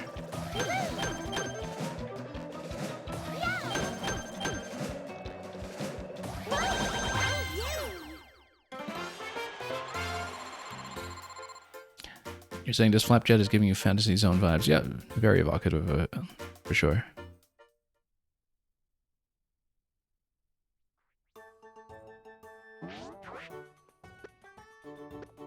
Let's take a look at the bouncy ball once again. This time with a parachute cap. Or at least the bouncy ball in the parachute cap challenge space. I don't think you get to parachute with the ball. That wouldn't make too much sense. Defeat enemies fast. And the bouncy ball takes a little bit to get a handle on because Training begin. it basically goes up walls by itself. And it takes a little bit of adjustment to understand that sometimes. You just need to follow the angle of the surface you're bouncing off of.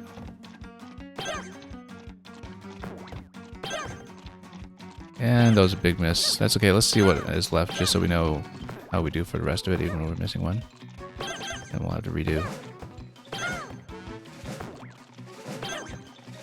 Actually, apart from that one miss, we could have been fine here. Apart from this last one giving me grief from not having enough time to wait for the platform. Let's go.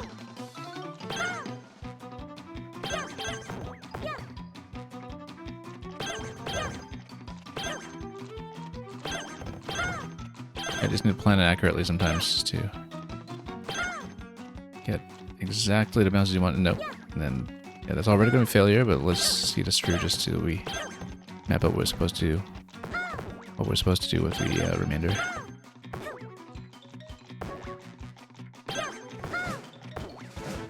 Yeah, you can get stuck here for quite a while if you miss the part of the cycle that you want to go for.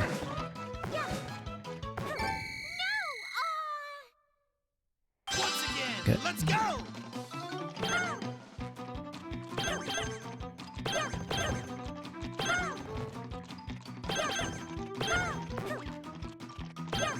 Yeah, let's not hit the wall too much.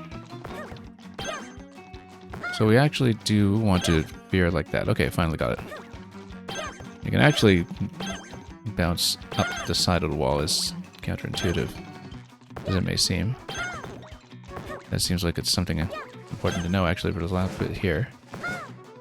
Except I couldn't quite make it over. Once again, let's go.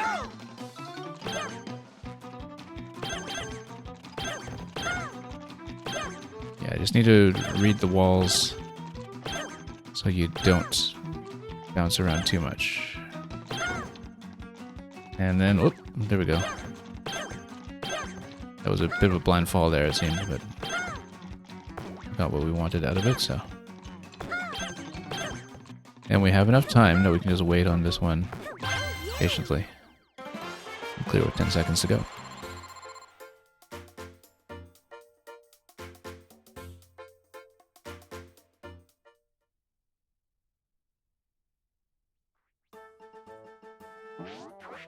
That's all for now on the defeat the enemy list, so let's speed through some courses.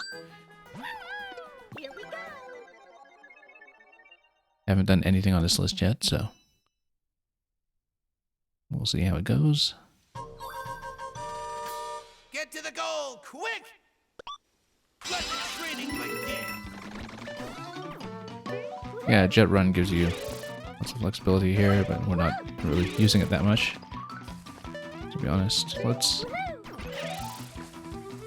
get through here.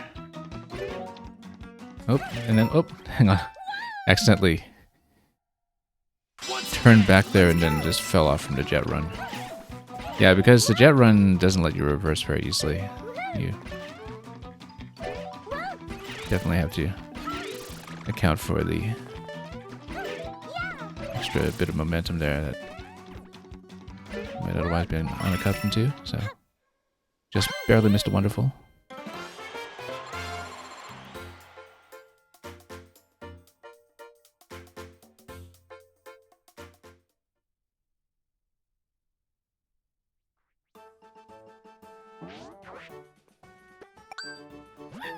And here's another flapjet. Now, of course, we just need to clear it with a flapjet, so hitting enemies doesn't impact it. Interesting. Get to the goal, quick! So we just need to Let the training begin. hit the rings. And just skedaddlers are so fast, they would run the jet anyway.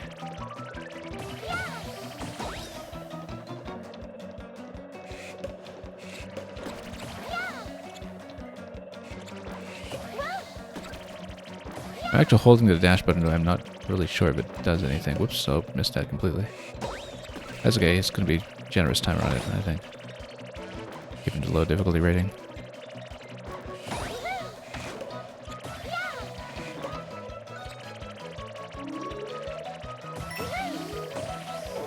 Oops.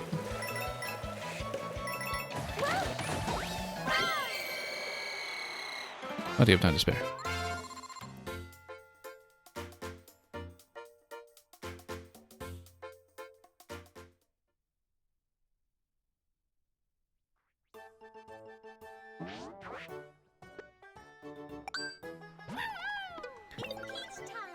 And then we'll get a chance to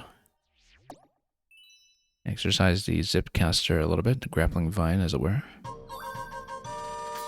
Get to the goal, quick!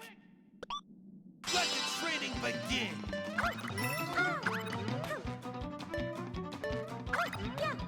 Okay.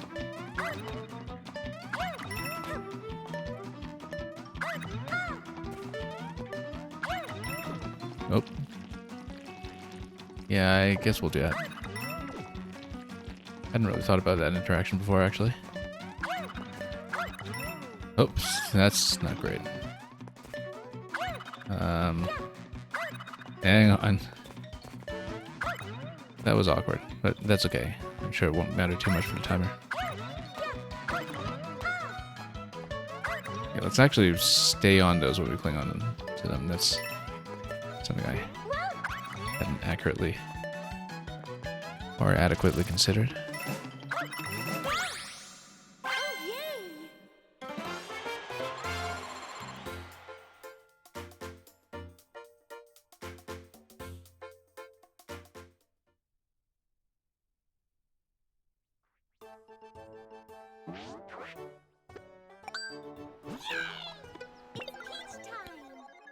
More bouncy ball.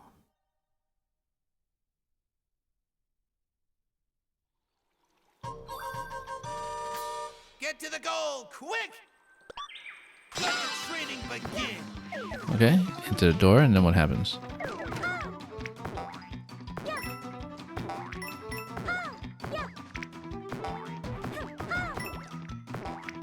Reposition sometimes. Yeah, the bouncy ball can hit everything from any direction, so doesn't matter too much. It's the movement that we have to be a little more concerned about.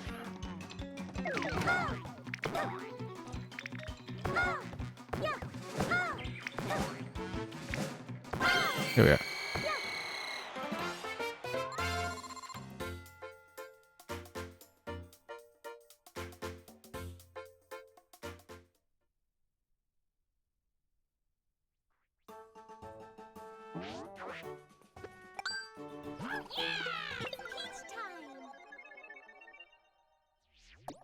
Copycat trial with the jet run. And so we'll just be careful with Get to the goal, quick! reversing sometimes with a jet run if Let the training begin. it becomes relevant. Oh, thought it was going off that edge there and I totally missed it.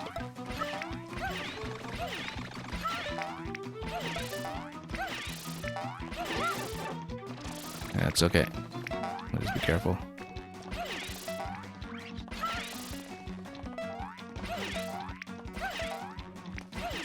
And yeah, actually should have just made this a little better here. We'll have 11 seconds to get through the rest. Yeah, if you run over those, then you get access to the flight, but that's alright. It won't be fussy.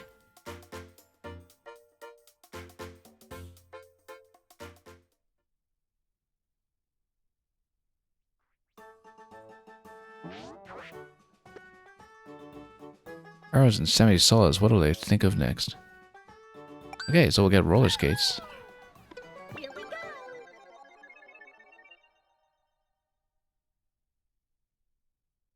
Roller skates are invincible, because of course they are.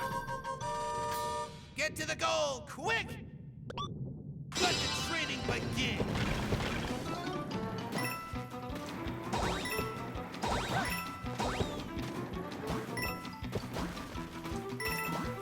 Okay.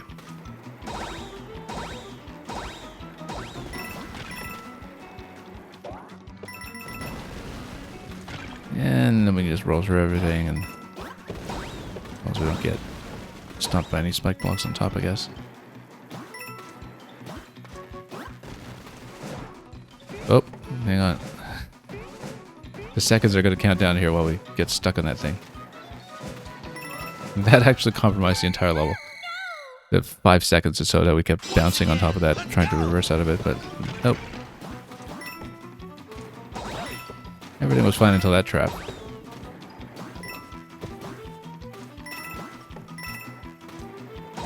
That's a real tortoise and hare moment over there, you know. The hare is doing well until he bounces against a rubber triangle for however long. Like I was saying.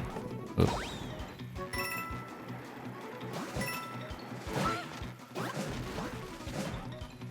Oh yeah, it comes up slowly, no wonder.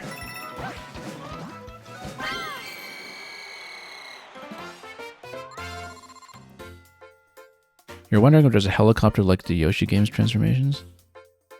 Or rather like the mold digger machine as well. I guess we already have the drill technically, but not quite the same thing.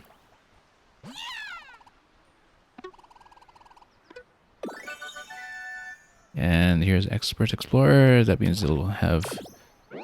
Actually, the last of the badges over here when you clear 40.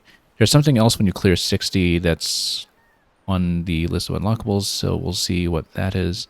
And of course, we'll see the newer courses added to the extras first. I wonder what all the other badges here are. I guess we can go through the backpack and see if there's any kind of clue as to how they're obtainable. We'll now see even more training courses that will really challenge you. Let's keep at it.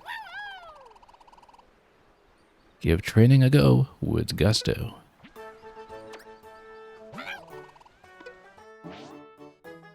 Okay, let's go to extras first.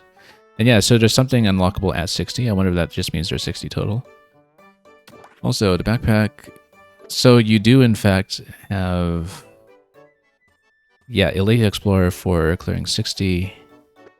And then you just get each of these for clearing everything on every list. So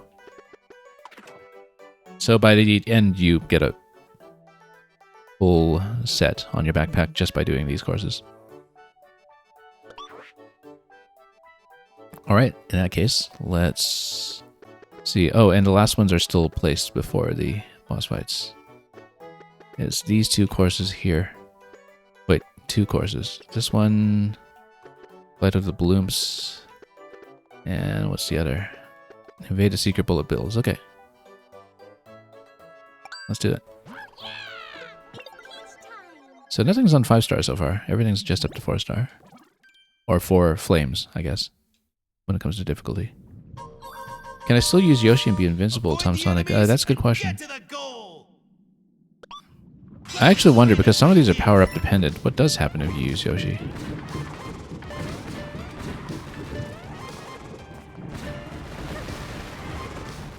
That's a good question. If you try using Yoshi in one of the ones that are power-up required, we'll actually try that later just to see what happens. I would assume that you can't just do the challenge Let's go. and be invincible the way you typically are, in terms of just bumping everything without any consequence. But now there's no rush to get through these. We can be patient with them.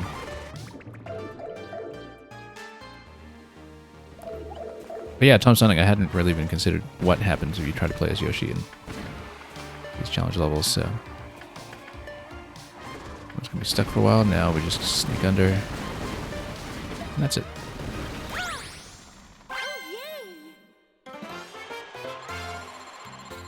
I mean, there's a lot here that doesn't work if Yoshi plays like Yoshi or Nabbit normally do, so.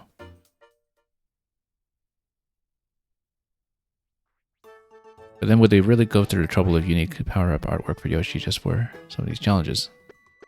Probably not. So we will take Yoshi into some of the other ones and we'll see what happens. Clear course and avoid coins. And yeah, we'll just do that. And just bloop around with a parachute cap. And not forget that we have the parachute cap.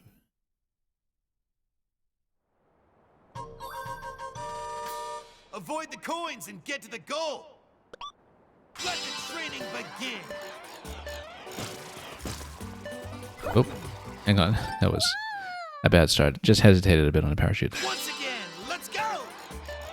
Okay, still better than blooping around invisibly like in the last sequence of the final stage. Oh, no. Not like a sneak hunter. Once again, let's go. Okay. Just need to strategically use the parachute every now and then. Nope. Bad fall. Once again, And yeah, Tom Sonic, there is an assist mode that is toggleable across the whole game now. I would assume it doesn't affect anything. Oh, did we go for the coin there? Whoops. That's the opposite of what we're doing. again, let's go.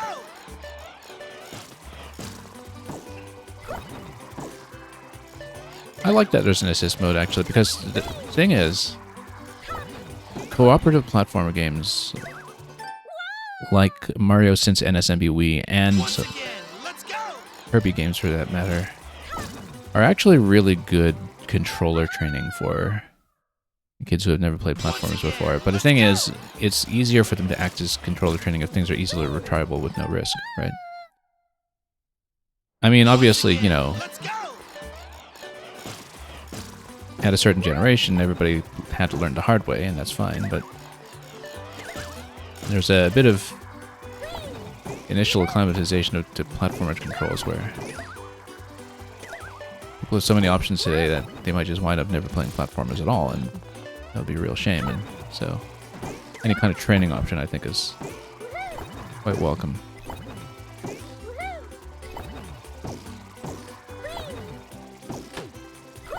Oops. Got hit over there. And yeah, no, there's no limited lives on these challenges. They don't track anything like that. Because there's no progress that you're accumulating or carrying forward between levels, right? So Let's go.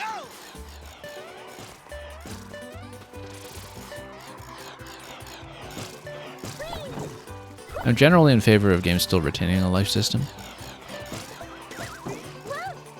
You know, to permit the flexibility of trying things like single credit clears or whatever you'd call them as an equivalent. This is the first time we've gotten this notice in the whole game, actually, because this is the first time I've actually failed this many times on any stage, including any of the bosses. So we're... Whoop! Continue. There we go. I pushed the B button and canceled out of that screen.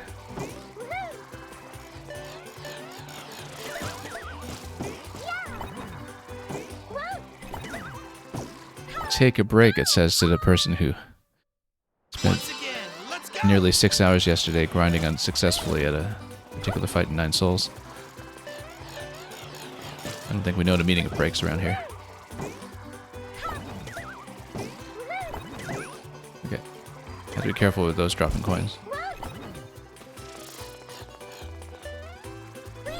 Why do we think we could step on a cloud there? That's just wrong. There we go.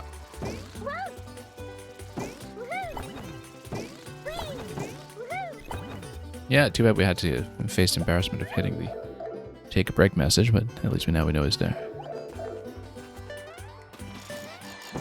Oh, I thought I could outrun that. I didn't expect that big of a bounce that soon.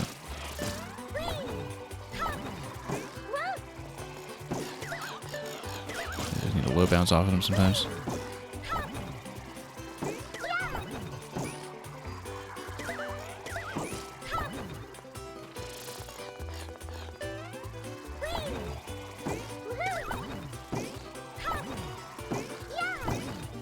Okay.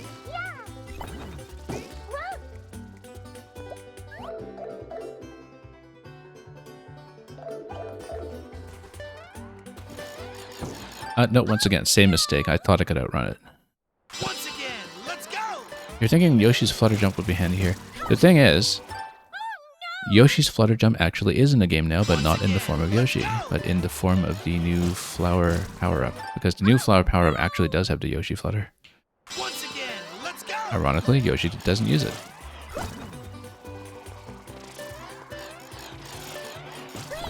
Now the thing is, we can take this patiently, but at the same time, these only take a certain number of bounces before they deflate completely.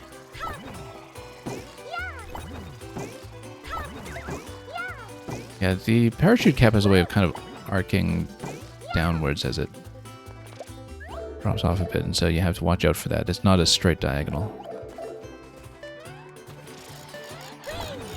Okay. Oh, I see. We actually might have to ride those up the long way. That's fine. We can do that.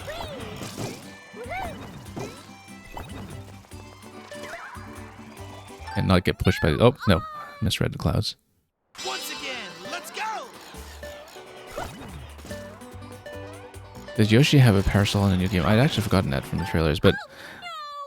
Again, I do mean to play Yoshi in the Mysterious Book, so I've just been trying to stay off seeing too much of it in advance. Even though it has recently been promoted again.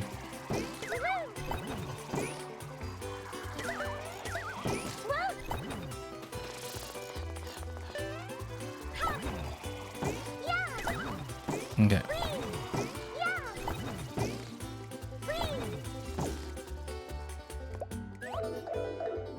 In terms of wonder enemies that I want to see in a future Mario Maker, these have always been very high on the list. They're just too much fun. Oh, whoops. Didn't watch the bouncing angle there. Let's go! And just thought I could sneak under. Never mind. Once again, let's go! Imagine if you died 50 times and would say, come back tomorrow. Time you out from the level. Yeah, I wouldn't do that. Just screams at you to take breaks. Once again, let's go!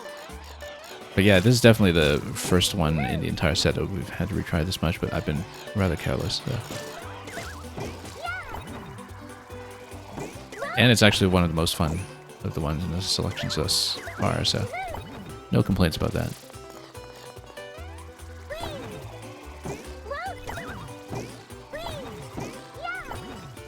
It actually feels fairly relaxed because the mistakes are manageable. It's just that I'm likely to make them.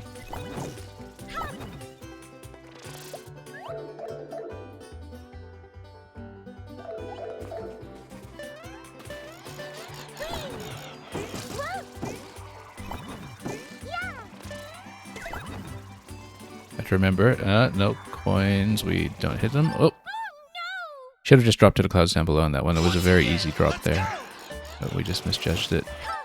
Hang on, just trying to slip off there. Once again, let's go. Yeah, just fall onto the first one. That's much easier. And no, that was a bad idea. I don't know why I went for that. Once again, let's go. Taking this more patiently than we should, perhaps, given that there's no time limit.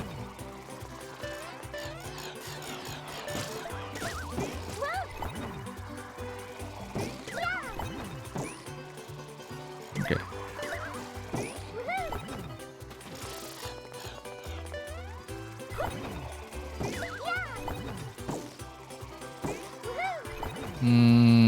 Got into a little bit of trouble here positionally. Get out. Not very well, it seems. Yeah, I got into tons of trouble here. Missing my usual pattern. Once again, let's go. Oops. No. You do need to bounce it. Once At least one of them to have a comfortable sail across. But hang on. Once again, I keep let's go. underestimating, well, some of the jumps I'm making here, and also the fact that you don't get a little burst in the initial change in the parachute. So let's just jump over the coins for that one. That's easier. Just speed through this whole thing here, but you can't speed through this one. You see the parachute kind of arcs downwards. It loses Once again, let's go. some of that forward velocity that you think you'll get off of it.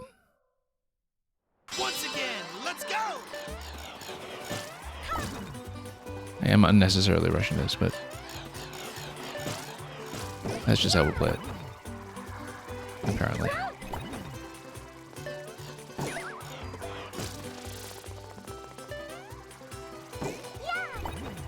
Okay, let's get a decent angle on this time without getting stuck the way we did last time.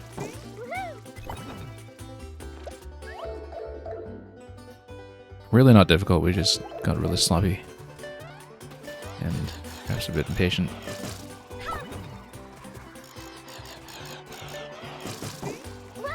Oh, whoops. Wasn't even looking at that one.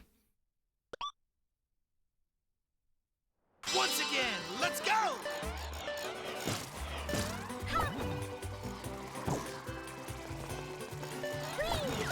Okay. Nope. You see, I keep thinking I'll get a minimum bounce out of that. Let's go. And the minimum bounce in those is actually still really high. And I've definitely not been thinking about that. I keep thinking that we'll just get, you know, a Mario Maker style minimum bounce on these. And no, they send you up quite a ways. Oh, couldn't catch it. Once again, let's go.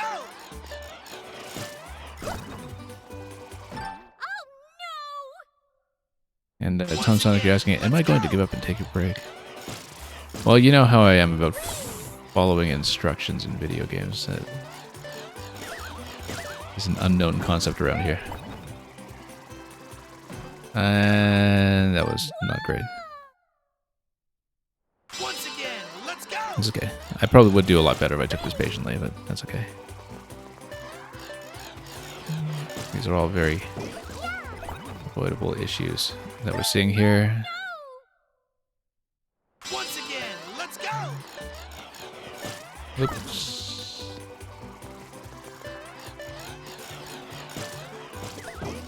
Okay. Here we are.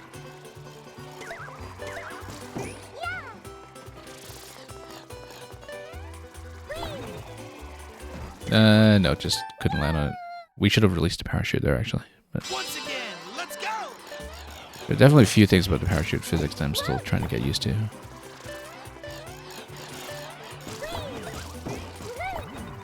Moreover, yeah, we should be planning around releasing it much more often than I have. Lost too much forward momentum that time. Let's go!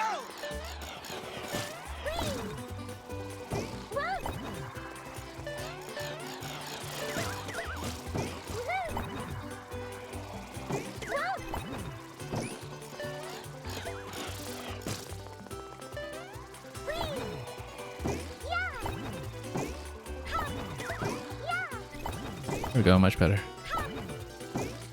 Much more akin to what we were going for.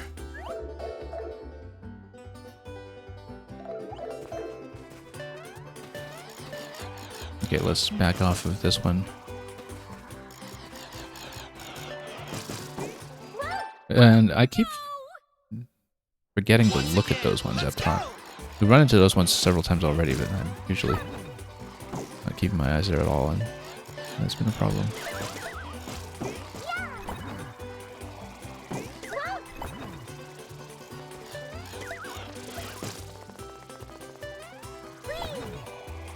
Let's release too early, but that's okay. We salvaged that somewhat. Now we're in trouble, though. Because this is the area where if you miss the initial one that you're going for, then things fall apart quickly. Once again, let's go!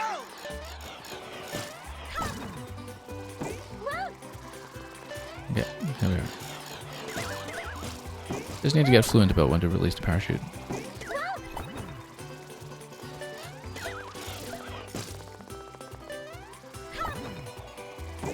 Make sure we get a sufficient angle on these ones to get the bounces we need. There we go.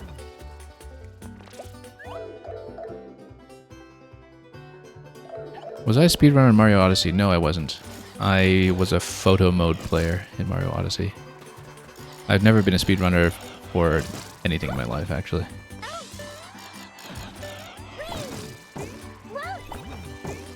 I like the route finding element of speedrunning. You know, the discoveries, the sequence breaking, etc. I don't really have the patience for the kind of repetition it takes to execute perfectly. Yeah, waiting that one out actually is the correct idea. There we go. Look wonderful. See, it's really not difficult. We were just so messy about it. Yeah, top of the flagpole to give you that one extra point of currency.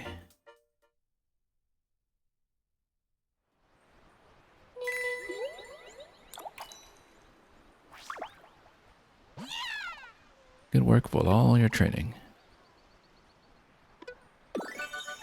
You did it, and that's it for extra training.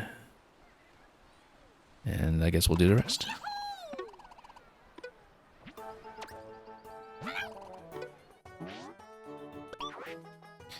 And yeah, at this point we'll just go down the list and do everything else. Springs in a twilight forest, but with roller skates.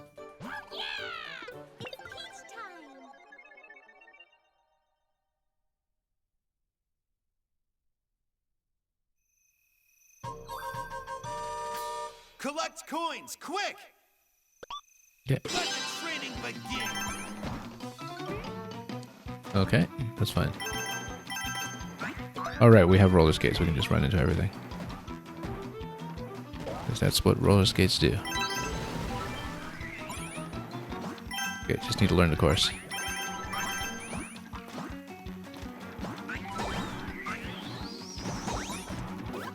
Oh, okay, you have to get everything here.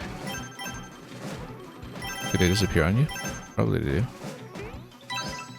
12? We missed... Okay, I guess everything was in shadow. That's why we missed whatever was going on, because Once again, let's go!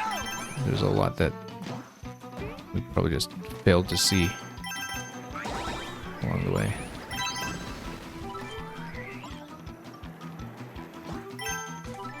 Maybe just missed a flower somewhere, but...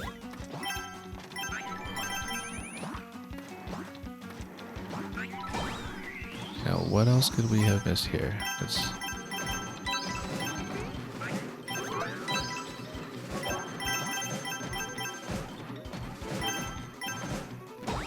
12 coins still missing, so I just bypassed it somewhere on the course. Once again, let's go. I didn't see where.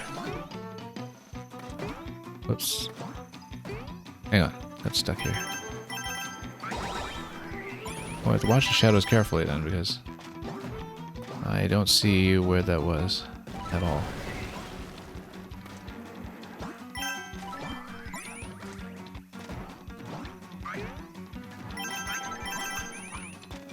Is there anything? Oh yeah, down here, okay. That accounts for some of it.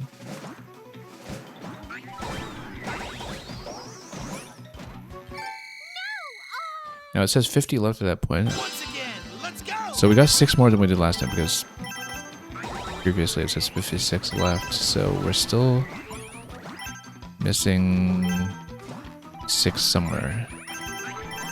So yeah, you get some back here. They spawn just as you pass this area. And then, okay, we pick up some more over here. That's probably...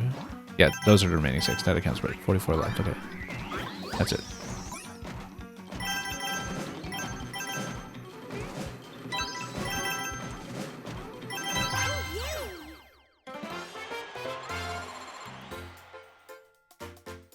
And yeah, well, the previous level was the last one in the extra section, right? So it kind of makes sense that that would be the one we had the most trouble with so far. And we've doubled back to some of the easier lists, even if they were technically unlocked behind Expert. So is it just Propeller Flower at this point? I guess it is. Light of the Blooms.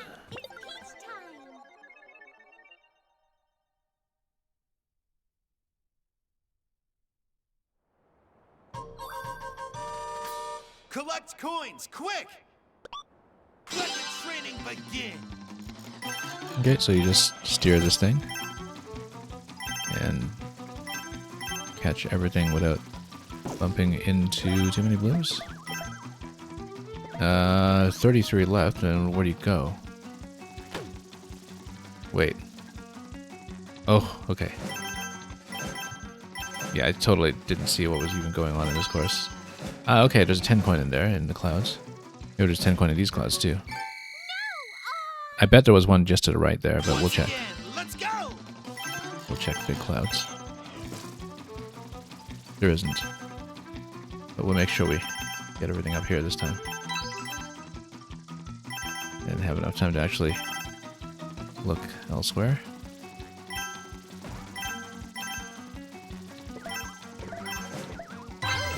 That's it. And yeah, there's your Yoshi helicopter that you were asking for earlier.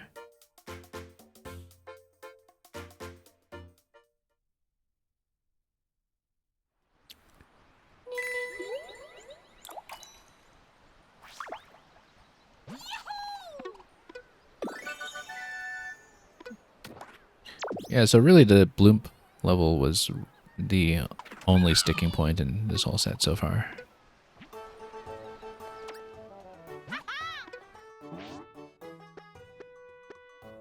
So it's pretty relaxed, but it's been fun.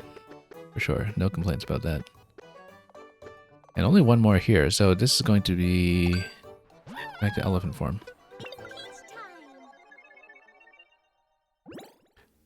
Well, yeah, because Yoshi didn't have... Oh, actually, no, Yoshi can flutter in his basic moveset, can he? I haven't played Wonder in so long, I forgot that Yoshi actually can flutter just by himself, so...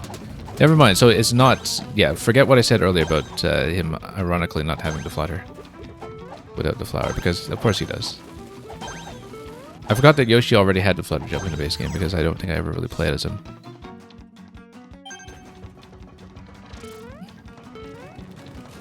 Nabbit, however, is the one who would be totally stuck without a flutter, I guess, at this point. Poor Nabbit. Oh, I was trying to whip those, and that did not go well. I think we'll probably have time trouble here without the elephant to help us. Come on. Move around so much.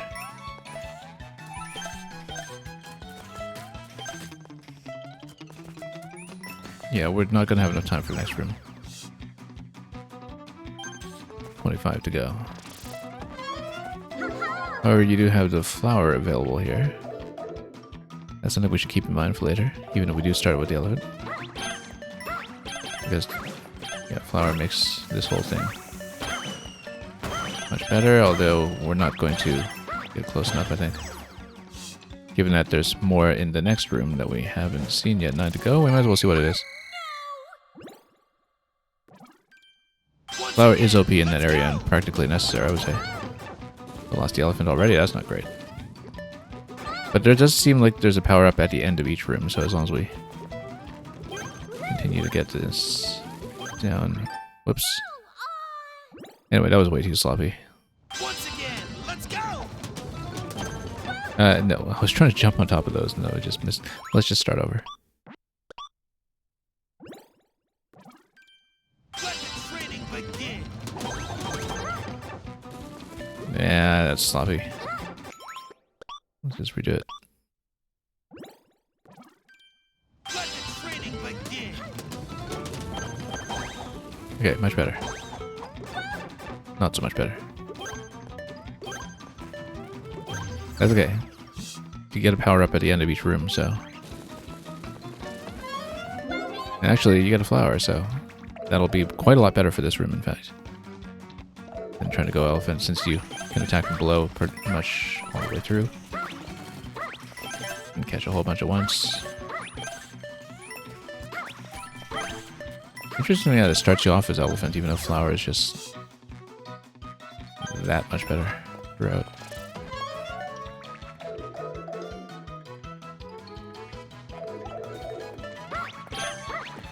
Can you do as course as Yoshi to suck them all off with the tongue? I guess you can.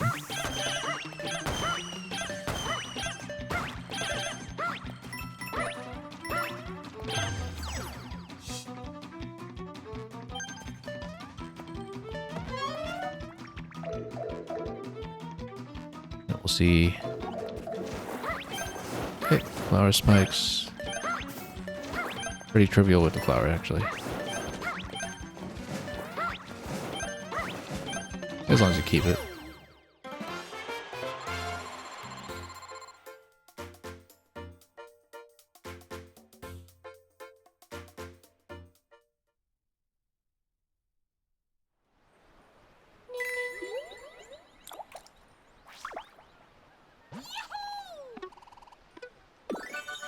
Okay, so everything's down in that section.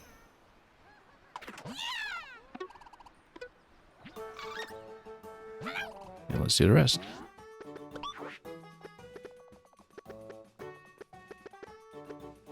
Dolphin kick and boosting spin jump, interesting.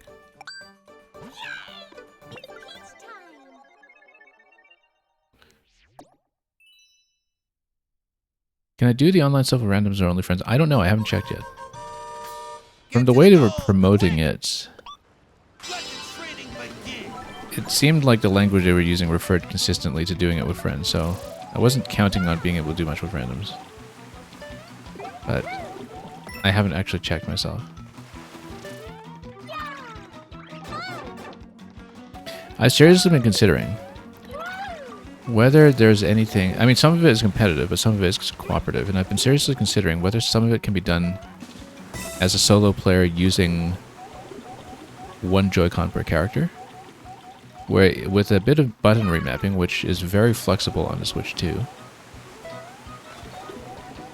and with a bit of muscle memory training, of course, you could theoretically just move one character with your left hand and another with your right, and then try to do cooperative challenges that way just to see what would happen. I don't know how much is cooperative content though, rather than competitive or asymmetric, like using the Joy-Con mouse. But even with Joy-Con mouse, if you just map platforming to one controller and have them register as two separate players, that's still doable. I totally didn't make use of dolphin kick. That's, well, I mean, if you just swim a lot, I guess. Let's go. Yeah. Okay. Yeah, so if you press R into the swim, then the dolphin kick interaction actually gets you pretty far. I wasn't using the badges at all, that's the thing. And would have actually been quite helpful to do so. Just to increase the swimming speed. We should remember to use the badges. I guess that's the problem with, playing through the game normally without badges at all, is that I don't consider those options seriously enough.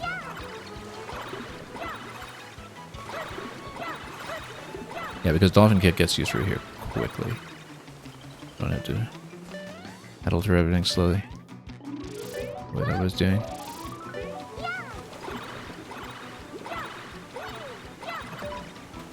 Okay, here we go. Whoop, hang on. Whoops, that was a bit of a goof there.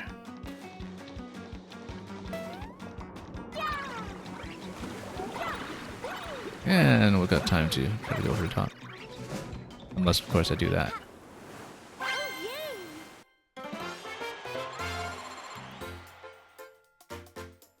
And yeah, Tom Sonic, understandably, I think a lot of people were looking at how heavily this was promoted as a multiplayer-centric expansion and wondering, is there enough to do here if you don't have access to that? In spite of the fact that we might get through the single-player content pretty much in one stream, I think actually it has been pretty substantial.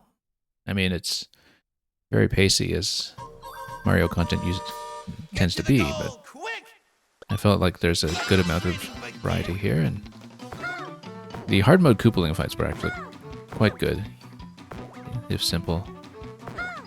Hey, look at that.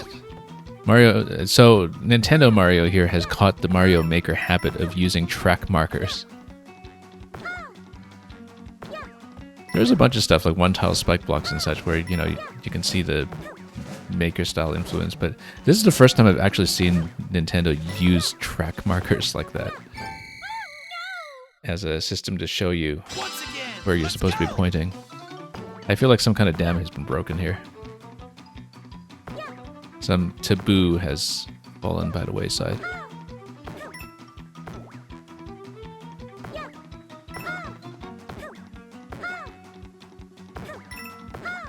It's like when Disney theme parks, finally relented on their policy of not hiring people with tattoos or something, right? Where there comes a point where you just can't get enough staff. That's that moment right here when Nintendo themselves started using track markers. Using a broken track glitch in their own official game. Yeah, that too.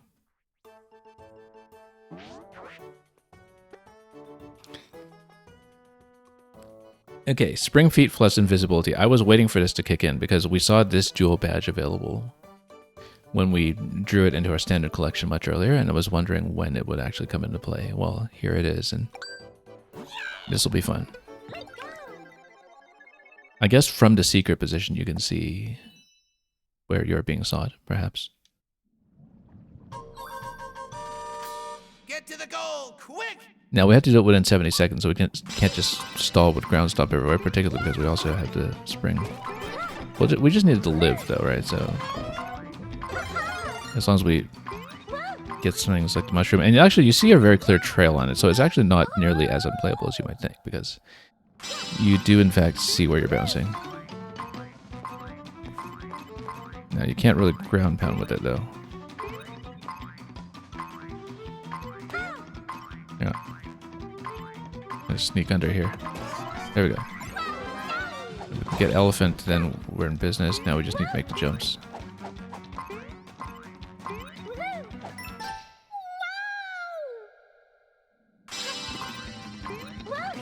You can actually twirl with the spring interactions, though. And you can ground pound. Contrary to what I said earlier.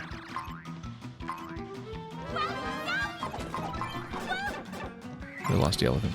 Okay.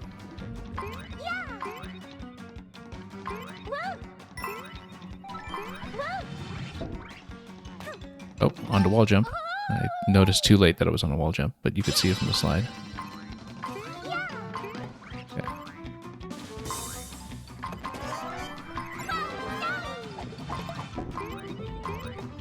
Yeah, so elephant can clear some space for you, but you still need to land accurately. You can spam elephant when you're just jumping forward, so you can whip everything in sight. It looks like that might be the best approach to the enemies.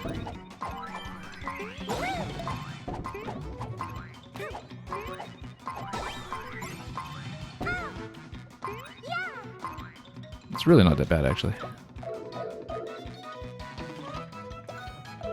At least so far.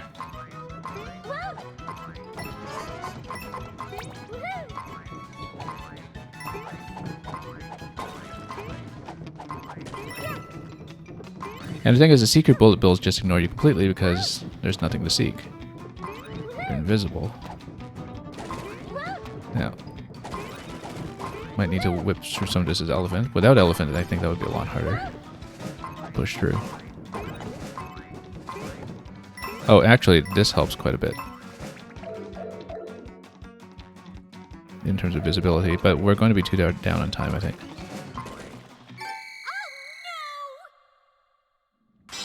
You think the screen is zoomed out a bit?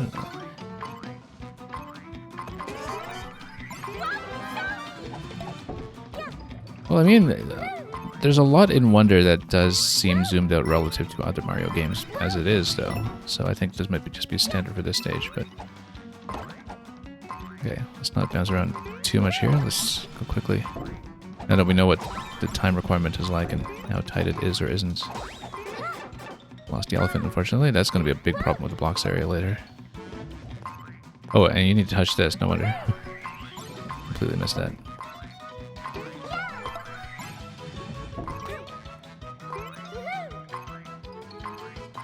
Okay. Let's go down.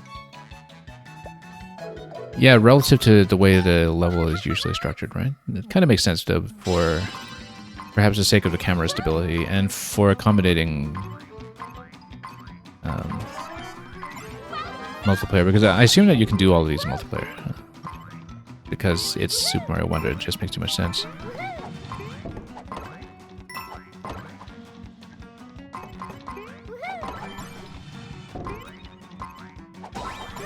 So maybe that's just...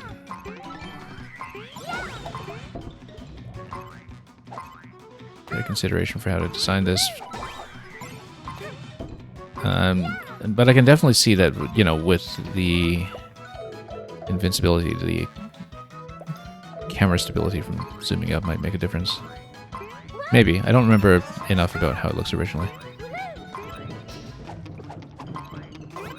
That was close to some kind of edge, but... yeah, busting straight through here works.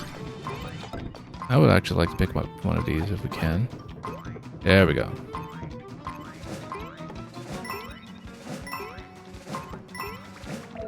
Yeah, but you do drop it off when you...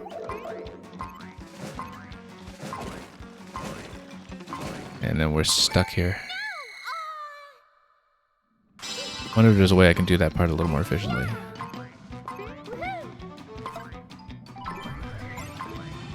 Yeah, I didn't pick up elephant here, but let's not burn too much time if we avoid it.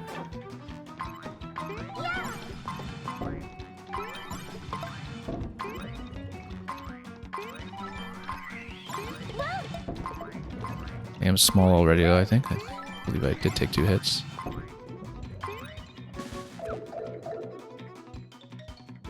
Could be zoomed out to make up for the spring jump height. Yeah, I can see that being the case, too. Whoops. Yeah, so time is actually a bit of an issue, as we're discovering. Actually, that's too sloppy. Let's redo it. Yeah, because it seems like it takes a while to get through the last bit. I guess you have a lot of forward momentum, then you actually spring a little bit lower. Maybe that's a subtlety that we should be taking advantage of for the final sequence, that you just need to gun it forward to get a nice slow bounce. There's a lot here that seems well spaced for just pushing forward, letting the spring do its job.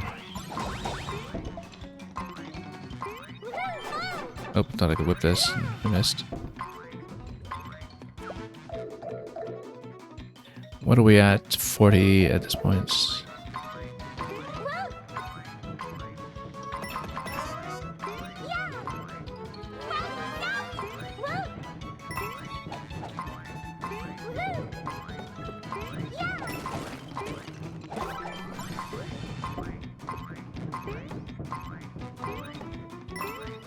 Yeah, the earlier pickup one of those better. 18 seconds this time, 16 seconds rather going into this segment. Just hang left and then just try to do nice low bounces. Maybe I need to, yeah, just swat this stuff as elephant, actually. Here we go. Incredible. Reminds me of my first clear of the final stage. The final challenge. Where you do the invisible segment at the back, right? The first time I actually did that stage, I hit incredible on the flag. Rather than wonderful, and just had to redo it on the spot. But thankfully that did not take long. Wavy ride through the magma tube. At least we can see what I'm doing this time. What is safety bounce? I don't even remember. We'll find out.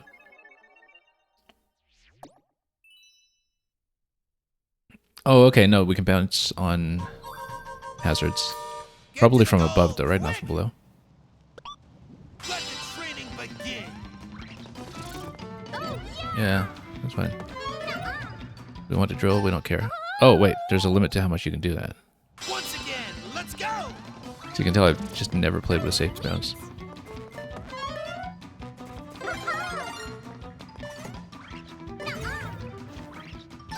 Yeah, no, there's a limit to how much that's available, but I don't know what the limit is.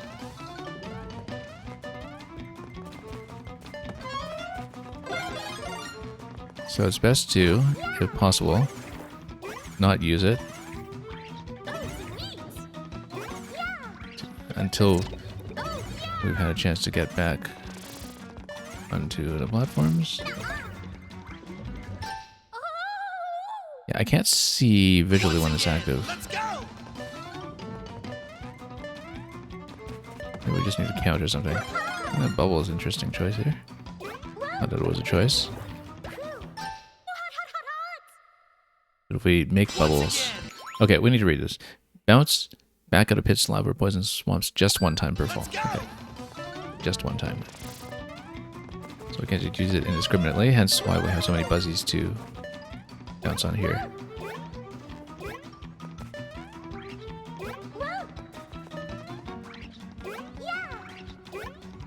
Yeah, so for the most part we do bounce on them, it's just that it gives us a bit of a safety net.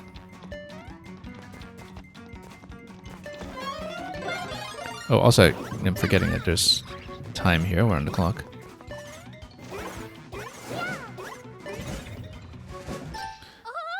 And...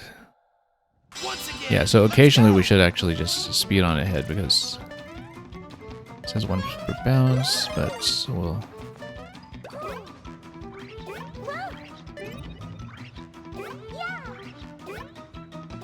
yeah, so basically every time you bounce on a buzzy, though, it should get you out of trouble again, so maybe that would be sufficient.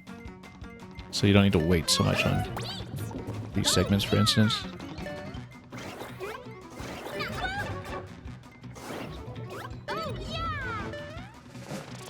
Okay, 8 seconds coming out of here. Let's see what that gets you. I thought I already... well, I thought I still had a bounce available there, so I wasn't even aiming for Buzzy there at the end. That was clearly a mistake. But yeah, you can kind of speed on ahead sometimes instead of waiting for the dip if you just deliberately take advantage of the safety bounce. And every time you bounce on a Buzzy, it does reload, so... so here, no need to wait for the power-ups or whatever. You can just go immediately. Okay. As long as you remember to hit the buzzies every time. So back down to 8 seconds again, unfortunately. I didn't gain too much of an advantage there.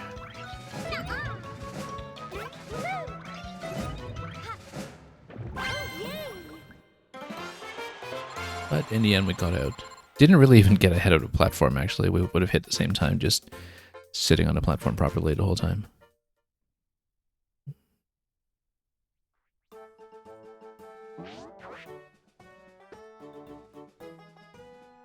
How are we doing for Bellabel water?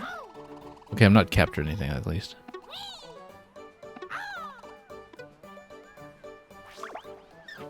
Yeah, 777. I'd better spend some before I get accidentally capped on it. Let's just blow through a whole bunch of this. And we'll skip it this time since we've collected all instruments and badges. Everything else is just emotes. And here we didn't even get any, so...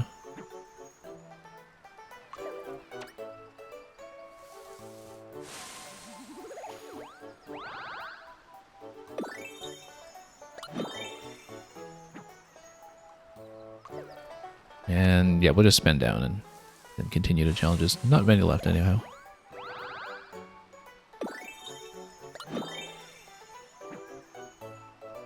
But we can actually get the remaining badge, which I assume might be behind all emotes. Then that would be something nice to accomplish, although there are so many of them on the page that I don't know if we'll be able to grind them out all at once here.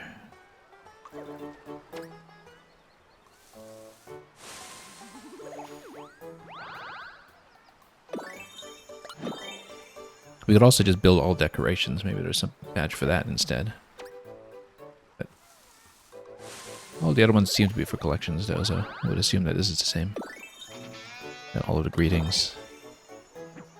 We'll give you one of the medals.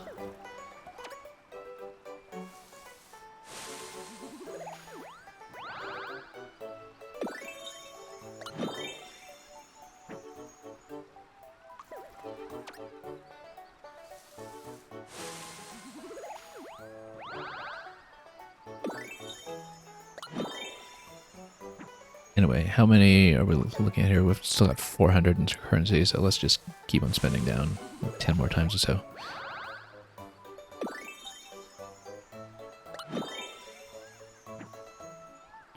And then we'll see how much we have in the bank at the end to rebuild as many of the decorations as we can. Because by that point, I'm sure we'll have accumulated quite a few blooms.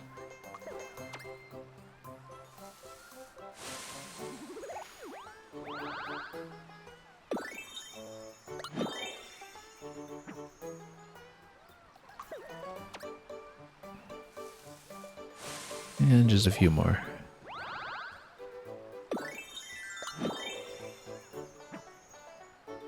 I don't know what you get out of having redundant instruments that are already accounted for in the band, but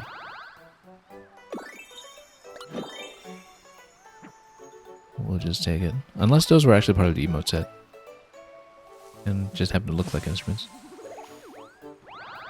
But we'll take a look at that later on.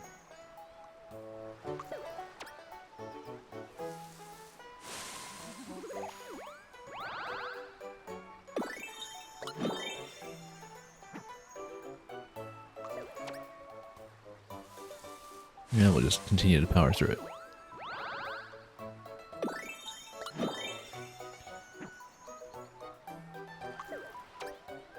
There's quite a lot of greetings to choose from.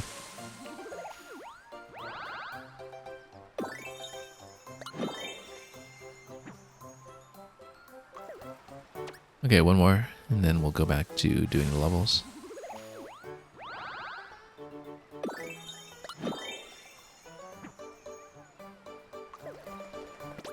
What are we doing on the greetings page now? Still a long ways to go. And yeah, some of the instruments, as you can see in the bottom row, the instruments themselves are the emotes as well.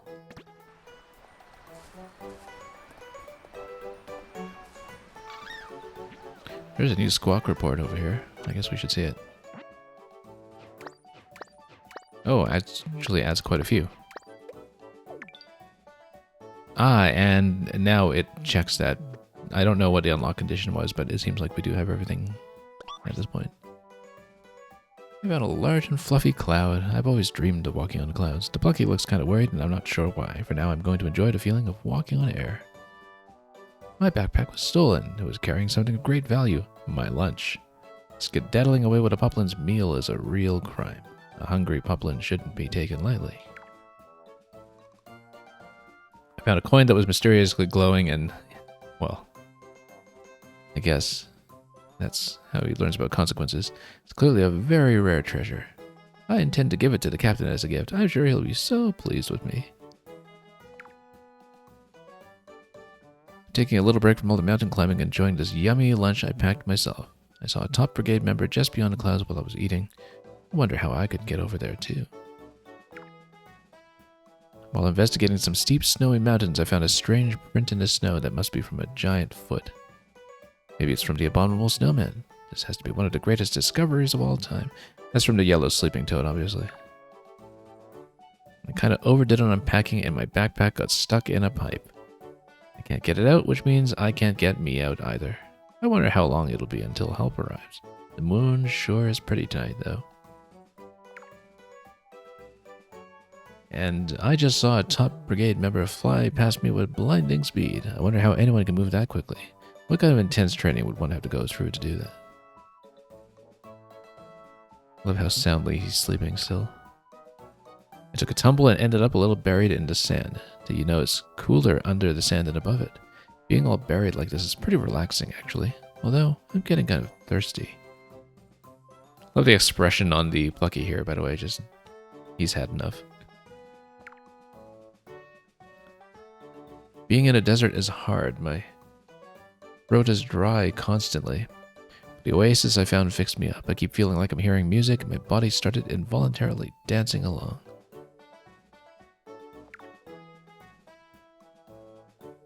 Yeah, it seems like he found Ninja Disco here.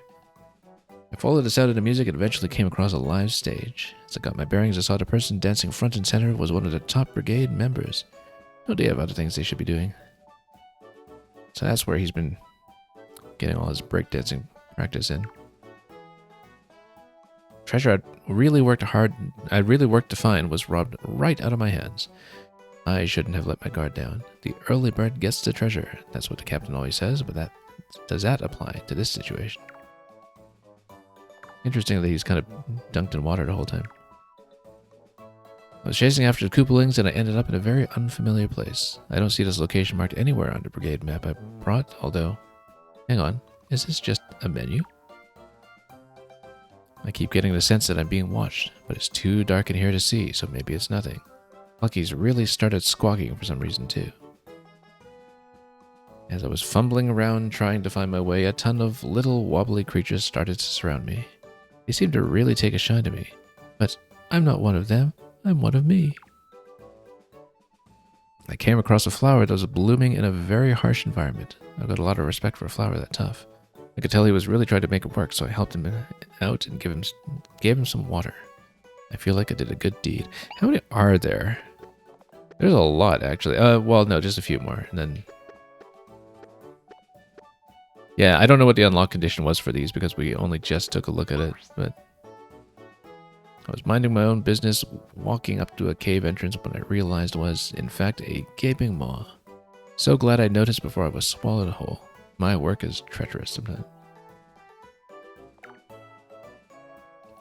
Oh, and here we get into the Koopalings. I spotted a rare fish earlier, so I passed the details along to a friend of mine who loves fishing. Sounds like they're planning to make the trek to Bellabel Park for some angling in the future. When I was unable to make it back to base of my own, everyone came together to rescue me from the mess I'd gotten myself into. I love how the sleeping toad is still sleeping. I see now that having friends who will be there for you is a treasure all its own. So much fun. I'm going to do this all day. I grew super tall thanks to a wonder. I'm able to reach even higher heights now. Maybe the captain will be impressed. I will go back to normal at some point, right? You might be wondering how I met everyone in Bellabel Park. It was all because the captain entrusted me with an errand. The fruit involved in the errand ended up getting eaten by a scary creature, but it was the captain who connected us all. And yeah, even in space, napping nice and snug in that sleeping bag. Some of the top brigade members and I were in the middle of a survey when poof, we were floating in space. We couldn't tell up from down, so navigating was super hard, but thanks to the guidance of some Luma brigade members, we made it out okay. And that is the end of the brigade diary. And indeed, he says, all done. Okay. Yeah, it looks like he'll have something new to say at some point, but you know what, let's just do this first.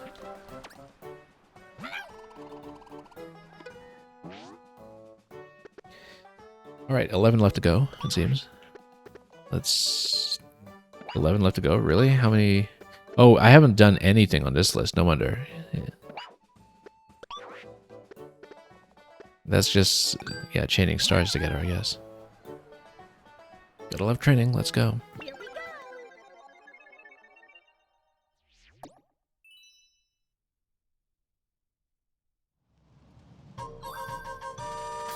Get to the goal. Okay. Quick. More spring feet. Let the training begin. At least we're visible this time. Oh, whoops. You can reposition a little using twirl, of course.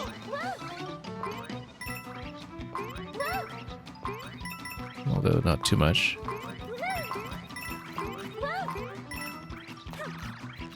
Whoop. Let's bounce off this one just to recover. Nope. Okay, this was a bit of a mess here. Yeah, no. Let's just redo it. Once again, let's go. Doing well until that point, but then that did fall apart quickly here.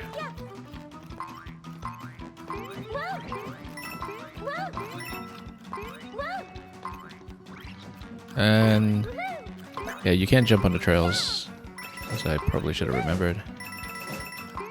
You just need to hold right into some of this stuff, but not too far right. 4 seconds left and the goal was almost in sight.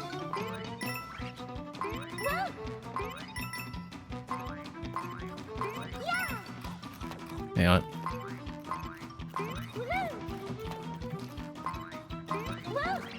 I can't believe how much height we were losing there. That's unfortunate. How come we haven't been able to make that angle? Huh. Yeah, I really need to hold in all the way, I guess, for a full jump. Let the training begin.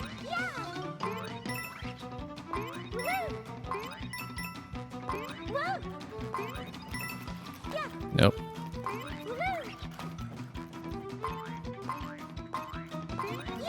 Yeah, I wonder how we're losing momentum here.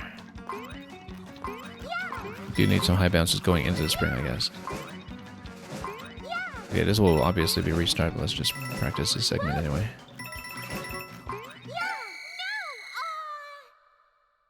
Once again, let's go.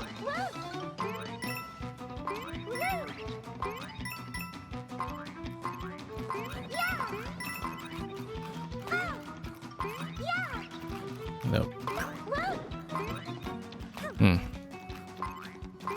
Yeah, you need to prepare some bounces first. You can't just go on first bounce and expect full height. That's okay. We'll redo it. Once again, let's go.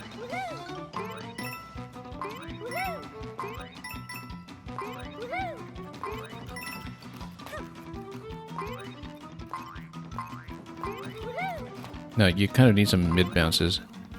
Then bounce of sufficient height. I don't know why. Well, I can't quite get this to behave consistently enough. Maybe I just don't understand mechanic very well. I guess you actually need forward momentum. That's what it is. So, just need to do some low bounces in that section too. Let the training begin. Keep the forward momentum going on.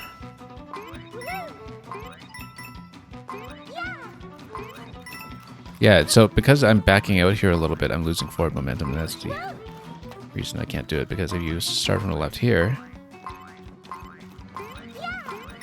as long as the previous bounce was just straightforward, then you can still get this. Now, we're not going to hit timer, but let's just practice this once again.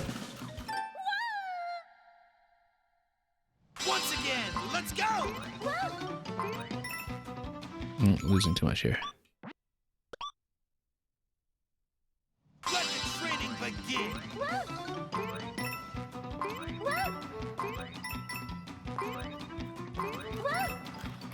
Yeah, that's surprisingly tricky.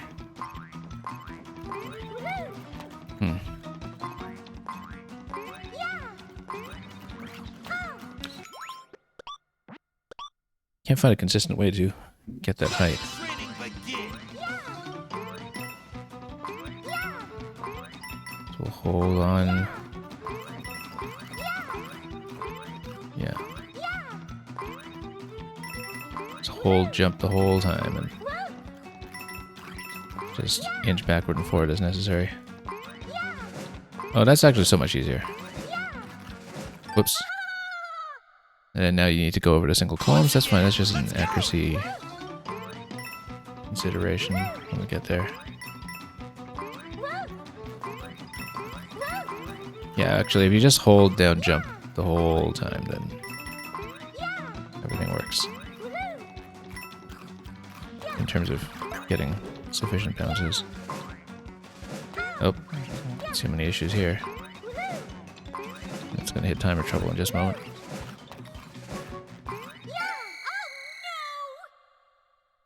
Once again, let's go!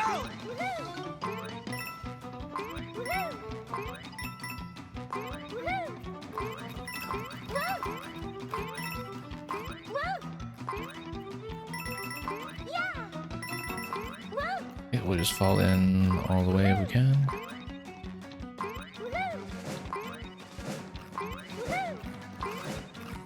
Nope, missed it. Yeah, and the thing is, if I lose the ability to get that height, then I just don't know how to get it back on short notice. Again, let's go! We don't know the mechanic well enough.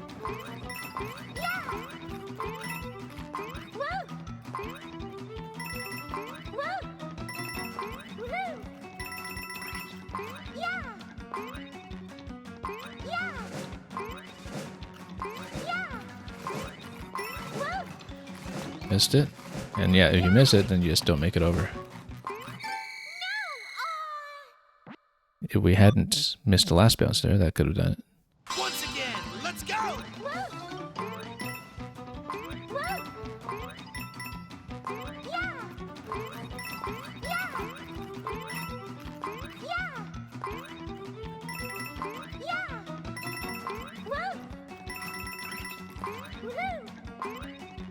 Okay, let's try to get some momentum going. Here we go.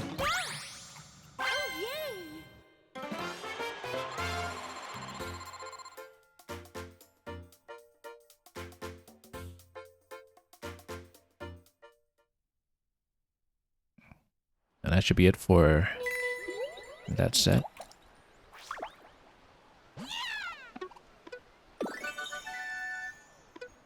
And we'll just do the remaining 10, I think.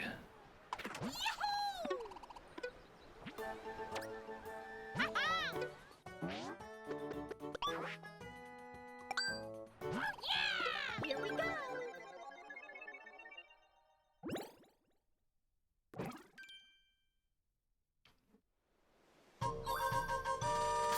Stay invincible all the way to the goal! Okay, and then we don't have to catch a bouncing star at least. Let the training begin! Sparkly!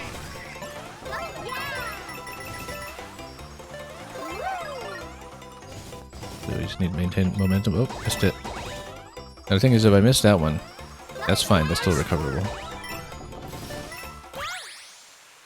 So you actually do have a little bit of flexibility here. Well, at least on the first course in the set. Maybe not so much in the later ones.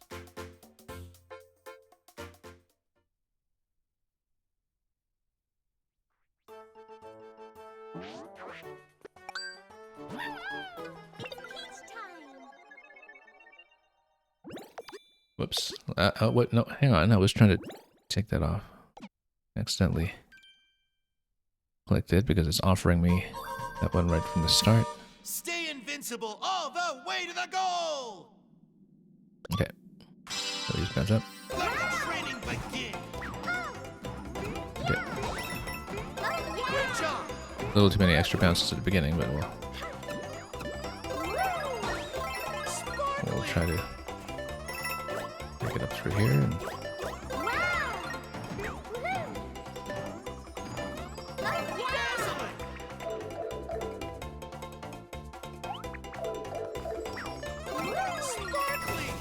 And And all sparkly. All the way to the end.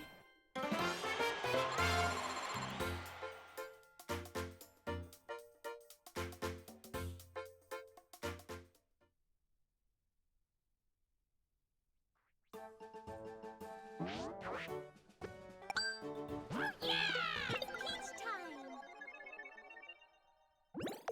time. Oh, once again, I'm still trying to click through all the time, and I just instinctively tap into the first badge because I keep getting caught by surprise by the fact that we're offered the Stay badge. invincible all the way to the goal. We typically don't have to deal with it.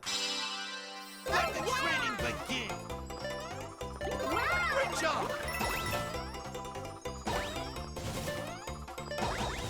Dazzling. Well, as long as we accurately hit the stars, nothing else really matters too much. Oh, speaking of accurately hitting stars. Yeah, that was a bit rough there. Now, there's no timer other than the timer between stars, so you don't need to clear a course within a time limit or anything. You just need to make sure you clear each star-to-star segment quickly.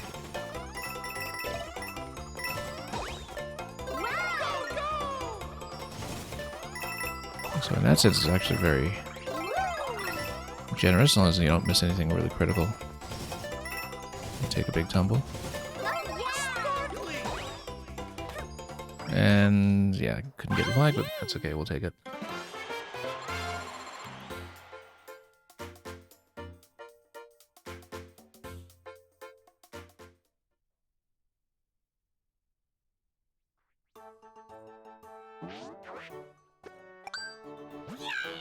Here we go.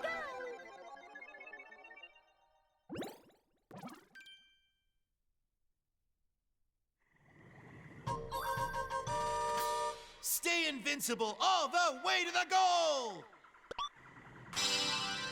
Let the training begin. Wow. Oops, there we go. Nice work.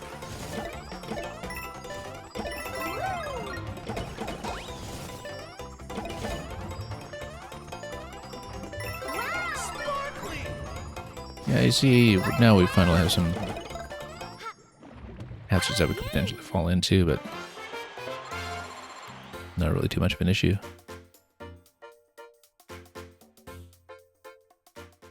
We'll see what the higher difficulty ones are like later.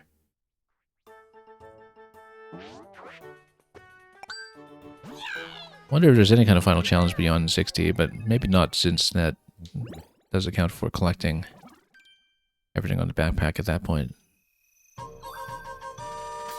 Stay invincible all the way But it does to look the goal. conspicuous that there's no difficulty 5 for Let the training anything here. begin.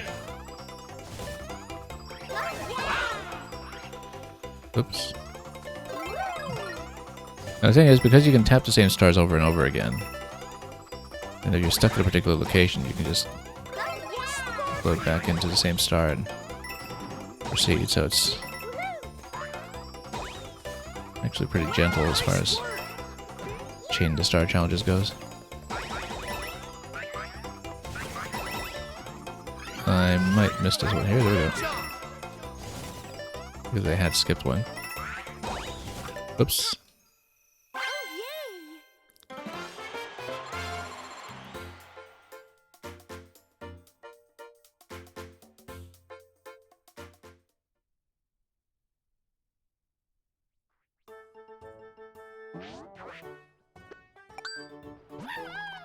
Let's go.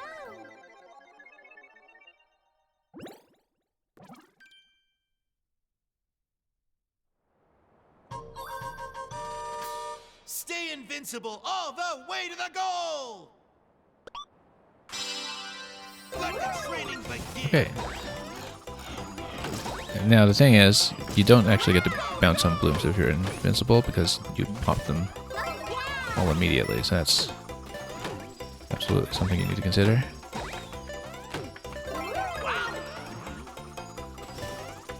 Yeah, because we absolutely do not get bounces off of them. You do stall you a little bit when you hit them from below, but not enough to matter.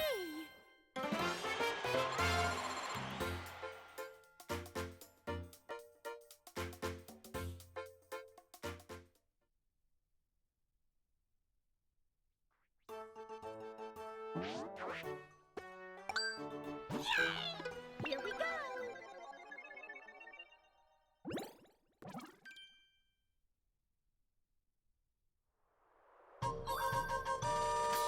Stay invincible all the way to the goal! Okay, don't need to worry too much about their Training bounces this time. We can just run through everything.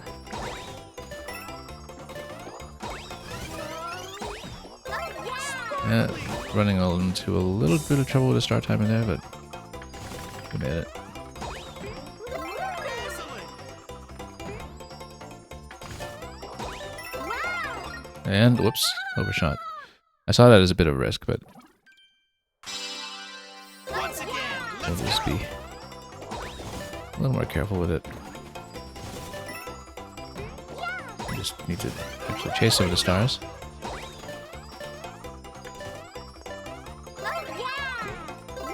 Excellent! Have to remember we don't really get bounces off anything. Nice work!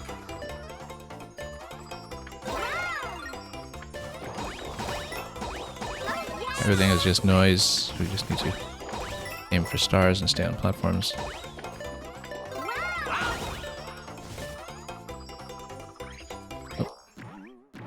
yay!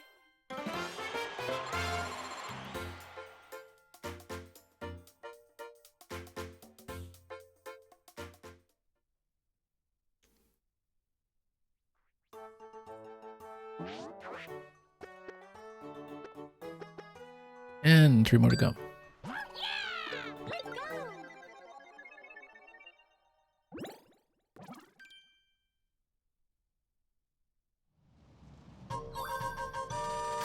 Stay invincible all the way to the goal! Let the training begin! Now, of course, we can touch anything we like here. Once we Nice work! remember to actually go for the stars. It's a bit more spacing to them now, and of course they started to move in the most recent stages, but it's generally not too much of a problem, I don't think. Excellent! That glowing spot to the right there, I wonder. That wasn't all relevant, but... Oop, okay, flag's right here. Let's just go for it. Oh, yay!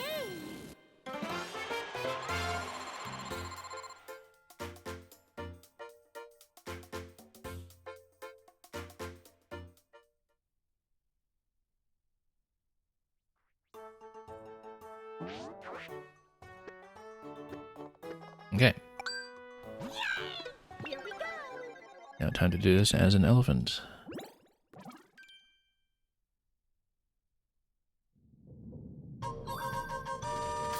Stay invincible all the way to the goal! First one of these with a set power up. Let the training begin! Because we'll want that from time to time to deflect. Oh, I guess we should go down below here. Nope, okay, this is the first time we actually had one expire on us. Just a little bit too much hesitation on that Once particular again, let's go! star there. Nice work! Yeah, I guess you actually bothered to follow the coins. We would have seen that as being the case. Whoops. Okay. You know what? We can always go back if we have issues with getting stuck around corners here. Great job!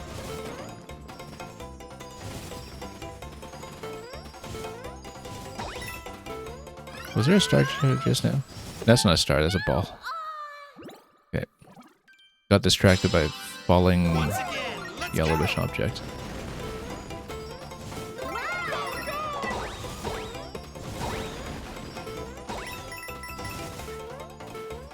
Sparkly!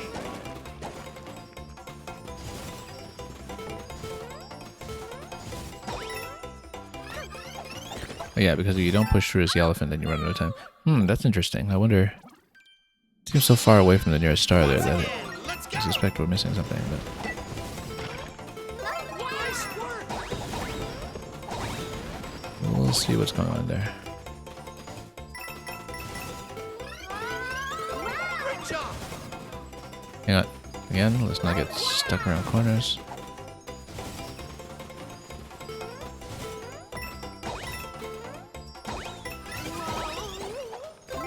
Okay, yeah, that's why you need elephant here.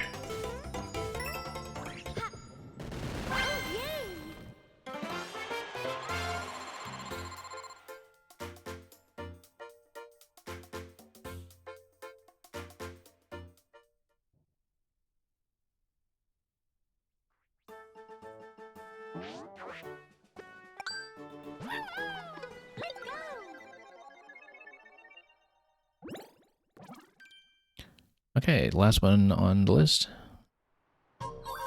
Up Milway Valley. Stay invincible all the way to the goal! Looks like we'll Let the training begin! need to do something with fire here to get through, but we'll see what it is. Oh, it's, yeah, ice interactions. Okay, I just totally ran out of time there. That's okay. First time seeing that star point that was going to the left. Spent too much time firing at things there. Okay, there we go. That was a little bit close. But we made it. Have to get up there before anything gets kicked.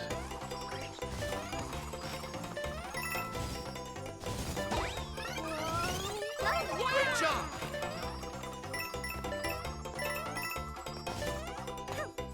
And oh, got stuck here. It's gonna be a problem.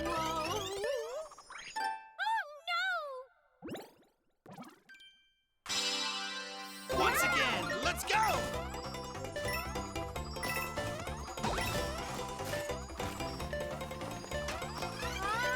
And yeah, I keep missing this one here.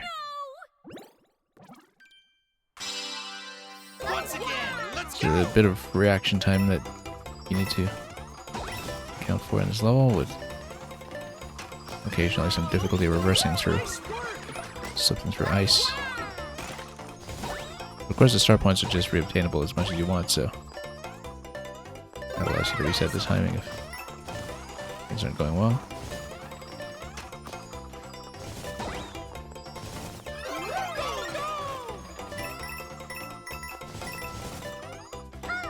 Nope, that's not going well. That spot's been awkward. Yeah, and then here you would... Oh, you can actually go from below, and then just probably whack that from below, and that might be Once again, let's go! a better approach instead of trying to hit from above.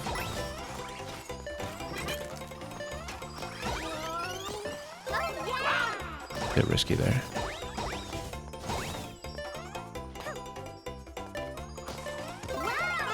A lot of accidental wall jumps off the top corners sometimes.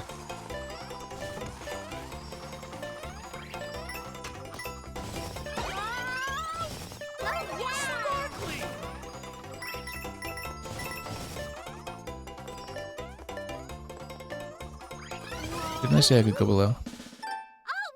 And we should, maybe. Because if we get enough of a slide there, we should have enough momentum. Once again, let's go!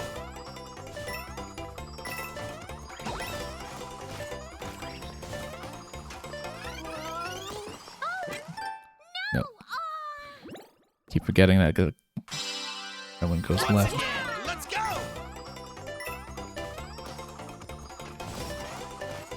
It requires a little bit of a pullback. Nope. Once again, let's go!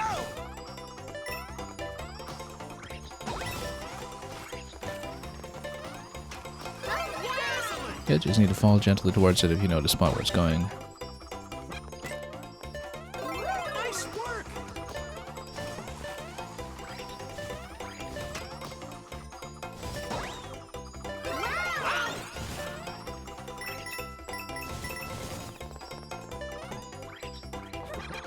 Oh, you actually can jump below there. That actually does work.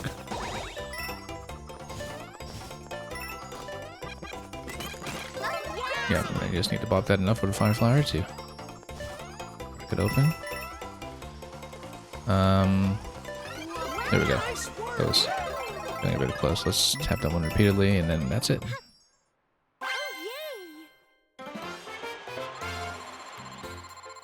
Now that should be full clearance on the badges. On the backpack, rather. All the patches that are sewn on. And thank you for the GG. Good work with all your training.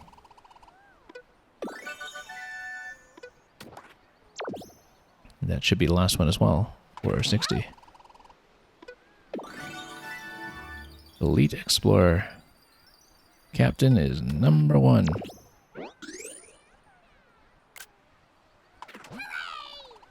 You're now an elite member of our brigade. Truly fantastic. Aha! There we go. There's more. That means the time has finally come to reveal our special training courses. I was hoping for this. Elite members like you will surely show us how to take on challenges like these. You're heading into uncharted training territory, but give it a go with gusto. Now, how much is there? I want to see, because that'll determine whether we decide to continue today, since we've been running a bit long. But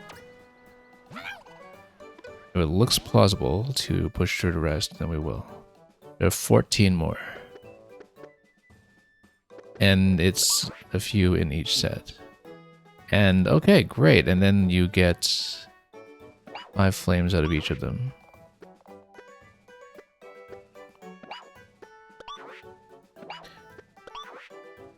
Now, it could be that these are actually just comparatively simple, but hopefully they're actually a decent challenge. And look at that, there's actually fierce fight against all of the bosses while small. That we know will at least take a little bit of time, just given how long the fights are by themselves. So I think what we will do is we will actually do the entire special set on a second stream. I might even do it as early as tomorrow, because I do, of course, want to get back to the big fight in Nine Souls as well, or we let it sit for too long. So I'll see. I mean, I normally can't get on tomorrow, so that's maybe a little bit touch and go in terms of our availability. But I think it makes sense to break off and do the rest in a second sitting instead, just in case some of them do, in fact, turn out to be a little more involved as advertised. I'm glad there are so many that are designated as 5 out of 5.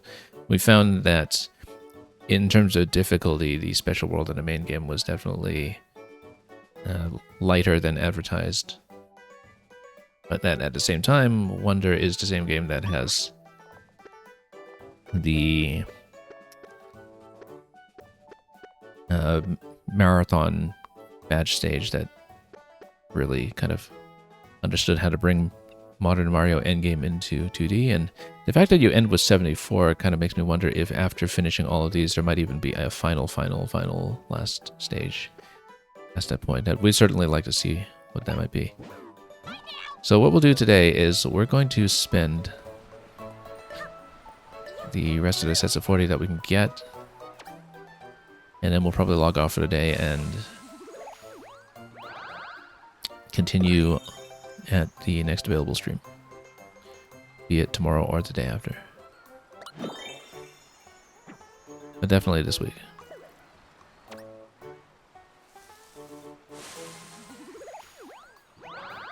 Yeah, I knew there was something suspicious about everything they're just going up to 4, and I'm really glad to see that we actually will have another set of rematches with the bosses as well, because those were fun patterns to play around. And given the nature of the fights, I can definitely see some of them being a little more complicated when you have to be small the whole time and can't benefit from some of the shortcuts that things like the flower power-up can get you.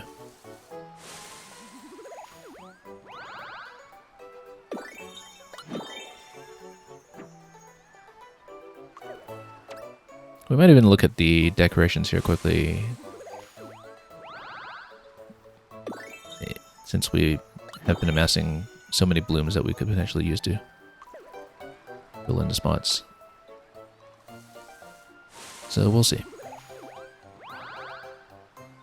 And maybe by the end of the special stages, given the scale of the rewards, would be able to, in fact, write out the rest of the greetings as well.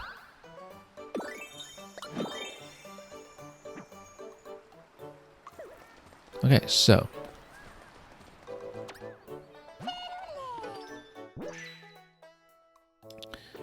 in the flower collection, we now have everything.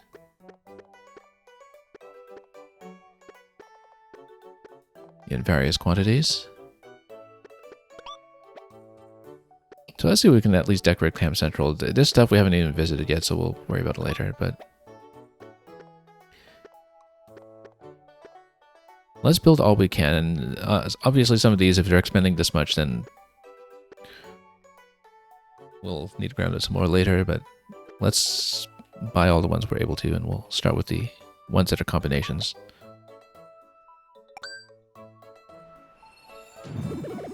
Very nice. Beautiful, lovely flowers.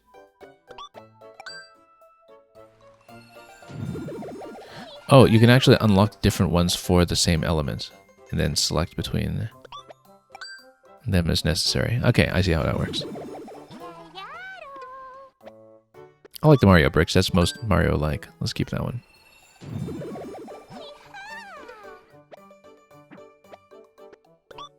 But then we'll unlock everything, if we're able.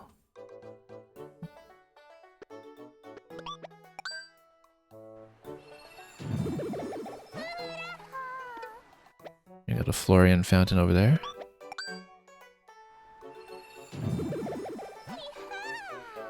Actually, all of them are, technically.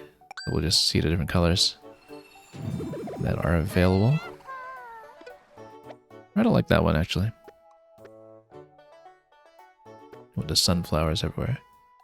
And actually, there are quite a lot here in the fountain list that you can unlock. Quite a few more in the arch selection. So let's just unlock everything we can and just spin down. Lovely pink roses on that one. I actually quite like the butterfly one. But we'll pay into everything we can. Oh, look at the elephant teapot there. It's kind of neat in its own right. And a lot of this is just color customization. That's okay. We'll still continue to spin down everything we can. Just to open up the collection.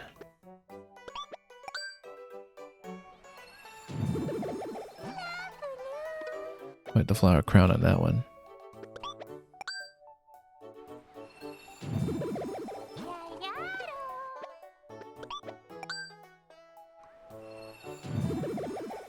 And yeah, we'll see if we can actually afford to unlock everything once we've finished all the remaining stages. Since the currency rewards are escalating quite a bit. That's just a flower in the fountain. Let's grab more colors.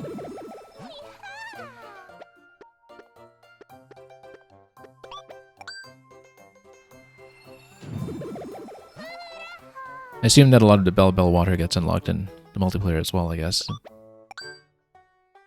Because if you're far short of the collection just from playing single player, surely they don't just expect you to grind with a single player and set more times. Okay, that's all we can get on this list here. So let's see what we'll go with. I kind of like the elephant designs, but let's go elephant and butterflies.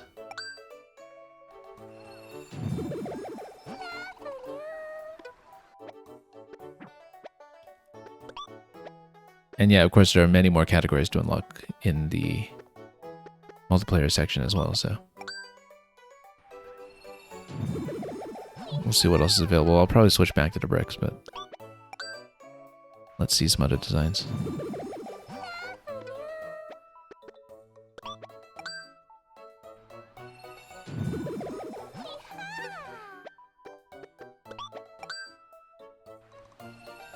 That's just about it for the archetypes. But we'll buy everything else we can afford.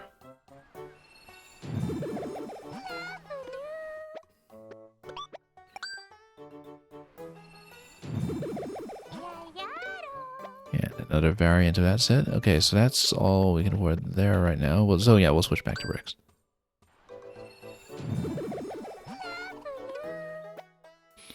And then we'll get a better sense of what's in the rest of the park once we have a chance to get there. But daily updates on the flower shop. Oh, that's just with more currency if you eventually want to buy specific types so you don't have to grind them out. But I'd rather do the random draw at the moment since we are still picking up tons of the available greetings. Actually, much of the way through at this point, so it looks like it could very well be doable.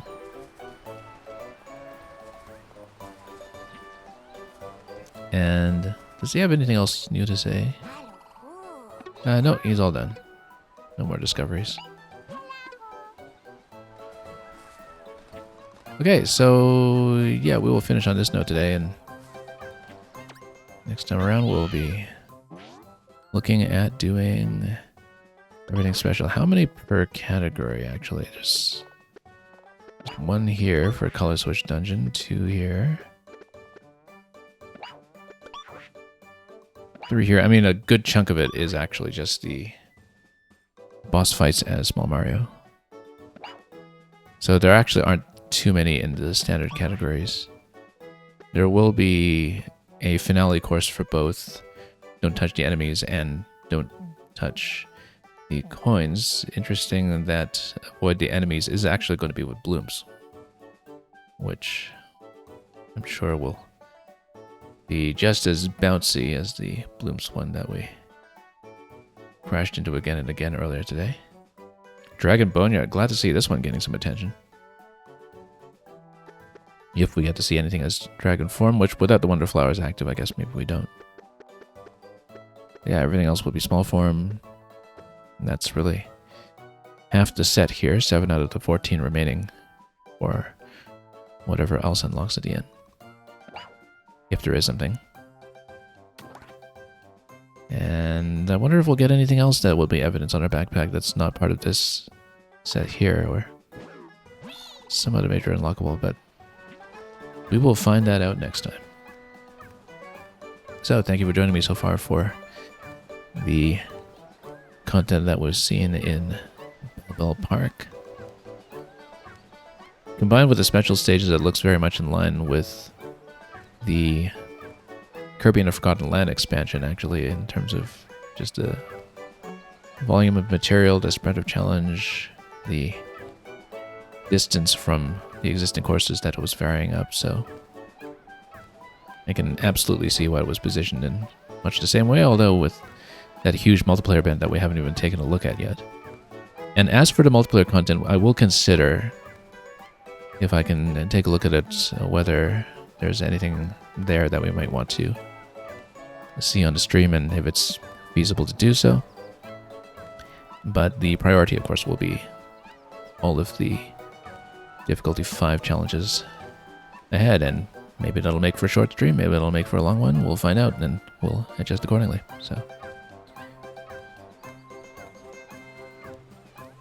thank you so much for watching, and until we meet again for more of this, hopefully very, very soon, have a wonderful day ahead of you with everything that you may be playing or making, and as usual, I do want.